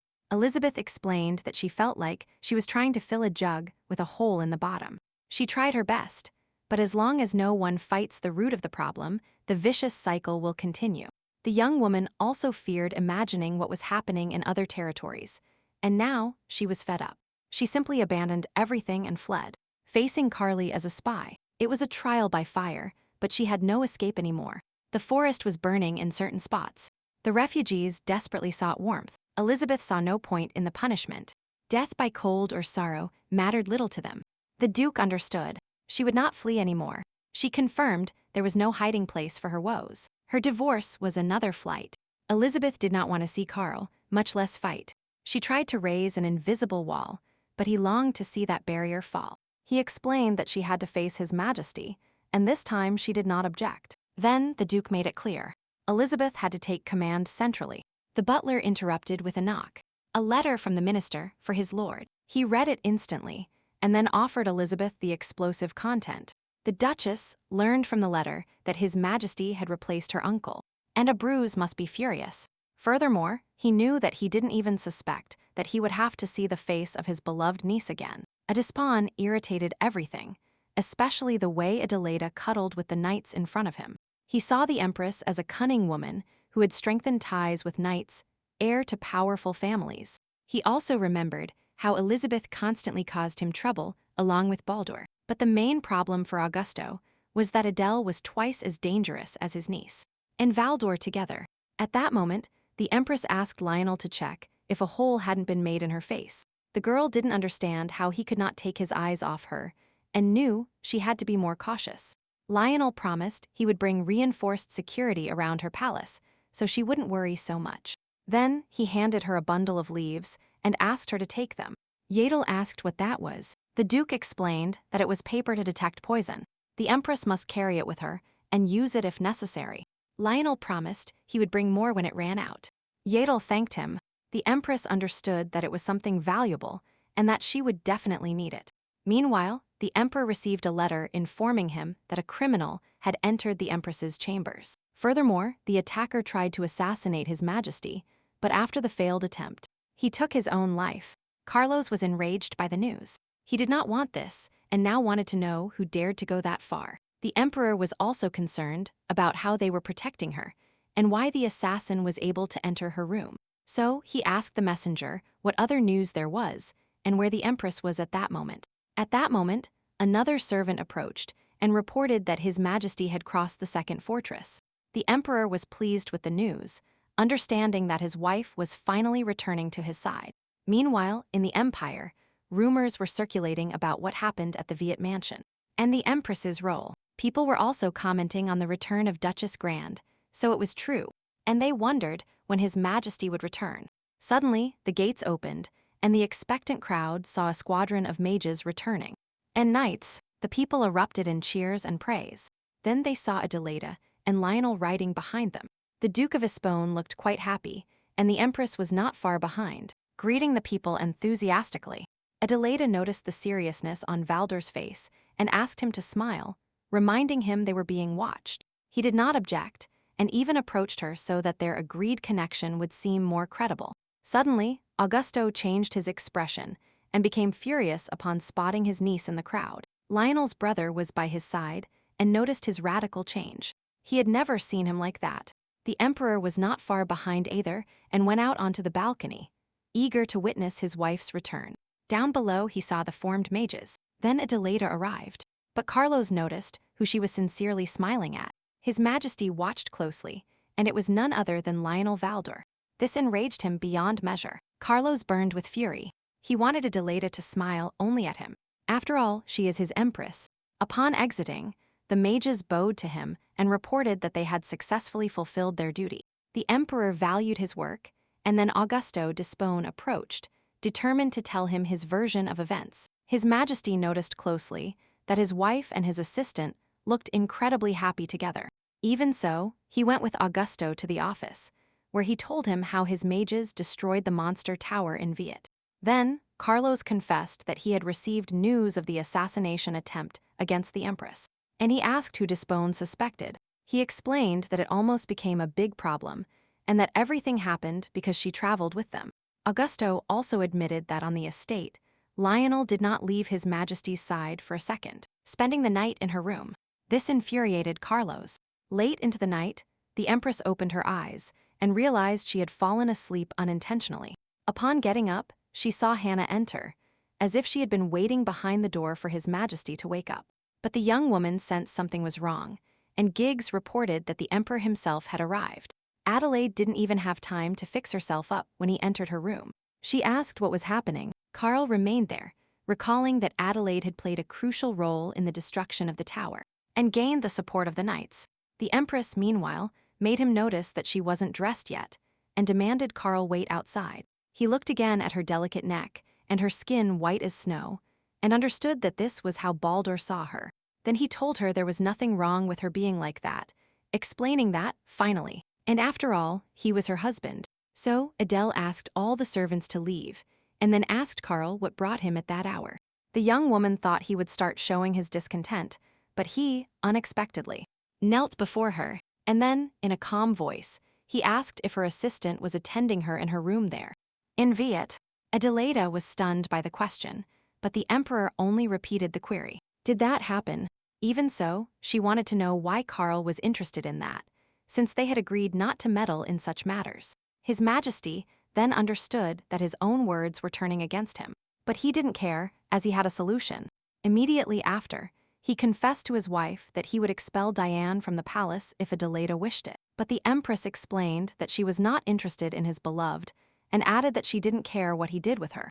Afterward, Adelaida explained that if Carl wanted to earn her favor, first, he shouldn't show up in her chambers at night without warning.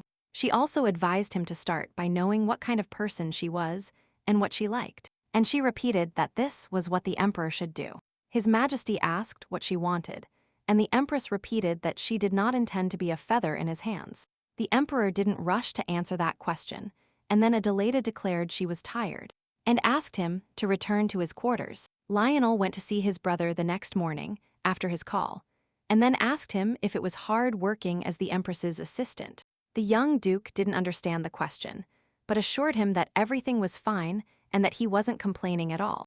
Then his brother confessed that he had noticed that the knights had become very friendly with His Majesty.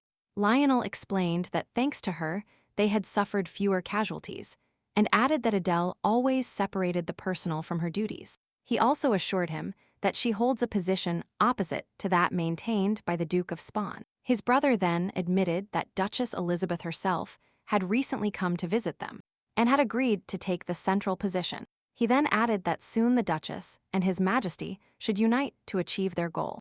With this, the brother also explained that, in relation to this, Lionel could leave the position of the Empress's assistant.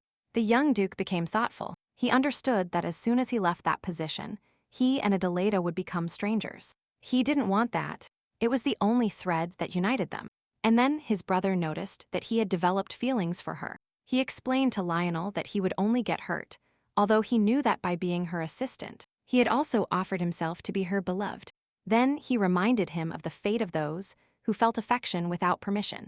But Lionel affirmed that his brother had misunderstood him. Then he clarified that feelings always reveal themselves, no matter how hard they try to hide them. Furthermore, his brother shared that he had noticed how Lionel looked at her, as if she were the only ray of light in his life. He understood that perhaps he didn't even know it himself, but he didn't want him to condemn himself to something that would end in tragedy. Lionel didn't want to talk about the topic anymore and left the room, but as he crossed the door, he kept thinking about it. He remembered his brother's question, if the Empress knew about his feelings, but he himself wasn't sure. His brother also advised him to forget those feelings as soon as possible, but Lionel could no longer forget so many moments together, especially the one in the cabin, when he took her hands and the Empress looked at him with total vulnerability. The Duke remembered her beautiful face again and imagined their breaths intertwining, and he worried if she felt the same. Lionel felt terribly stupid, realizing he had ignored his feelings, thinking they would disappear. Again and again, the image of His Majesty tormented him, and he understood that everything he felt was love. Upon realizing it, Lionel Baldur even reproached himself for daring to fall in love with the Empress. The next morning, Lady Elizabeth arrived at the Empress's palace, and there she met Hannah. The old woman asked what brought her so early, and she explained that she wished to meet with His Majesty. Giggs offered her to wait in the lounge, but Adelaide came out and asked Hannah not to bother. The Duchess apologized for arriving without notice, but the Empress assured her that everything was fine. Then, she herself invited the guests to the lounge, where Elizabeth confessed to having heard about Adele's great work. Her ex-husband had told her about it, and the Duchess also admitted that she was surprised to hear it. His Majesty humbly explained that it was not solely her merit, and then Elizabeth decided to find out if it was true that they tried to kill Adele. The Empress assured that the Minister of Defense reinforced the guard in time, so she is fine. Then the Duchess let slip that, thanks to Adelaida, the stopped pendulum began to swing again. Then she asked if His Majesty would like to continue working with her, and the Empress became interested. The guest declared herself the daughter of the previous emperor and ex-wife of Duke Waldor, from whom she divorced some time ago. Now she only wants one thing, to get rid of the tyranny of Despone, who pulls the strings behind the emperor's back. Furthermore, she seeks to channel politics, and for this she needs the empress's help. Adelaida still didn't understand why the Duchess had decided to join forces precisely with her. She explained that she fled seeking peace, but it was a mistake, and she realized there was nowhere to escape. She also confessed to knowing how Adelaida became the leader of the Tower Resistance Organization, sacrificing much for it. Although she reached Amond, she still wished to destroy the towers and accepted the Duchess's proposal. That morning, Lennox went to see Diane and scolded her for not receiving her brother or asking about his trip. Cassie is getting into trouble because of her, and the Ivory Palace belongs to him again. Thanks to him, when Cassie arrived, a servant from the Imperial Palace called him, and he asked what was happening. The girl explained that His Majesty wished to see him, and the young man did not keep him waiting, and went straight there. A little scared, after the invitation to sit down, Lennox asked why he had been summoned. The emperor did not mince words and got straight to the point, whether he had tried to assassinate the empress. Poitiers remembered Augusto's instruction. If His Majesty wanted to reopen the investigation, he would take care of it. Lennox only had to do what he was ordered, and now he hesitated before His Majesty, who repeated his question. Then the vice-captain, falling to his knees, assured that it was not so and that he had nothing to do with it. Carlos thought it was Despone's doing. He understood that only those two benefited from the assassination of His Majesty, Duke Despone and Diane Poitiers. But whoever it was, they used Lennox as a mere pawn, and now he declares to the prince that that woman belongs to him. Then the emperor orders that Lennox not even touch her, and the latter, trembling with fear, has no choice but to nod. Carl warns that he will not forgive anyone who dares to hurt her, and the young mage runs to visit his sister after this. Upon seeing her, he is surprised. He doesn't understand why she isn't working, as if the empress had snatched all her power away. Diane tells him she has no time for him and asks him to leave, but he insists on explaining everything he suffered for her. The girl gets furious. She doesn't understand why her brother thinks everything he did was for her. What audacity! It bothers her that he always criticizes her. And when things go wrong, Lennox always blames her. It's always the same. The vice-captain himself couldn't take it anymore and reminded her of his warning. Love cools down over time. Will he remember? He asks where she was when the emperor fell in love with the empress, and now threatens that Diane will give birth to a son. Lennox also explains that, otherwise, both will perish. And then he decides to clarify why he blames her for everything.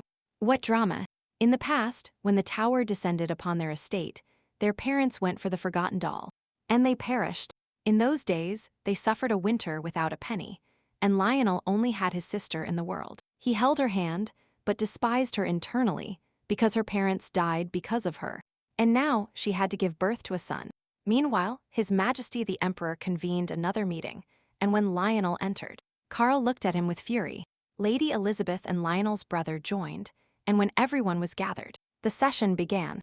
August began by saying that his mages destroyed the tower and got rid of the monsters, and if they hadn't reacted quickly, the losses would have been enormous. But the Duchess interrupted him, asking why he always talked about the magic squadron, and added that the Empress also made a great contribution. Despone agreed that His Majesty and the knights played their part, but they were incomparable to the mages who defeated the tower on the first try. Elizabeth recalled that thanks to Adele, the damage was smaller and asked the minister to add his opinion. He recounted everything as it happened, and added that Adelaida possesses information incomprehensible to the mages of Egmont. Lennox was offended and declared that the Minister of Defense was devaluing the merits of the mages. But the Emperor asked him to stop. Then he asked Lionel to explain what he meant by that, and the latter begged His Majesty to also participate in the sessions. The Emperor found it insolent, but Elizabeth said she totally agreed with the Minister of Defense.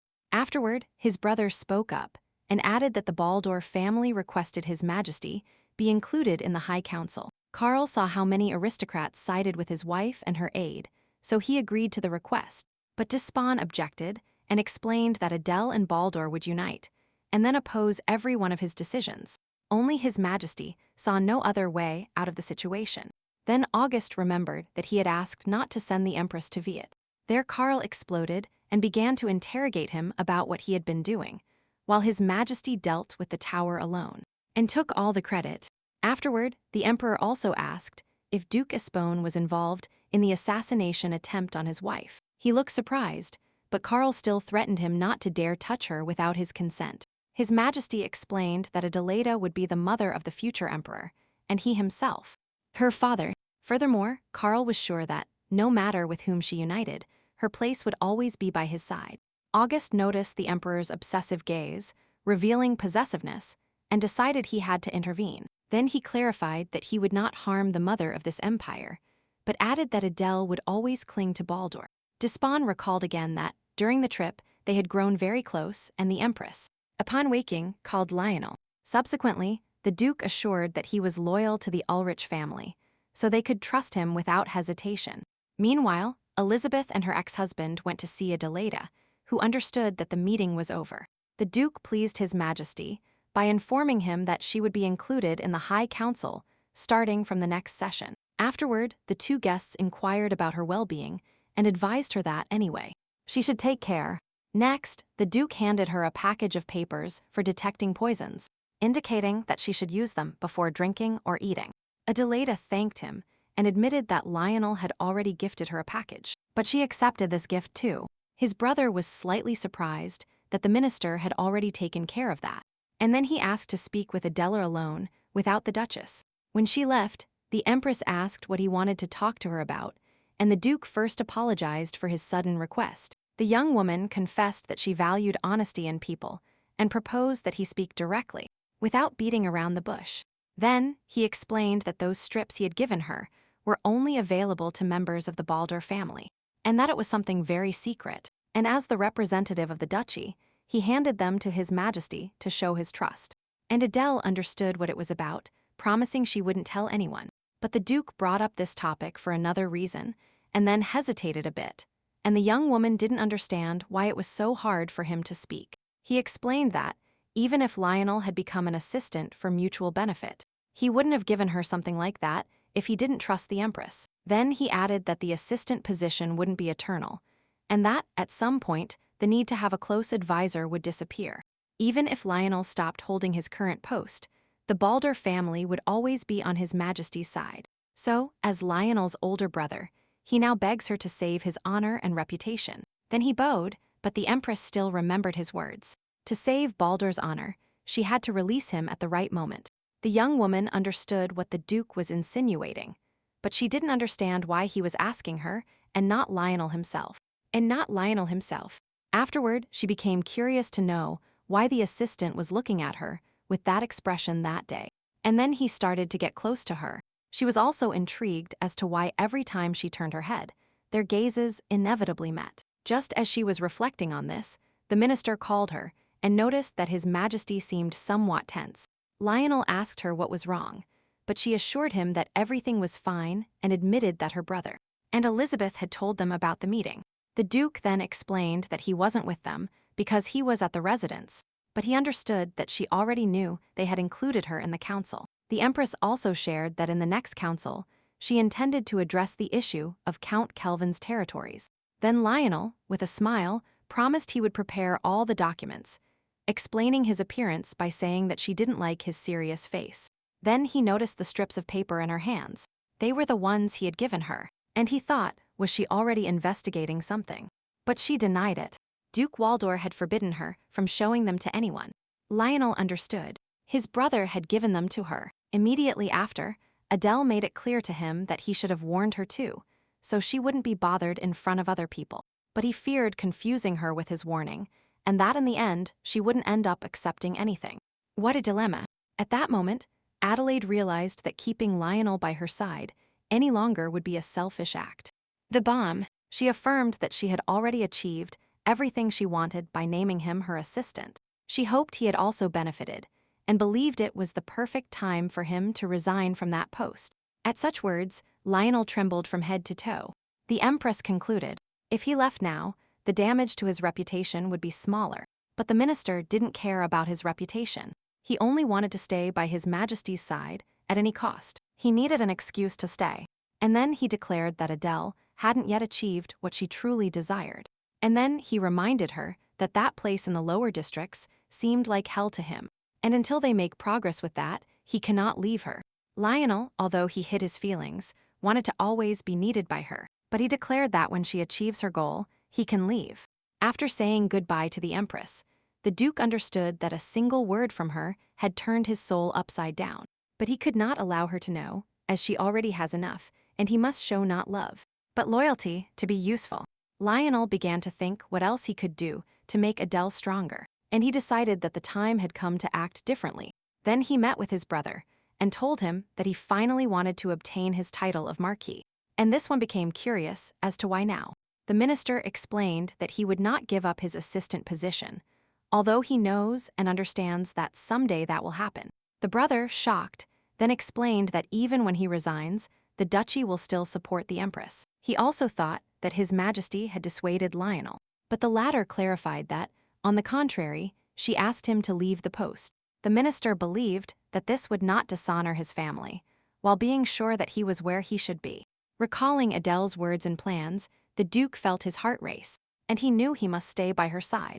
Then he approached his brother and requested the title of Marquis, and this time he met no resistance. According to Egmont law, the Duke could grant that title to a relative without imperial permission, and Lionel obtained it. His brother completed the transfer of the title of Marquis Herbert and his territory to the Minister of Defense himself. The news soon reached the Empress. Hannah explained that he had been planning all this for a long time. Shortly after, Adelaida was walking through a clearing when she saw Lionel approaching with a bouquet of wildflowers.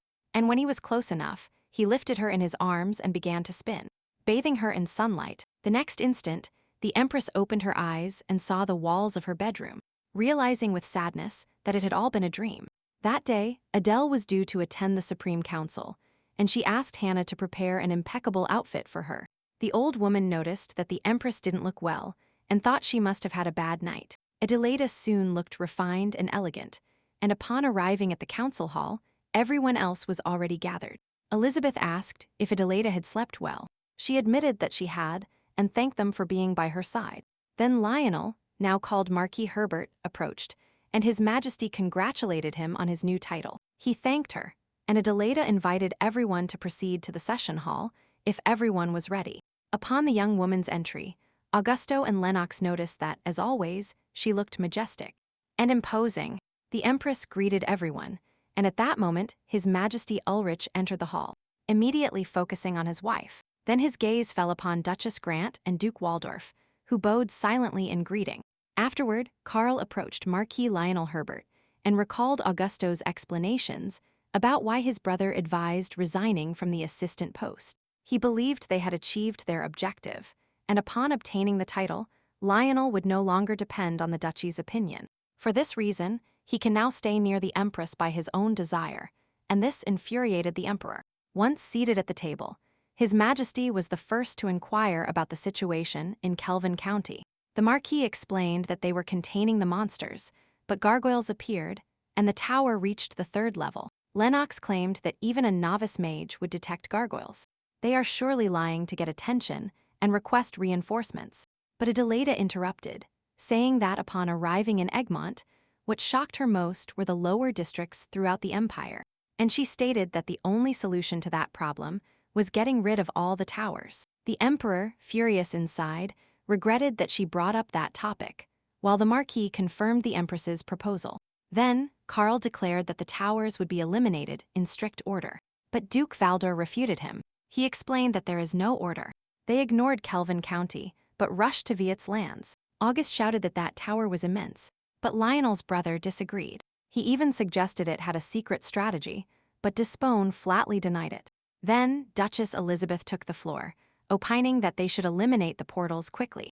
But magic wasn't the solution. The Emperor interpreted it as a criticism of his decisions, and the Duchess did nothing but confirm it. Immediately after, she demanded that Dispone stop manipulating the Emperor from the shadows for his own benefit.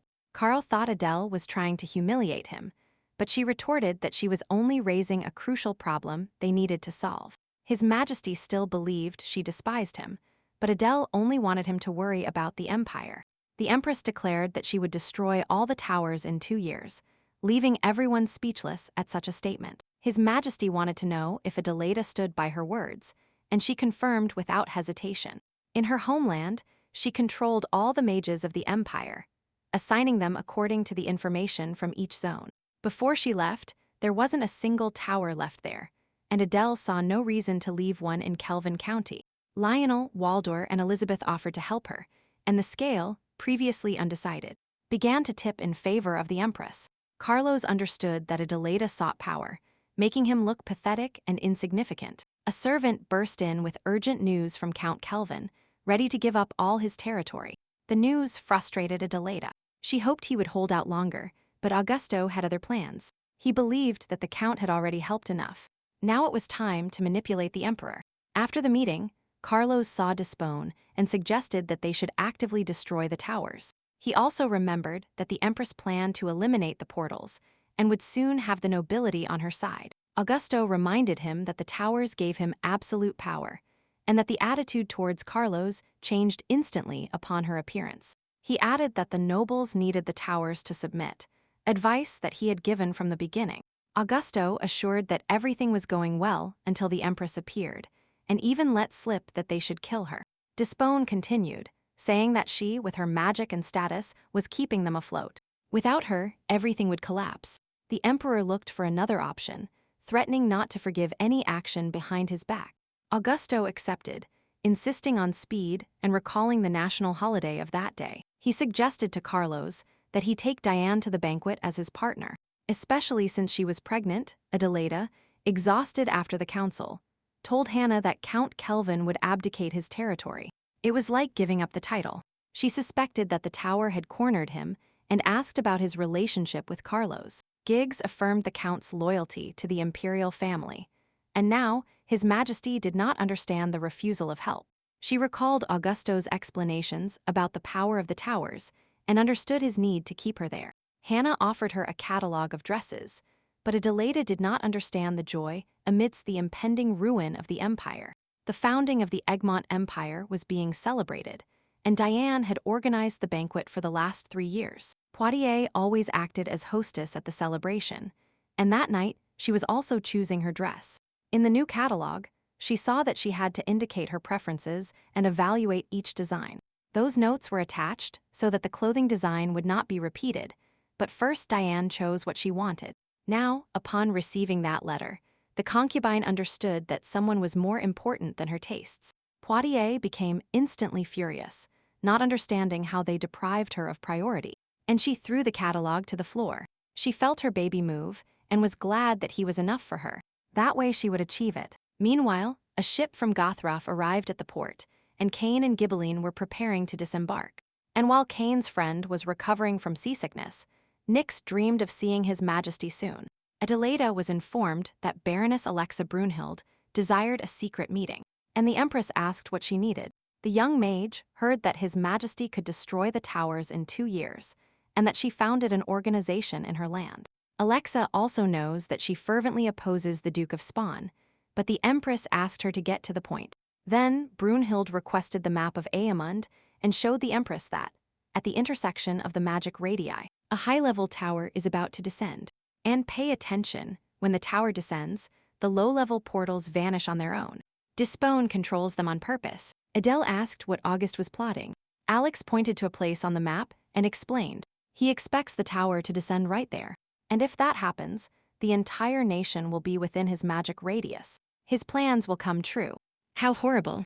The Empress understood. He wants to release monsters across the nation to use magic at his whim.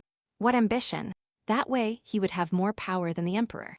But Adele doubted. Could she trust Brunhilde? She is also a mage. Brunhilde confessed that she came to her because she could no longer ignore the horror the Duke is unleashing. We must stop him before this turns into hell. Adele asked if she had more allies, and she nodded. Then Adele chose an outfit. Hannah decided to take the sketch to His Majesty, so their outfits would match perfectly. The Empress knew that, after all this, Carl would hesitate to go to the banquet with her, and she shared that grim prediction with Geeks. She was sure he would go with Diane. So Hannah decided to send the sketch to Marquis Herbert. If Adele is left without a partner, an assistant must accompany her so she maintains her reputation. The girl remembered recently asking him to leave, but she decided she must send him a letter now. Lionel's butler believed that he felt lonely in the huge estate and encouraged him by telling him he would soon have a family, and there would be more people there. Then, the Marquis went for a walk in the garden and imagined what it would be like if he walked there with Adelaida. He imagined them sitting under a beautiful tree and talking about everyday things, and then returning to the estate at sunset. Lionel would share delicious food with her, and then they would go to sleep in a cozy bed under a warm blanket. At the same time, he considered these absurd dreams, as he wanted to be faithful to her, and now he understood how much he loved her. Then, they brought him a letter from Adele asking him to be her partner at the ball, and to choose a suitable outfit for her. The Marquis perfectly understood that she was asking him for political reasons, but at the same time his heart pounded hard. The Duke of Spone visited Lady Poitiers with gifts, but she didn't understand the reason, and he clarified that they were quality products and herbs for pregnant women. Fairy Augusto understood that he had to improve his relationship with her and break the bond between the Emperor and the Empress. Then he asked if Diane had chosen a dress, but she wasn't in a hurry, and Despone confessed that he had brought a personal designer. The concubine was happy to go to the ball with Carl, and if their outfits matched, everyone would see them as a married couple. Adelaide, meanwhile, remembered her mother's words, that one day she would meet a man who would make her heart tremble. But if she only played with him, love would begin to wither instantly and take on the color of an autumn leaf falling to the ground. Her mother advised Adele to view those moments as a midsummer night's dream, but without forgetting the duty of the Empress. Thinking about it, Adelaide recalled her dream, when Lionel gave her a bouquet of flowers, and at that moment she felt true love. At the same time, His Majesty understood that he could not harm the Marquis, and for this man he would never forget his duty. Now, His Majesty must rid the palace of the Duke of Espone and deal with him right after the celebration. Just as Adela was thinking about this, Marquis Herbert approached, and the sun shone even brighter for her at that moment. Her heart fluttered like a butterfly taking flight, but she was afraid to admit it even to herself. Lionel noticed her state and thought she felt unwell, but Adelaida assured him that everything was fine. Then, the Marquis took the cloak he had removed and placed it over her shoulders, asking her to keep warm, as it was cool. Afterward, he suggested they take a walk, and the Empress confessed she was embarrassed to ask him for help. After having asked him to leave, she also hoped that Lionel wouldn't mind accompanying her to the banquet in honor of the National Day. The young woman wished it were him who accompanied her, while feeling her heart melt and drip away. Then they ran into his brother and the Duchess, discussing that the first thing they should do was get rid of the Duke of Espone. Adela understood that the Emperor was also involved, but they couldn't touch him to avoid a revolt. Additionally, they examined a map where the magic radii and the places where the towers descend were marked. But they knew that the Duke's ultimate goal was to control the entire empire with magic. Elizabeth was burning with rage. She saw him as a madman, and Duke Waldorf asked if His Majesty knew about those radii. Adele confessed that Carl mentioned it, when explaining that it was a means to preserve his power. The Marquis asked if there was proof, and they informed him that Brunhild had to prepare everything necessary. Then he proposed revealing the whole truth right after the banquet. Everyone agreed that Despone and Poitiers must pay. Afterward, Adele should take command of the magic squadron. To do this, the Marquis would investigate Brunhild's surroundings. Meanwhile, a doctor came to see Diane, who asked him when her belly would start to grow. Admitting that she felt it move, Diane understood that all symptoms pointed to pregnancy, but she didn't understand why the doctor wasn't rushing to give a diagnosis. He explained to the concubine that for an accurate diagnosis, they had to wait at least 1 more month, but she replied that he told her the same thing last time. But the girl no longer cared whether he diagnosed her or not, as she herself felt the baby very well. Then she called Lorraine and ordered her to prepare everything, as she was going to the Empress's palace. Adelaide was a little surprised that Diane was coming to see her, and Hannah explained that it was unnecessary to meet, and she was ready to dismiss her. Even so, the Empress agreed and soon entered her office. Then Her Majesty noticed how thin that concubine was. Diane expected the Empress to envy her, as she had something His Majesty did not possess. Afterward, the concubine apologized for not being able to help with the banquet preparations due to her pregnancy. Then she added that she would accompany His Majesty, but she couldn't stand for long, so she came to ask them to prepare a place for her. Diane assumed the Empress would be furious about her request, but noticed that she looked at her with complete indifference. Adelaide simply explained that she had already prepared everything, and that she could check the places in the banquet hall herself. Diane understood that everything had turned out as she wanted, but at the same time, she couldn't shake the feeling of having lost to the Empress. Afterward, His Majesty stated that she could leave, but added that she had noticed how thin she was. Adelaida supposed it was severe discomfort, but the concubine didn't understand why she cared so much about her. The Empress also knew that she couldn't tolerate certain foods and promised to take care of that personally. Diane was even more surprised. Not even the Emperor showed such concern. She didn't understand why Adela was doing this. On her way back, she thought the Empress was clearly beside herself, and now she didn't know what to expect from her. Elizabeth, walking through the palace, remembered how Carl called the previous Empress Mom, but she always got angry, explaining that he must address her as Empress. Period. She disliked that clingy brat and was kinder to Elizabeth, knowing how much it hurt her feelings. The princess noticed it, but kept quiet. When she visited him, she noticed that her uncle was always with him. He always consoled Carl with promises of future power, and the lady still remembers his cunning look towards the emperor. Despite everything, the young woman still couldn't oppose Despone out of guilt, but decided to convince Carl one last time. She hoped she wasn't too late, and soon presented herself before His Majesty, who asked what was happening. Elizabeth wanted to speak to him like an older sister, and began to explain that, even if the towers disappeared, she wouldn't lose her title. She also added that his power would remain intact, and begged him to be realistic, to keep his feet on the ground. But Carl disagreed with her, and reminded her how Mom once stated that without the towers, no one would recognize his power. However, Elizabeth assured him that the previous Empress was mistaken, but the Emperor stated that he was already destroying the towers. The young woman understood that she had left him alone for too long, and didn't know what to do now. She was lost. Carl believed the towers should not be destroyed, and wanted to know how not to harm the Empress, and at the same time stop her. At that moment, a servant handed him a report about His Majesty's life when she was Princess Gotrov. In the documents, he discovered that she herself had prepared to be sent away, and although she managed to avoid it, Adele accepted. The Emperor also understood that she would never return to her homeland, but he didn't understand what an Egmont was her source of security. His Majesty began to suspect that she obtained her power from the title of Empress, and he decided to see what she would do if he took it away. Meanwhile, Adele, saving resources and sacrificing her own budget, helped the people of the lower districts. The day before the national festival, basic supplies were also delivered, and this infuriated Despone.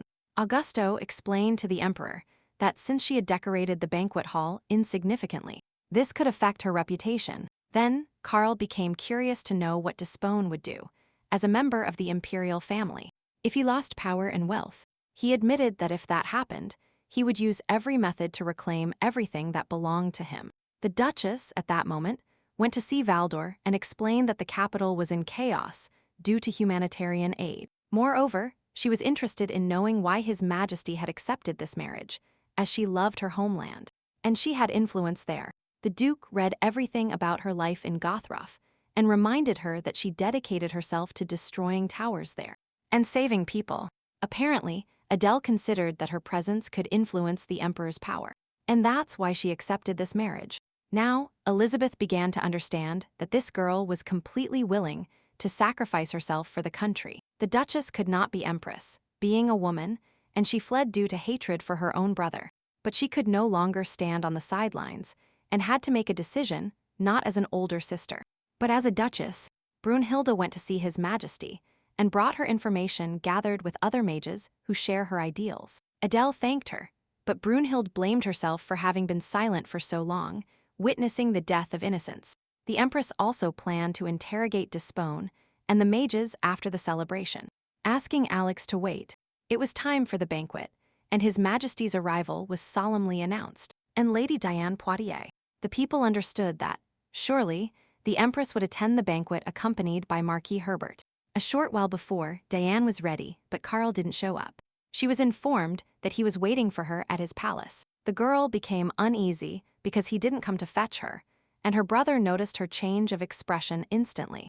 He also noticed that his sister had lost weight, but she just walked past him and scolded him for not asking about her health. Furthermore, Diane realized it was the first time she had heard those words from the Empress. When she visited, afterward she went to meet His Majesty, and noticed that, as always, he looked absolutely impeccable. He was divinely handsome, but his cold eyes were like those of a wolf, and that made her love him even more.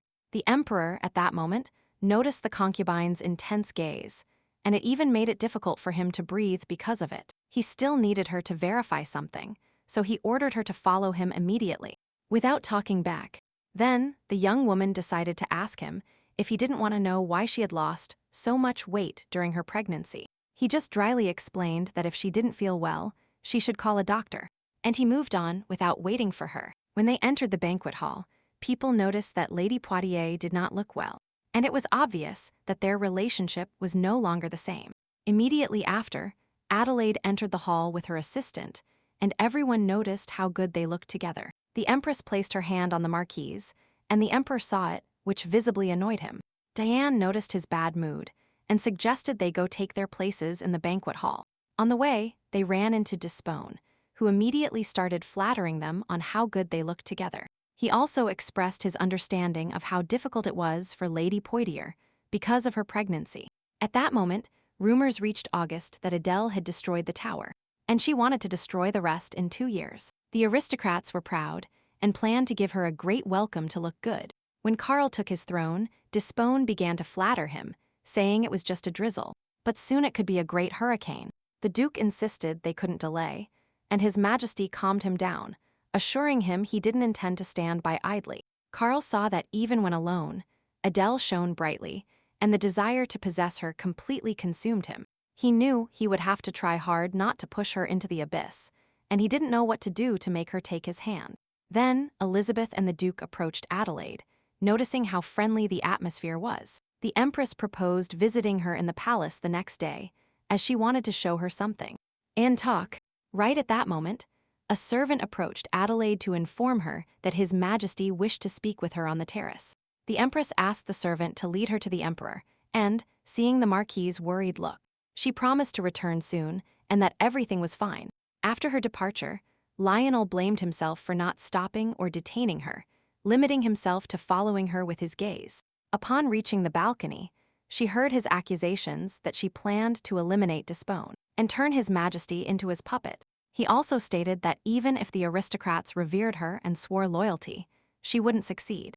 Then, Charles explained that the reason she could still be Empress of Egmont was her connection to him.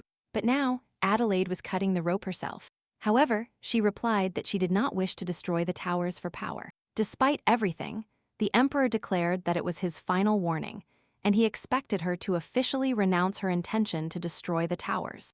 But His Majesty should no longer act as a mage. She refused, clarifying that she will not impose her goals on the king. And listen, she added that if he destroys the towers ruthlessly, the aristocrats will see him differently. Carlos counterattacked. He said that she, as Empress of Amand, ignores her primary duty and rejected her warning. Immediately after, the Emperor called a servant and ordered him to bring the temple priest who officiated her wedding. Furthermore, he demanded the presence of the chief judge. Meanwhile, he thought about what Adele would do upon losing her title. She never forgot that responsibility, but today, that titanic burden felt crushing. While reflecting, alone on the balcony, Marquis Herbert appeared on the scene. Seeing her distressed face, Lionel knew something was wrong. She realized she had shown her weakness. Adelaide hated showing vulnerability. But next to him, the urge to break down crying was constant. His Majesty admitted to the Marquis that it was difficult for her, and he, with great attention, asked her how he could help her. But she didn't know how to share her problems, as her title was part of her since birth. When the priest went to see the Emperor, he called Desponia and confessed that he was going to overthrow the Empress. The Duke was surprised, but explained that without a weighty reason, it would be extremely difficult to achieve. But the High Priest confirmed that they could strip Adelaide of her title, and the reason was her refusal of the wedding night. Carlos added that the Empress must give birth to an heir, but she refused, and he let an attendant into the room.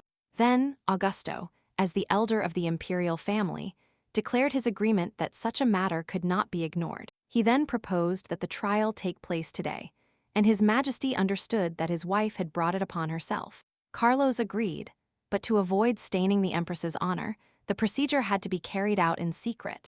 Augusto was glad that he would finally be rid of His Majesty, and thought the Emperor had devised an excellent plan.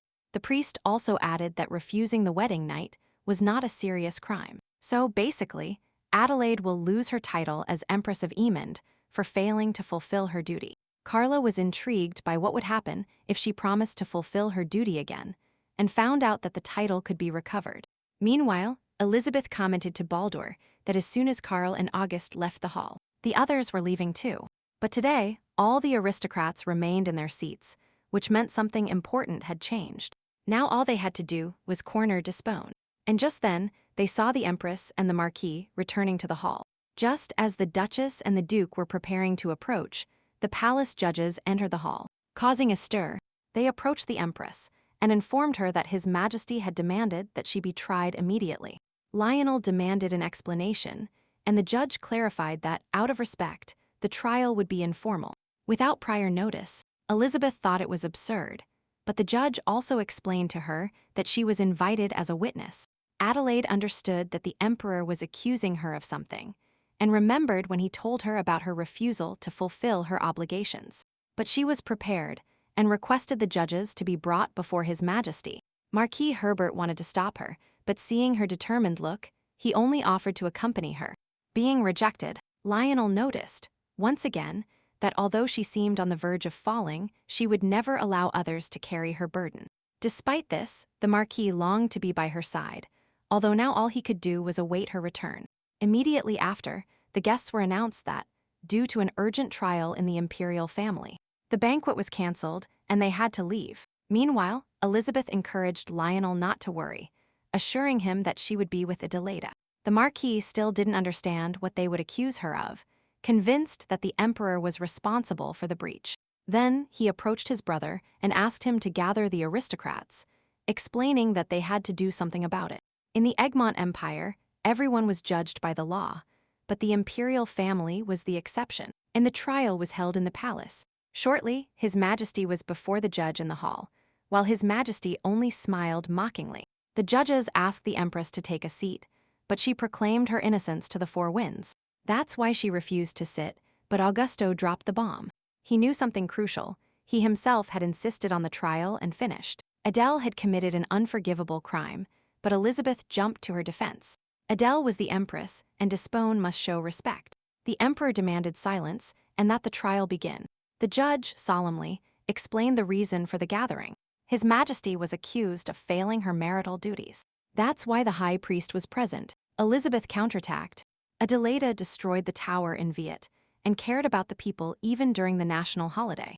The Empress was a role model. She fulfilled her obligations impeccably. A gem, Dispone replied. Destroying towers was the task of mages, and His Majesty was already concerned about the people. No more was needed. Finally, the judge got straight to the point. The real reason for his presence was her refusal to consummate the marriage. Adelaide was shocked and thought Carl was a complete scoundrel, but he just smiled mockingly. He saw himself as the one who could send her to hell, and the only one capable of getting her out of there. Now he expected the Empress to kneel before him, and at that moment, Hannah Giggs was called as a witness. When the old woman entered, they demanded she answer whether the Empress had denied His Majesty the wedding night. She explained that when the Emperor arrived with his demands, they fought fiercely, so it was difficult to have a wedding night. Then Giggs added that, on the wedding day, it was the Emperor who denied His Majesty the wedding night. But the judge and Augusto demanded that Hannah only answer the question posed. That concerned Adelaide. The young woman felt awful. She remembered the towers, the people dying, and also the slums. But the mere desire to save them was not enough, and she was so tired that she no longer wanted to resist. Hannah explained again that it couldn't only be His Majesty's fault, but then Adele asked her to stop. The old woman grew sad. She didn't want to abandon her, but the Empress wished to end all that. The Emperor rejoiced, expecting Adele to drop her pride and humiliate herself. But she admitted her fault. The young woman explained that she really couldn't spend the night with His Majesty, which surprised the judge. Her reaction was different from what Carl expected. He thought she would despair and become furious about her fate. But now, as Adelaide confessed her fault, her face revealed absolutely no emotion. Then, the Empress asked what her punishment would be, and found out she would be removed from the throne. Elizabeth simply exploded, telling the High Priest that this decision was absurd. But he explained to her that this was her duty, and by failing to fulfill it, she would be stripped of her title. At that moment, the Emperor intervened and told her he was giving her a chance to redeem herself if she immediately asked for forgiveness. Now Carl understood that everything had gone wrong, and he begged her to promise to fulfill her duty. Only Adelaide refused, and then, with the same haughtiness, asked the judge to confirm her punishment. At that moment, the emperor felt desperation firsthand, as he expected her to act in his favor. Meanwhile, the Duke of Espone rejoiced silently. The plan was proceeding perfectly to eliminate the obstacle. Immediately after, the judge ruled that, for failure to fulfill her obligations, Adelaide Ulrich would be stripped of her title. In the Valdora Duchy, a secret meeting was underway. Lionel proposed examining a crucial map. The aristocrats observed the location of each tower, and the Marquis detailed the meaning of each marked color. He then added, with chilling coldness, that the red zones indicated where they planned to launch the next towers. Amidst the confusion, Lionel revealed that the targets were the Emperor and the Duke of Espone, so that the towers would dominate the empire. The Marquis continued, explaining that afterwards they could use their powers without restrictions, and the monsters would roam freely. Furthermore, they discovered that the Queen herself gave him those documents. Was the accusation a way to get rid of her?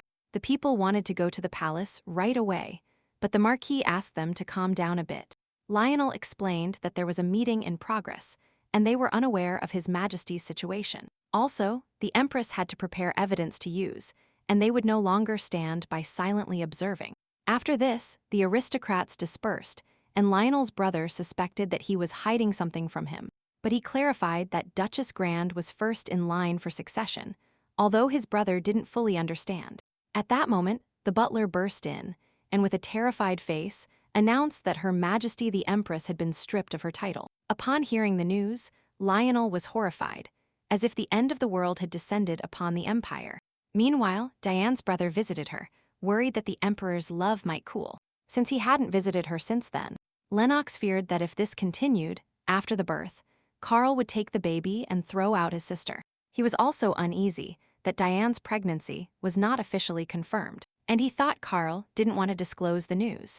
Those words only further enraged the concubine, and she again asked her brother to shut up. She herself already thought the emperor had done it on purpose by asking her to keep the pregnancy secret. Suddenly, Diane felt pain in her lower abdomen again, which intensified every day, and which she had already gotten used to. But then she realized what that pain could be. She got very scared and immediately called Lorraine, ordering her to bring the midwife. The concubine also demanded that they find a very experienced midwife and do it as soon as possible. Alone and suspecting the worst, Diane approached the fireplace with a huge desire for everything there to burn down to the foundations. Shortly after the trial, a squad of messengers was formed to inform Gottthroff about the overthrow of the Empress. Carl understood that the deprivation of the title for such reasons would be etched in history, and Despone promised to pass it on to the messengers. Then, a man in a robe entered the emperor's cabinet, and he ordered him to board the ship along with the messengers.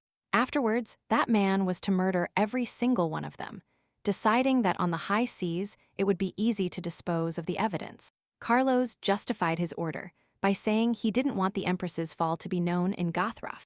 Moreover, that mercenary must not get caught, and must do everything exactly as His Majesty had instructed. Carlos also didn't understand why everything turned out this way, if he only wanted to push the Empress into the abyss of despair.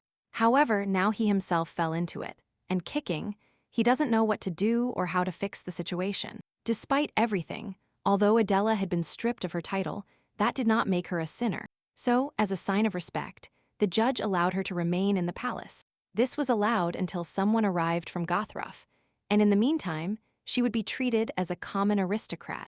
The young woman reflected at length on what had happened, and then Hannah entered, who, seeing her tired, suggested she sleep. Adelaide asked her not to be sad, but the old woman couldn't hold back tears, and asked why she was alone by the window then. The princess explained that in such a large room, she didn't see a place for herself, so she didn't know where to go. At that moment, Duchess Grant made an appearance and declared to Adelaide that she should not have admitted her guilt. She explained that if she had delayed things, they would have found another way out, but she didn't understand why she gave up so easily.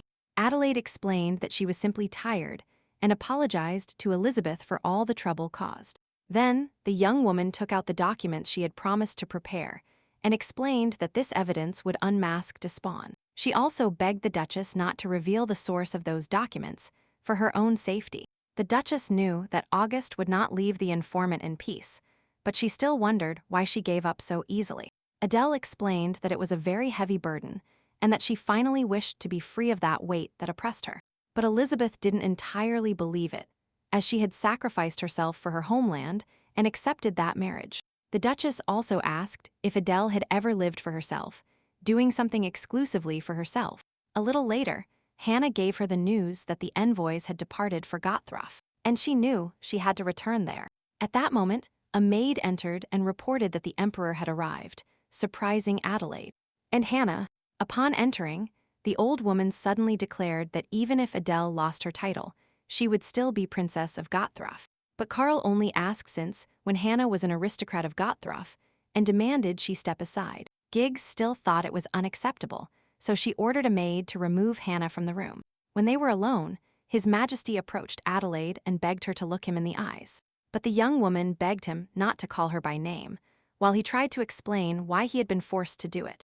In a desperate act, the Emperor knelt before her, hoping that she would finally understand his decision. Now Karl understood. From the day he first saw her, he had fallen madly in love with her. He remembered his desire to possess her completely, and now he understood that this was love, and he confessed it without hesitation. Then, Karl explained that this was the reason why he did what he did, only to keep her by his side. But to Adele, His Majesty's words of love sounded horrible, and she asked him why he was telling her now. Karl confessed that he regretted the time he humiliated and made her suffer, but he only wanted to help her. According to him, he also stated that she herself rejected all his offers, forcing him to take such drastic measures. Here the girl decided to clarify that he was demanding she act as an ornament to keep her precious title. Then she reminded him that she already admitted her guilt and had nothing more to discuss with him, asking him to leave. But Karl warned her that he would not endure the humiliations that would follow her dethronement. It enraged her that he, the Emperor Ammon himself, would kneel and confess his love. And yet Adelaide remained unmoved. His Majesty declared that if she changed her mind and promised to fulfill her duty, he would revoke the sentence immediately. Alone, the young woman remembered the Duchess's question about what she had done for herself. But Adelaide did not know what it was like to live for herself, as before she only cared about destroying the tower and saving the people. That was living for her, and if she could go back to the past, she would make the same decision without hesitation. Furthermore, Adele remembered the Emperor's confession of love and his desire to keep her by his side. She, however, did not understand how such a grotesque manifestation of selfishness could be called love. Then she remembered Lionel, who always cared for her and promised to support whatever she did. Adele recalled his affectionate voice and loving eyes, while understanding that she deserved to be deposed. Then, the young woman took out the box of poison she had brought with her from Gothroff, and decided that everything was useless. She no longer understood why she was trying, as there was no place for her here nor in Gothroff. So if she died, she would lose nothing. A few hours earlier, Elizabeth arrived at the Duchy of Baldur and asked if Marquis Herbert had appeared yet. Upon entering the room, she saw Lionel so grim for the first time, and he immediately asked the reason for the overthrow of the Empress. At the same time, the Marquis's eyes burned with a dangerous fire, and he looked like a river about to overflow. Even so, the Duchess explained to him that the cause of the sentence was the rejection of the wedding night, and she added that Adele herself wanted to end everything. The Duchess handed them the documents, explaining that they contained sufficient evidence to accuse Despone and the Emperor. Their problem remained that the mages were under Augusto's command, and that the Empress had been stripped of her title. Then, Lionel proposed spreading rumors before presenting the accusations to the High Council. They would address the issue when everyone knew about the conspiracy. Not even the Emperor could cover it up. Elizabeth also suggested informing not just the capital, but the entire country, and decided to take responsibility.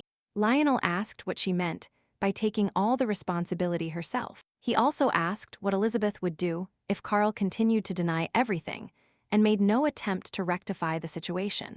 The Duchess declared that whoever resisted and dragged the country into the abyss of hell did not deserve the throne. After this, Marquis Herbert mounted his horse without hesitation and set off to visit the Empress. Although he had orders not to enter that palace, he listened to no one. Suddenly, Lionel burst into Adelaide's room, where she was sitting with a box of poison in front of her. She tried to explain to him that, had she known what was going to happen, she would have accelerated her dismissal as an assistant. After that, a deathly silence flooded the space, and it seemed to both of them that time had stopped. Lionel said nothing, but his body screamed to know if Adelaide was all right, if she was safe. The young woman understood that death was in her hand, but she was unable to carry out that fatal act. And the reason she didn't drink the poison lay in that look, in the way the Marquis observed her. Adelaide got rid of her mask, and the last thing she could hold on to, after losing everything, was not her homeland. It was the man who offered her his hands, the one willing to save her, and that man was Lionel. Then, finally, she could speak, and asked him worriedly if His Majesty was okay. Then, he saw the bottle with the deadly drink on the table, and realized that something irreparable might have happened. The Marquis reached out for the bottle, but Adelaide lunged to prevent him from touching it. The young woman begged him to give it to her, but Lionel insisted on knowing what she needed that liquid for. Adele simply explained that it was medicine for fatigue that she had brought with her, claiming she was exhausted, and that was why she took it out. Thinking she had already drunk it, he decided that he also needed to take that medicine, and he immediately brought the bottle to his mouth. But then Adelaide screamed and snatched the vial from his hands instantly, fearing for his life. Lionel saw her tormented gaze and guessed that she had been thinking all night about wanting to take her own death. Then, without hesitating a second longer, he approached her and hugged her tightly, letting her know that she was not alone and that not everything was lost. The young woman felt a warmth completely enveloping her, as well as the security and strength with which he held her. Adelaide then rested her head on his shoulder, trying to convince herself that she was simply cold. At that moment, Lionel asked her why she wanted to die, since she could simply return to Gothruff. Adelaide explained that she couldn't, because every time she felt bad, a demon started whispering to her. She confessed that if she had abandoned her brother to his fate and let him die, she wouldn't be going through this. Now the Marquis didn't understand why she was still alive, assuming she didn't want to die precisely there. He also deduced that she worried about Hannah and Brunhild, and also about the people she left in her homeland. Lionel was interested in whether the Empress cared about him, and if she was going to give up. She had better give him her life. After a while, Diane finally waited for the midwife, and thinking she had an intestinal hemorrhage, she asked if the baby was okay. But the midwife, with a sad face, explained to the concubine that it was not an intestinal hemorrhage, but she still didn't understand what she meant. The woman clarified that it was menstruation, and Diane was astonished because that couldn't be. Since she was pregnant, the midwife explained that her body had reacted to her psychological state and her strong desire to conceive. But the concubine only became enraged and declared that she felt the baby moving inside her. Just at that moment, her brother entered and felt immense rage and disappointment upon learning that Diane was not pregnant. Lennox demanded explanations, and the midwife confirmed that the girl had her period, and that she had been mistaken, adding that sometimes it happens. Diane, for her part, fell into the deepest despair, not knowing what to do now, and she felt fury against the whole world. Her brother made sure she wasn't pregnant, as he later secretly brought another midwife. But this one only confirmed it. Now he saw Diane as a fool who thought all this time she was carrying a baby in her belly, and he was furious with her. Immediately after, he called a mercenary to eliminate the midwife, so she wouldn't reveal anything, and he gave her his address. He also ordered that in 5 months he needed a newborn baby, and that it should have golden hair. The boy understood that they were clinging to that small hope, so they shouldn't let the opportunity slip away. Meanwhile, Adelaide couldn't understand what it meant to entrust her life to Marquis Herbert, who was also the Minister of Defense of Egmont. The young woman knew he had so many titles that she could not tarnish, and so she declared that she was no longer his assistant. Adelaide begged him to get up and not come back, without even being able to look him in the eyes. Lionel insisted that she look at him, but she explained that she didn't want to ruin his reputation. The Marquis confessed that he didn't care about his reputation, and then asked what Adela desired most. He also asked her not to think about nonsense, just to say what she desired at that precise moment. He assured her he would do anything, and then she asked him if he would help her die. Lionel lowered his head sadly, but admitted he was willing to do it if it was truly what she wanted. But then the girl declared she wanted to leave there, explaining that she couldn't keep being in that place.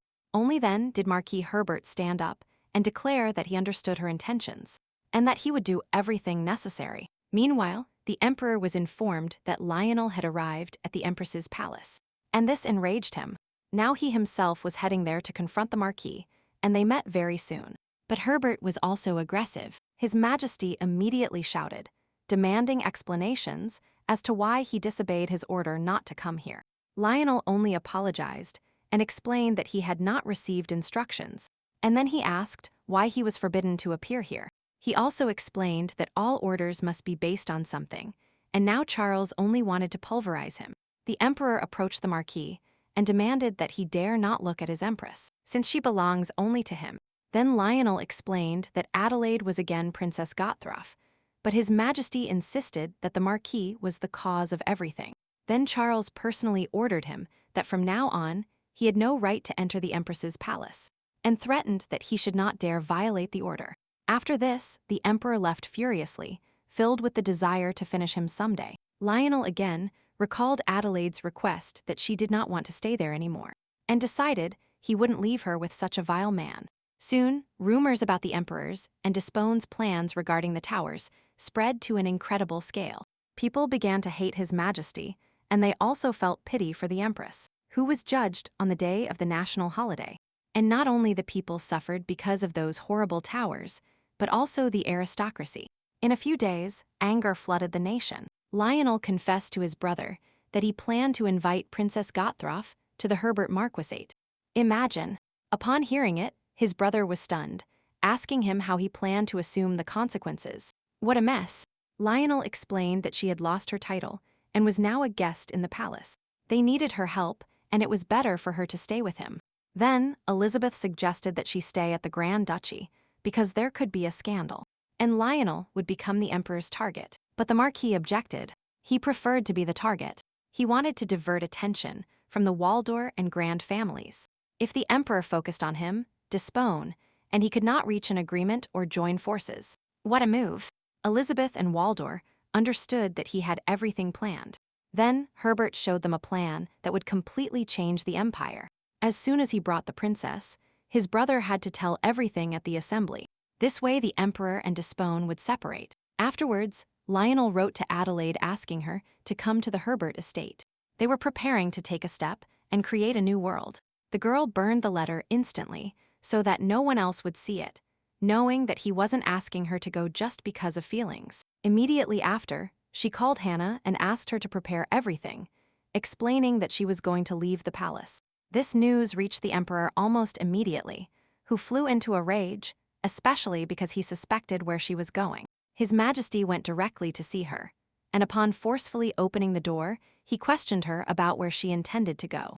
The young woman did not want to give him explanations and decided to ignore him, but he demanded an answer. Suspecting she was going with Lionel, Adele told him it didn't matter, as long as she wasn't near him, but Carl insisted on reminding her what her place was. Then, the girl declared that he could not claim she was his empress, since he had deposed her, something she intended to say anyway. Affirming that the place next to the emperor was vacant, Adele sentenced that she herself renounced the title of empress. She added, moreover, that from now on she would never be near His Majesty, and headed towards the exit. The emperor, perplexed and furious at the same time, plotted to assassinate Lionel Herbert, whatever the cost. He confessed it, and to Adele too, explaining that he was the emperor and the Marquis only a servant. So it was entirely feasible. Carl would send him to a place from which he could never return. And if he did, he would send him back again and again until he died. To top it off, His Majesty declared that if Adelaide chose the Marquis, he would do it. And he clarified that the fault would be hers. The princess replied nothing, simply continued on her way, but inside, a whirlwind of feelings overwhelmed her. Outside, Hannah took care of her as always, covering her with a cloak because it was cold. How thoughtful. Suddenly, the young woman saw a line of knights, and instantly, the second in command approached her. A knight named Jackal. Adele remembered him. They had met only twice and pursued the same goal, and now all the knights showed her their respect. Walking a little further, the princess saw Lionel approaching, whom she was so happy to see. The young woman also remembered when she first arrived in Edmont. It was early autumn, but the sun was warm and a cool breeze was blowing. But Edgemont was always a cold and eternal winter for her. Then, Adele thought and understood that her whole life had been a cruel winter. It was an unbearable cold, and only a small bottle with her end gave her peace. And now the girl understood that probably for that reason, upon seeing Lionel, her eyes always filled with tears. His gentle smile was like a gust of spring wind in the middle of winter. And now he was extending his hand to her again. The Marquis asked the princess not to worry about anything and to trust him completely.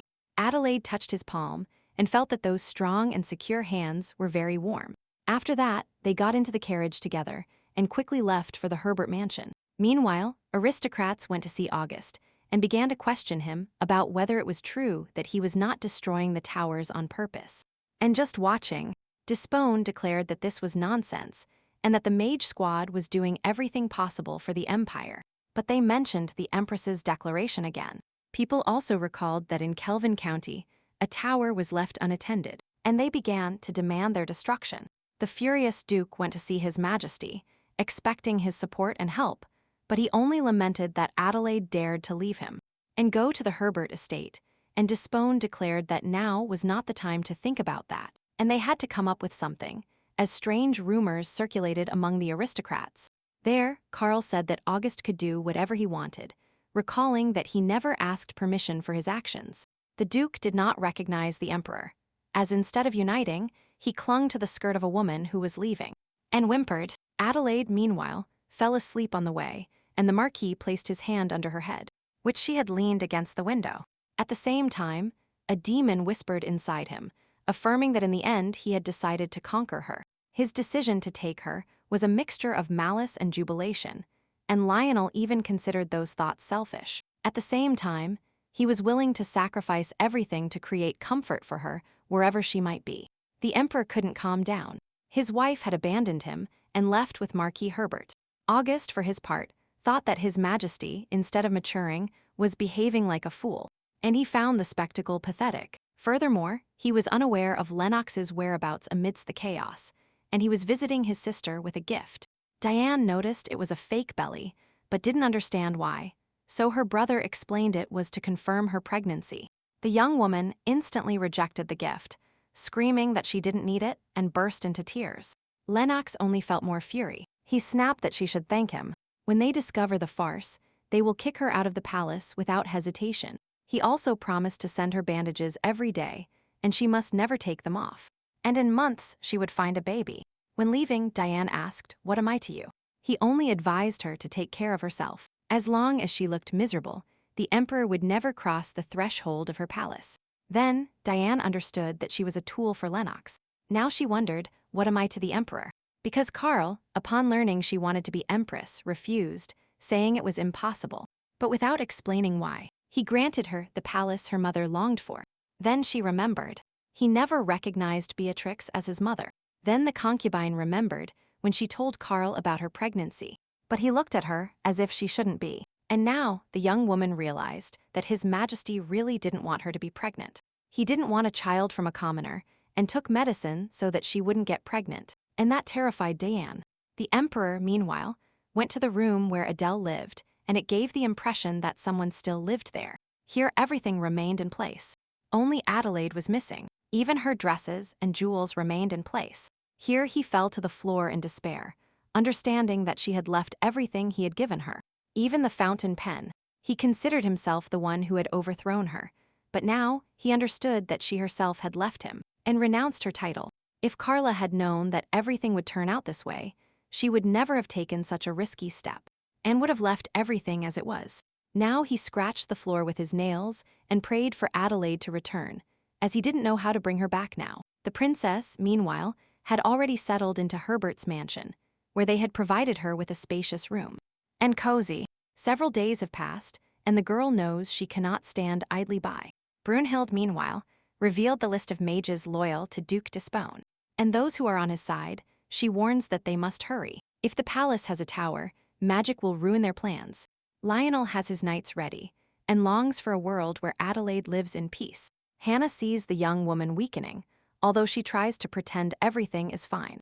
Adelaide tries to distract herself, but it is evident that the pressure is overwhelming her. The Marquis, upon learning she woke up, goes to visit her, and the princess greets him with a smile. Lionel asks if she has time, and immediately notices her mysterious notes. Adelaide explains that she notes everything about magic, and then asks where the Marquis has been. He confesses his meeting with Brunhild, because the princess seeks a better world. Herbert then promised her that he would strive to fix everything that went wrong, and help her build a new world. Then, the Marquis asked her to continue her work, while he decided to wait for her, and sat in an armchair near her. Adelaide continued taking her notes, glancing at Lionel from time to time, and soon noticed that he had fallen asleep. The young woman tried to call him, but realized that his sleep was quite deep at that moment, and so she decided to approach him. Sitting near him, the princess observed his breathing for a while longer, not daring to wake him. Now she could also examine his face once more, and couldn't even resist, and she touched his eyebrows, which she found beautiful. Then her gaze fell on his nose and lips, and Adelaide confessed to herself that she was in love with that man. At that moment, the Marquis opened his eyes and saw how close the princess was to him at that instant. Lionel even thought it was a dream again, or his illusions, and then asked why she was looking at him. The Marquis also confessed that he himself had always looked at her, and no matter how much he observed her, she always seemed interesting to him. The Marquis could barely express in words what he felt. His world now revolved only around Adele. He couldn't hold back, and a tear rolled down his cheek. The princess instantly dried it with a gentle touch. Then she leaned over and kissed him. Neither cared about status or what people said. At that moment, all barriers between them collapsed. As if they were sandcastles, the Marquis was overflowing with happiness. He could finally show his true feelings to that girl. But just at that moment, they knocked on the door. The butler announced visitors for Her Highness, with an urgent message. It was a small shield. The princess recognized the symbol of the head of the Knox family in Gothruff. Meanwhile, the furious Diane decided to see His Majesty. But the servants told her it was late, and she should wait until the next day. Even so, the young woman burst into Carl's room, who only asked what was happening. In his usual cold tone, Diane always did what he wanted. Now she realized that in that relationship, she wasn't really herself, and only now did she see the true face of that man. And sitting down, she asked him if he wanted to know what was in her belly. She meant whether it was a boy or a girl, but the emperor asked her not to talk nonsense, and that she return to her chambers.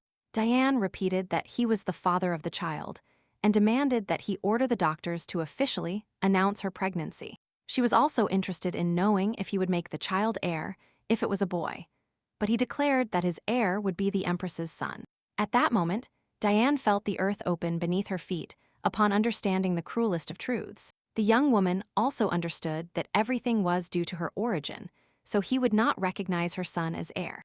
And after this, she left. But first she asked why he had then granted her the ivory palace, and why he had kept her by his side. Diane herself understood that the emperor simply unloaded his feelings onto her when he was having a bad time, and she was something like a trash can. She didn't understand why she had to go through this, since he had thrown her into hell itself.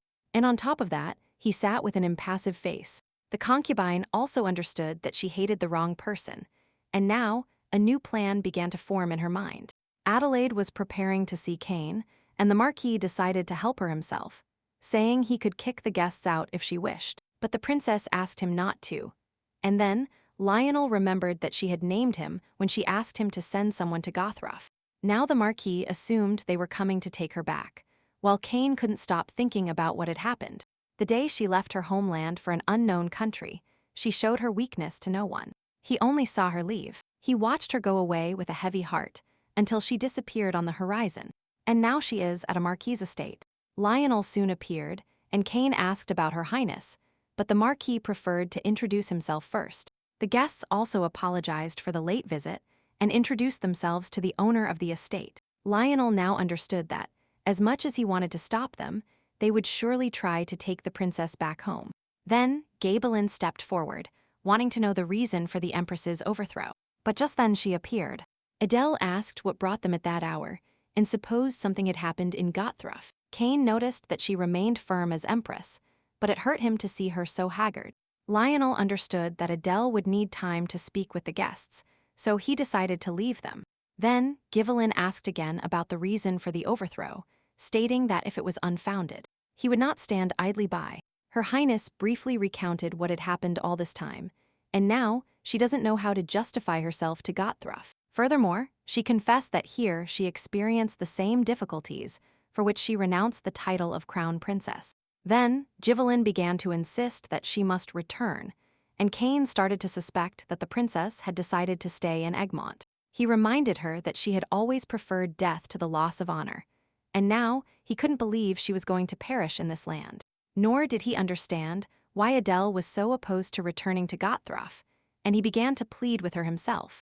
And he reminded her of the dense forest she loved so much. Adelaide realized she couldn't help missing those times, as she remembered Lionel's promise. And she didn't know if this could be called a revolution. Furthermore, by inviting him to her estate, she became a target for the emperor, and if Karl decided to attack him, he would be in great danger. The girl told her guests that she had pending matters, and added that a revolution was coming, and the people needed her help. But Cain opposed, reminding her that she was their princess, and he didn't understand why she cared about the future of that country. He also believed that revolution was something dangerous, and Gliblin confirmed his words, saying that they were worried about her life. Then he took out a letter that Adelaide's brother had given him and explained that, by his order, if she was unhappy, they had to bring her back. The girl went to another room to read the letter. In it, her brother begged her to come back and told her that he was even willing to give up his position. Lucio also wanted his sister to be happy, as before she only lived for the country. But now he wanted to help her. This message made Adelaide cry, and after talking a little more with the guests, she returned to her room. Lionel remembered how his heart almost burst when her lips touched him, and he wanted to know if there was a place for him in her heart. Furthermore, he understood that the final goal of the revolution could not be called just. Since he was doing it for himself, he still wanted to keep Adelaide by his side, although he knew it was mean and petty. But that was where his sincerity lay. Upon arriving at her room, he knocked, and when she opened, the Marquis noticed traces of tears. But he did not know the cause. Adele only told him it was late and asked him to return to his chambers, but Lionel wanted to know if she planned to return to Gothrof. The Marquis thought she didn't want to stay there, but he also wished to be the land where she could take root. Lionel longed to live with her his whole life, and kneeling before her, declared that he was ready to give her everything he possessed. Adele didn't understand why he was telling her this now, and then the Marquis, bravely, proposed marriage. He pleaded again that he wanted to belong to her, and he himself burst into tears, leaving the princess completely perplexed. And while the Marquis awaited her answer, hoping she would accept, Cain Knox entered the room. Lionel immediately felt jealous, but restrained himself, and Adele again asked him to return to his chambers. He didn't argue, and wishing her a good rest, he headed for the exit, passing silently by Cain. Afterward, the princess asked the guest why he wasn't sleeping, and he also wanted to know if Her Highness would return to Gothrof. He remembered, once again, how he went to the bamboo forest to look for her, to the place where he would show her the world they would build together. Those words were seared into the heart of that 14-year-old boy, because she promised to take responsibility for everything. He also confessed that the news of the marriage hurt him, but he accepted it, although he cannot accept that she wants to stay in Egmont. Cain burst into tears, pleading with Adele to come back with him, and the princess hugged him to comfort him. Furthermore, he admitted that the day they overthrew her, he wanted to die, but now he doesn't understand why he didn't dare to do it then. Afterward, he asked his friend to give him some time, and upon leaving the room, he noticed that something had changed in her in these 6 months. Seeing the Marquis, Cain guessed that he was the cause of these changes, and approaching, he warned him not to dare show his feelings anymore. He explained that Adele is too noble and Lionel cannot love her, but the Marquis could say the same about Cain. Then, the guest clarified that what Herbert has is not enough for the princess, and that he will certainly return her to Gothrof. Adele kept wondering why she didn't die at that moment and understood that, just when death brushed her lips, Lionel appeared before her eyes. The memories of the past desperately held her back, but they did not stop her. Understanding her feelings, the princess knew what to do.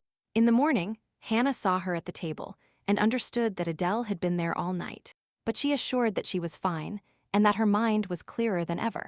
Then, the princess thanked the old woman for having brightened her life there, and Hannah thought she had decided to abandon them.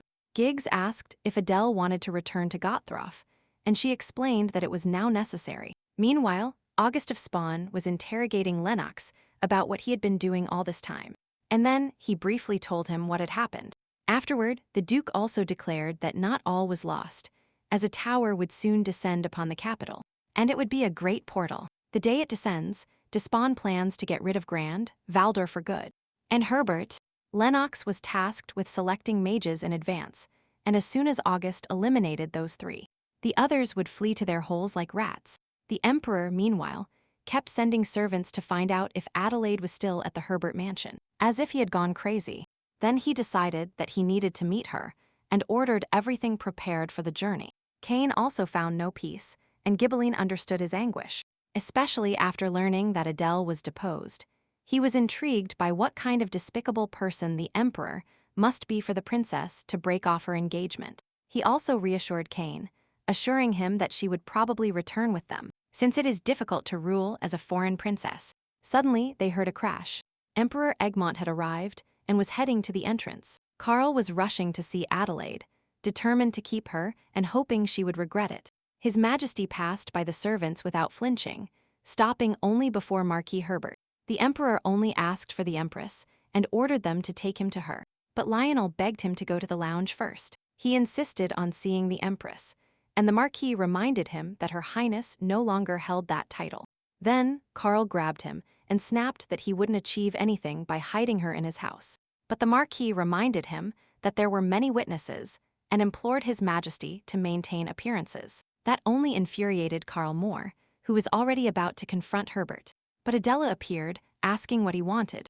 The Emperor instantly knelt, begging her to return with him. Her compatriots appeared behind her, and Carl didn't understand how or when they had arrived. Even so, he continued to beg forgiveness for deposing her in that way, and now declared himself guilty of everything.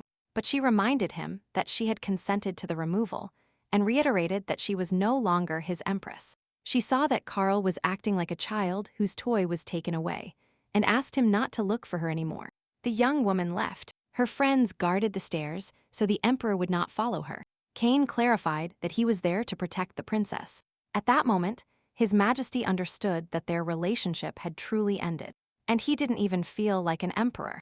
He didn't even want the throne anymore. While he lamented, the others were astonished that this man was the Emperor.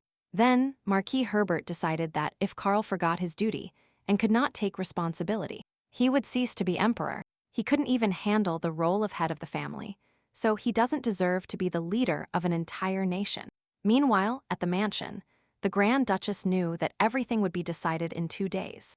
In the Supreme Council, Brunhilde informed her that the tower must fall. It could not be delayed any longer, but she still wanted to verify something. Then, she was informed that the Emperor had arrived. Upon seeing him, she repeated Adelaide's name like a madwoman. As soon as he saw his sister, he declared that he would give her the throne provided she helped him get his Adele back. The Duchess was shocked. She reminded him that he himself had deposed her. He admitted that he only wanted to show her how much he needed her.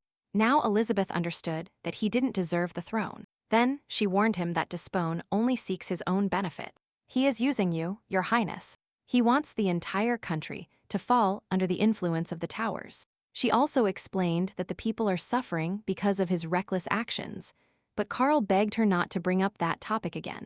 The Emperor repeated that he would accept anything just for Adele to return. Nothing else mattered to him, not even hearing about the towers. The Duchess inquired about the meaning of Ammon to him, and instantly remembered the former Empress begging him not to call her mother. Elizabeth understood that the boy's soul had been broken a long time ago, so it was impossible to return to the previous situation. The Duchess also felt guilty, but she didn't plan to stand idly by now. Meanwhile, Diane lamented the baby that never existed, although the persistent feeling of loss tormented her. When she got up, she couldn't find Lorraine anywhere and noticed the mess in the room. Assuming she had fled with the jewels, even though she had known her for a long time, but she still considered her better than the Emperor, since she didn't treat her like trash. There was a time when Diane was filled with love, but that was over. And now she understood that perhaps it would have been better if her parents had lived. She remembered her father asking her to flee quickly when a monster attacked their house. And she understood that her parents sacrificed themselves for her. The young woman also understood that, if she had valued herself more, she wouldn't have fallen to the very bottom. At that moment, Adelaide called the Marquis, and when he arrived looking somewhat disheveled, she thought he had even run towards her. He always ran to her side without thinking, no matter where she was, and then she showed him the documents, and asked him to review them. There, she precisely detailed all her knowledge about magic, crucial for carrying out her plans in the future. Afterward, Adele asked when the Marquis planned the coup, and he confessed that tomorrow's council would be the starting point. Lionel also revealed that he had prepared an estate for her on the outskirts of the capital, where she could go with her people today. But the princess declared that she would not go there, explaining that today a trip to Gothroff awaited her, since in the end, she had to return to her homeland. Those words sounded worse than a death sentence to the Marquis. He was furious, but did not dare contradict her wish.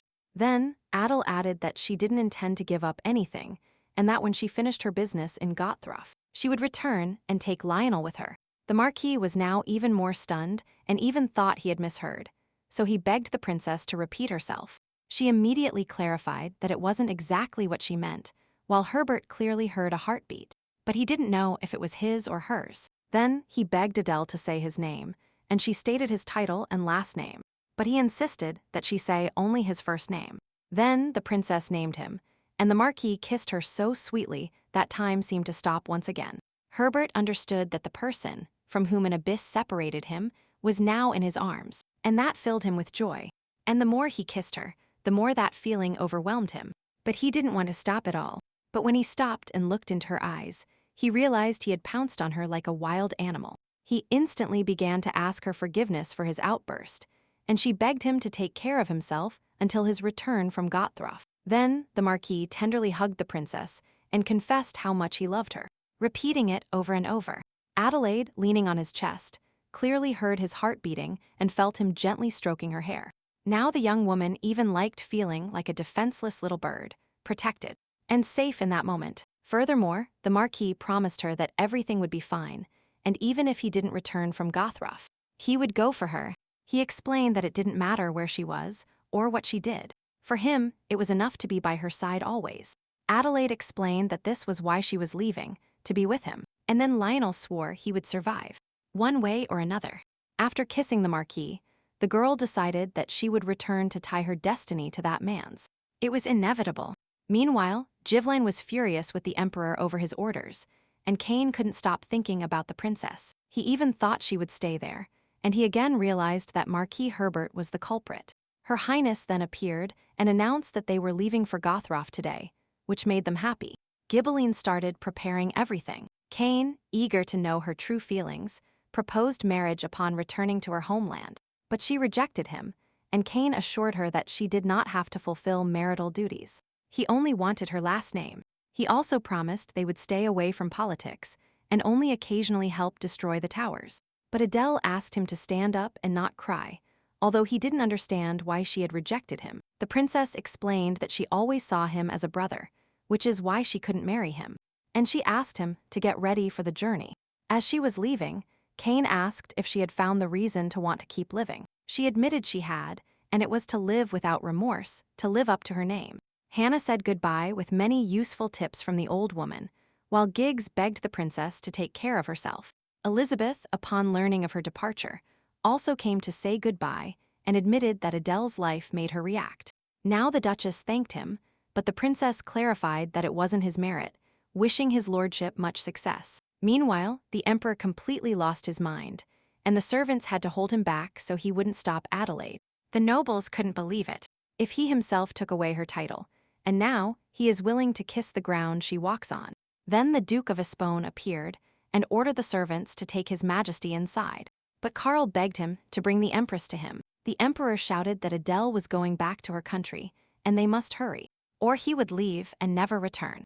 Then he demanded they release him, or he would execute them all, while August considered him a complete idiot. Diane saw everything and understood that she wasn't the only one wandering through this earthly hell.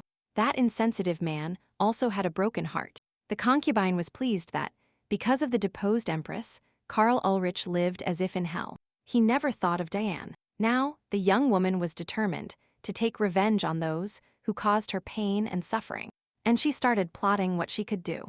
Before leaving, after saying goodbye to everyone, Adelaide hoped that no tower would descend until the revolution was over. Then they left, and the princess saw that practically all the inhabitants had come out into the street to see her off. Among the crowd, she distinguished Brunhilde, thanks to whom they now know Despon's plans, hoping everything would go well for her. The young woman set off on the journey, but soon saw Lionel alone in the middle of the desert. Their gazes met again, and, although they didn't exchange a word, Adele understood what he felt. Shortly after, the Duchess called a meeting, and all members understood that they had to win for the Empire. And for all of them. Suddenly, Brunhilde jumped up and Elizabeth became worried. She explained that they had problems, as she felt magic. This meant the tower was descending, and only Duke Despone was happy, as it was exactly what he expected. Augustus believed that even the heavens favored him, as right after getting rid of Adele, the tower manifested. He ordered Lennox to prepare all the mages, and he sensed that his master planned to take care of everyone that same day. Despone also clarified that, when the tower touched the ground, the mages must not act until the monsters destroyed Herbert.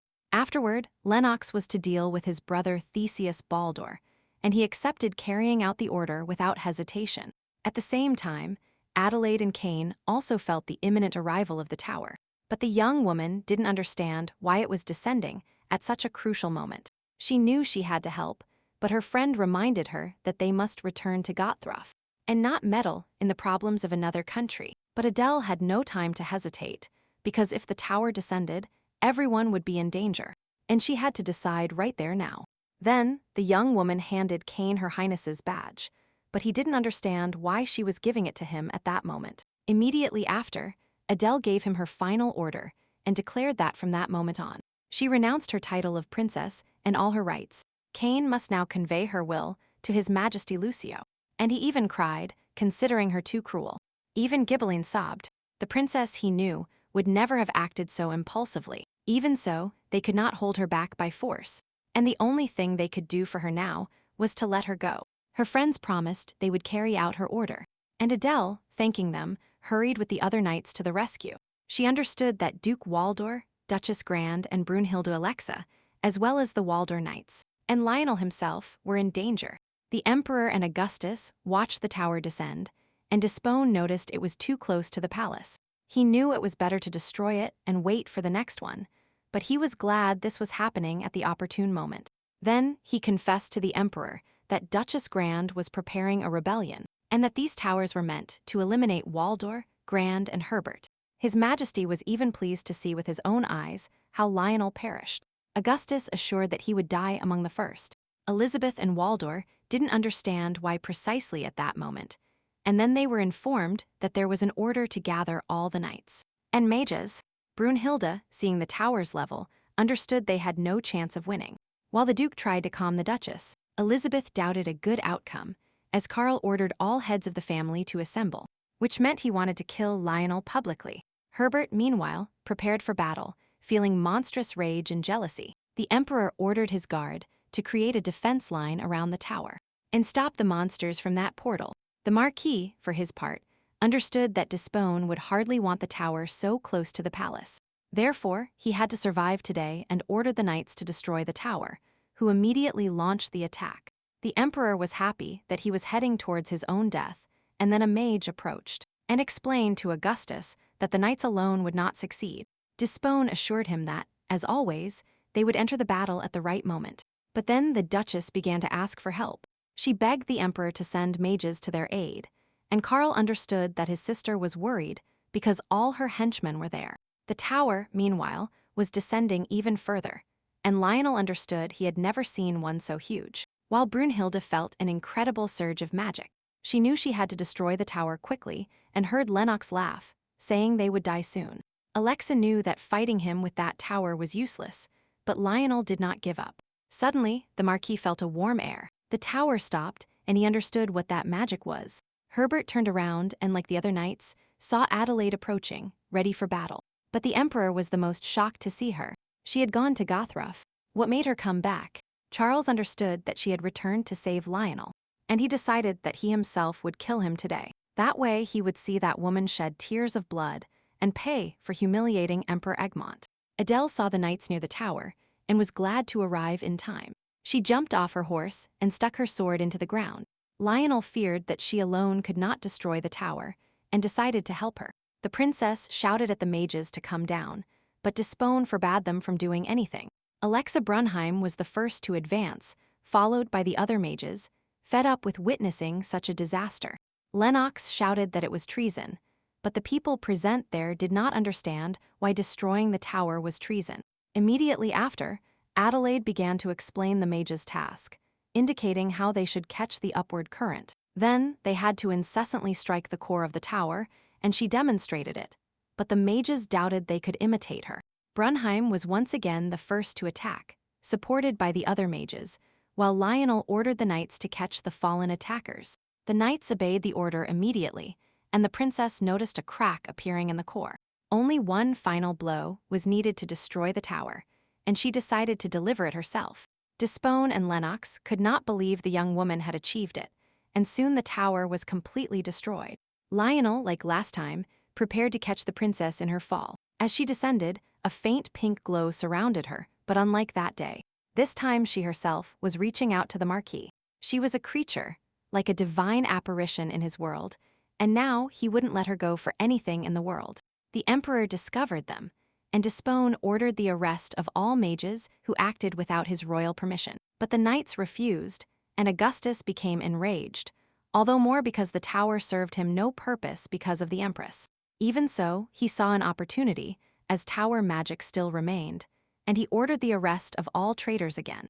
Elizabeth could do nothing to stop them, but then Lionel ordered the mages to be protected at all costs. The Emperor ordered the traitors arrested, and the people became uneasy, thinking he wanted the towers to dominate.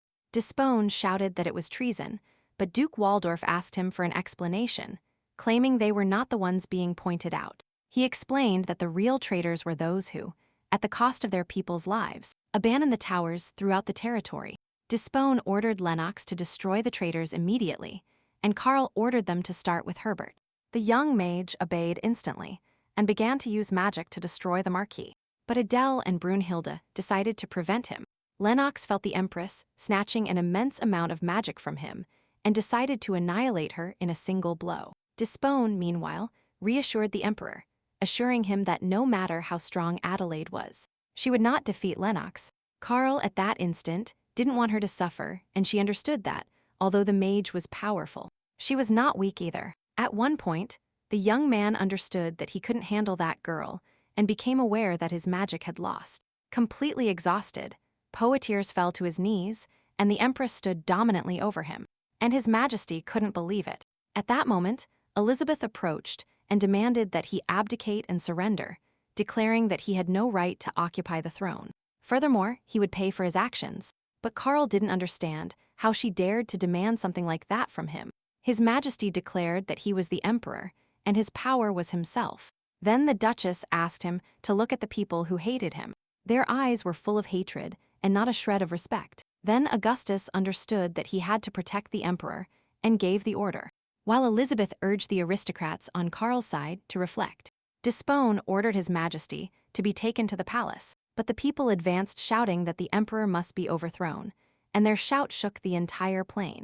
Augustus begged Karl to flee, but he was worried because Adelaide was still there. The Duke noticed that Lennox stayed with them. Soon, some of the aristocrats alongside the ruler fled to the palace and closed all the doors there. And only now Lionel, looking at Adela, understood that she returned because she cared about him. Although she did not answer that question, the girl only turned her head, as if she hadn't heard, but her ears began to turn red. And then she confessed that it was true.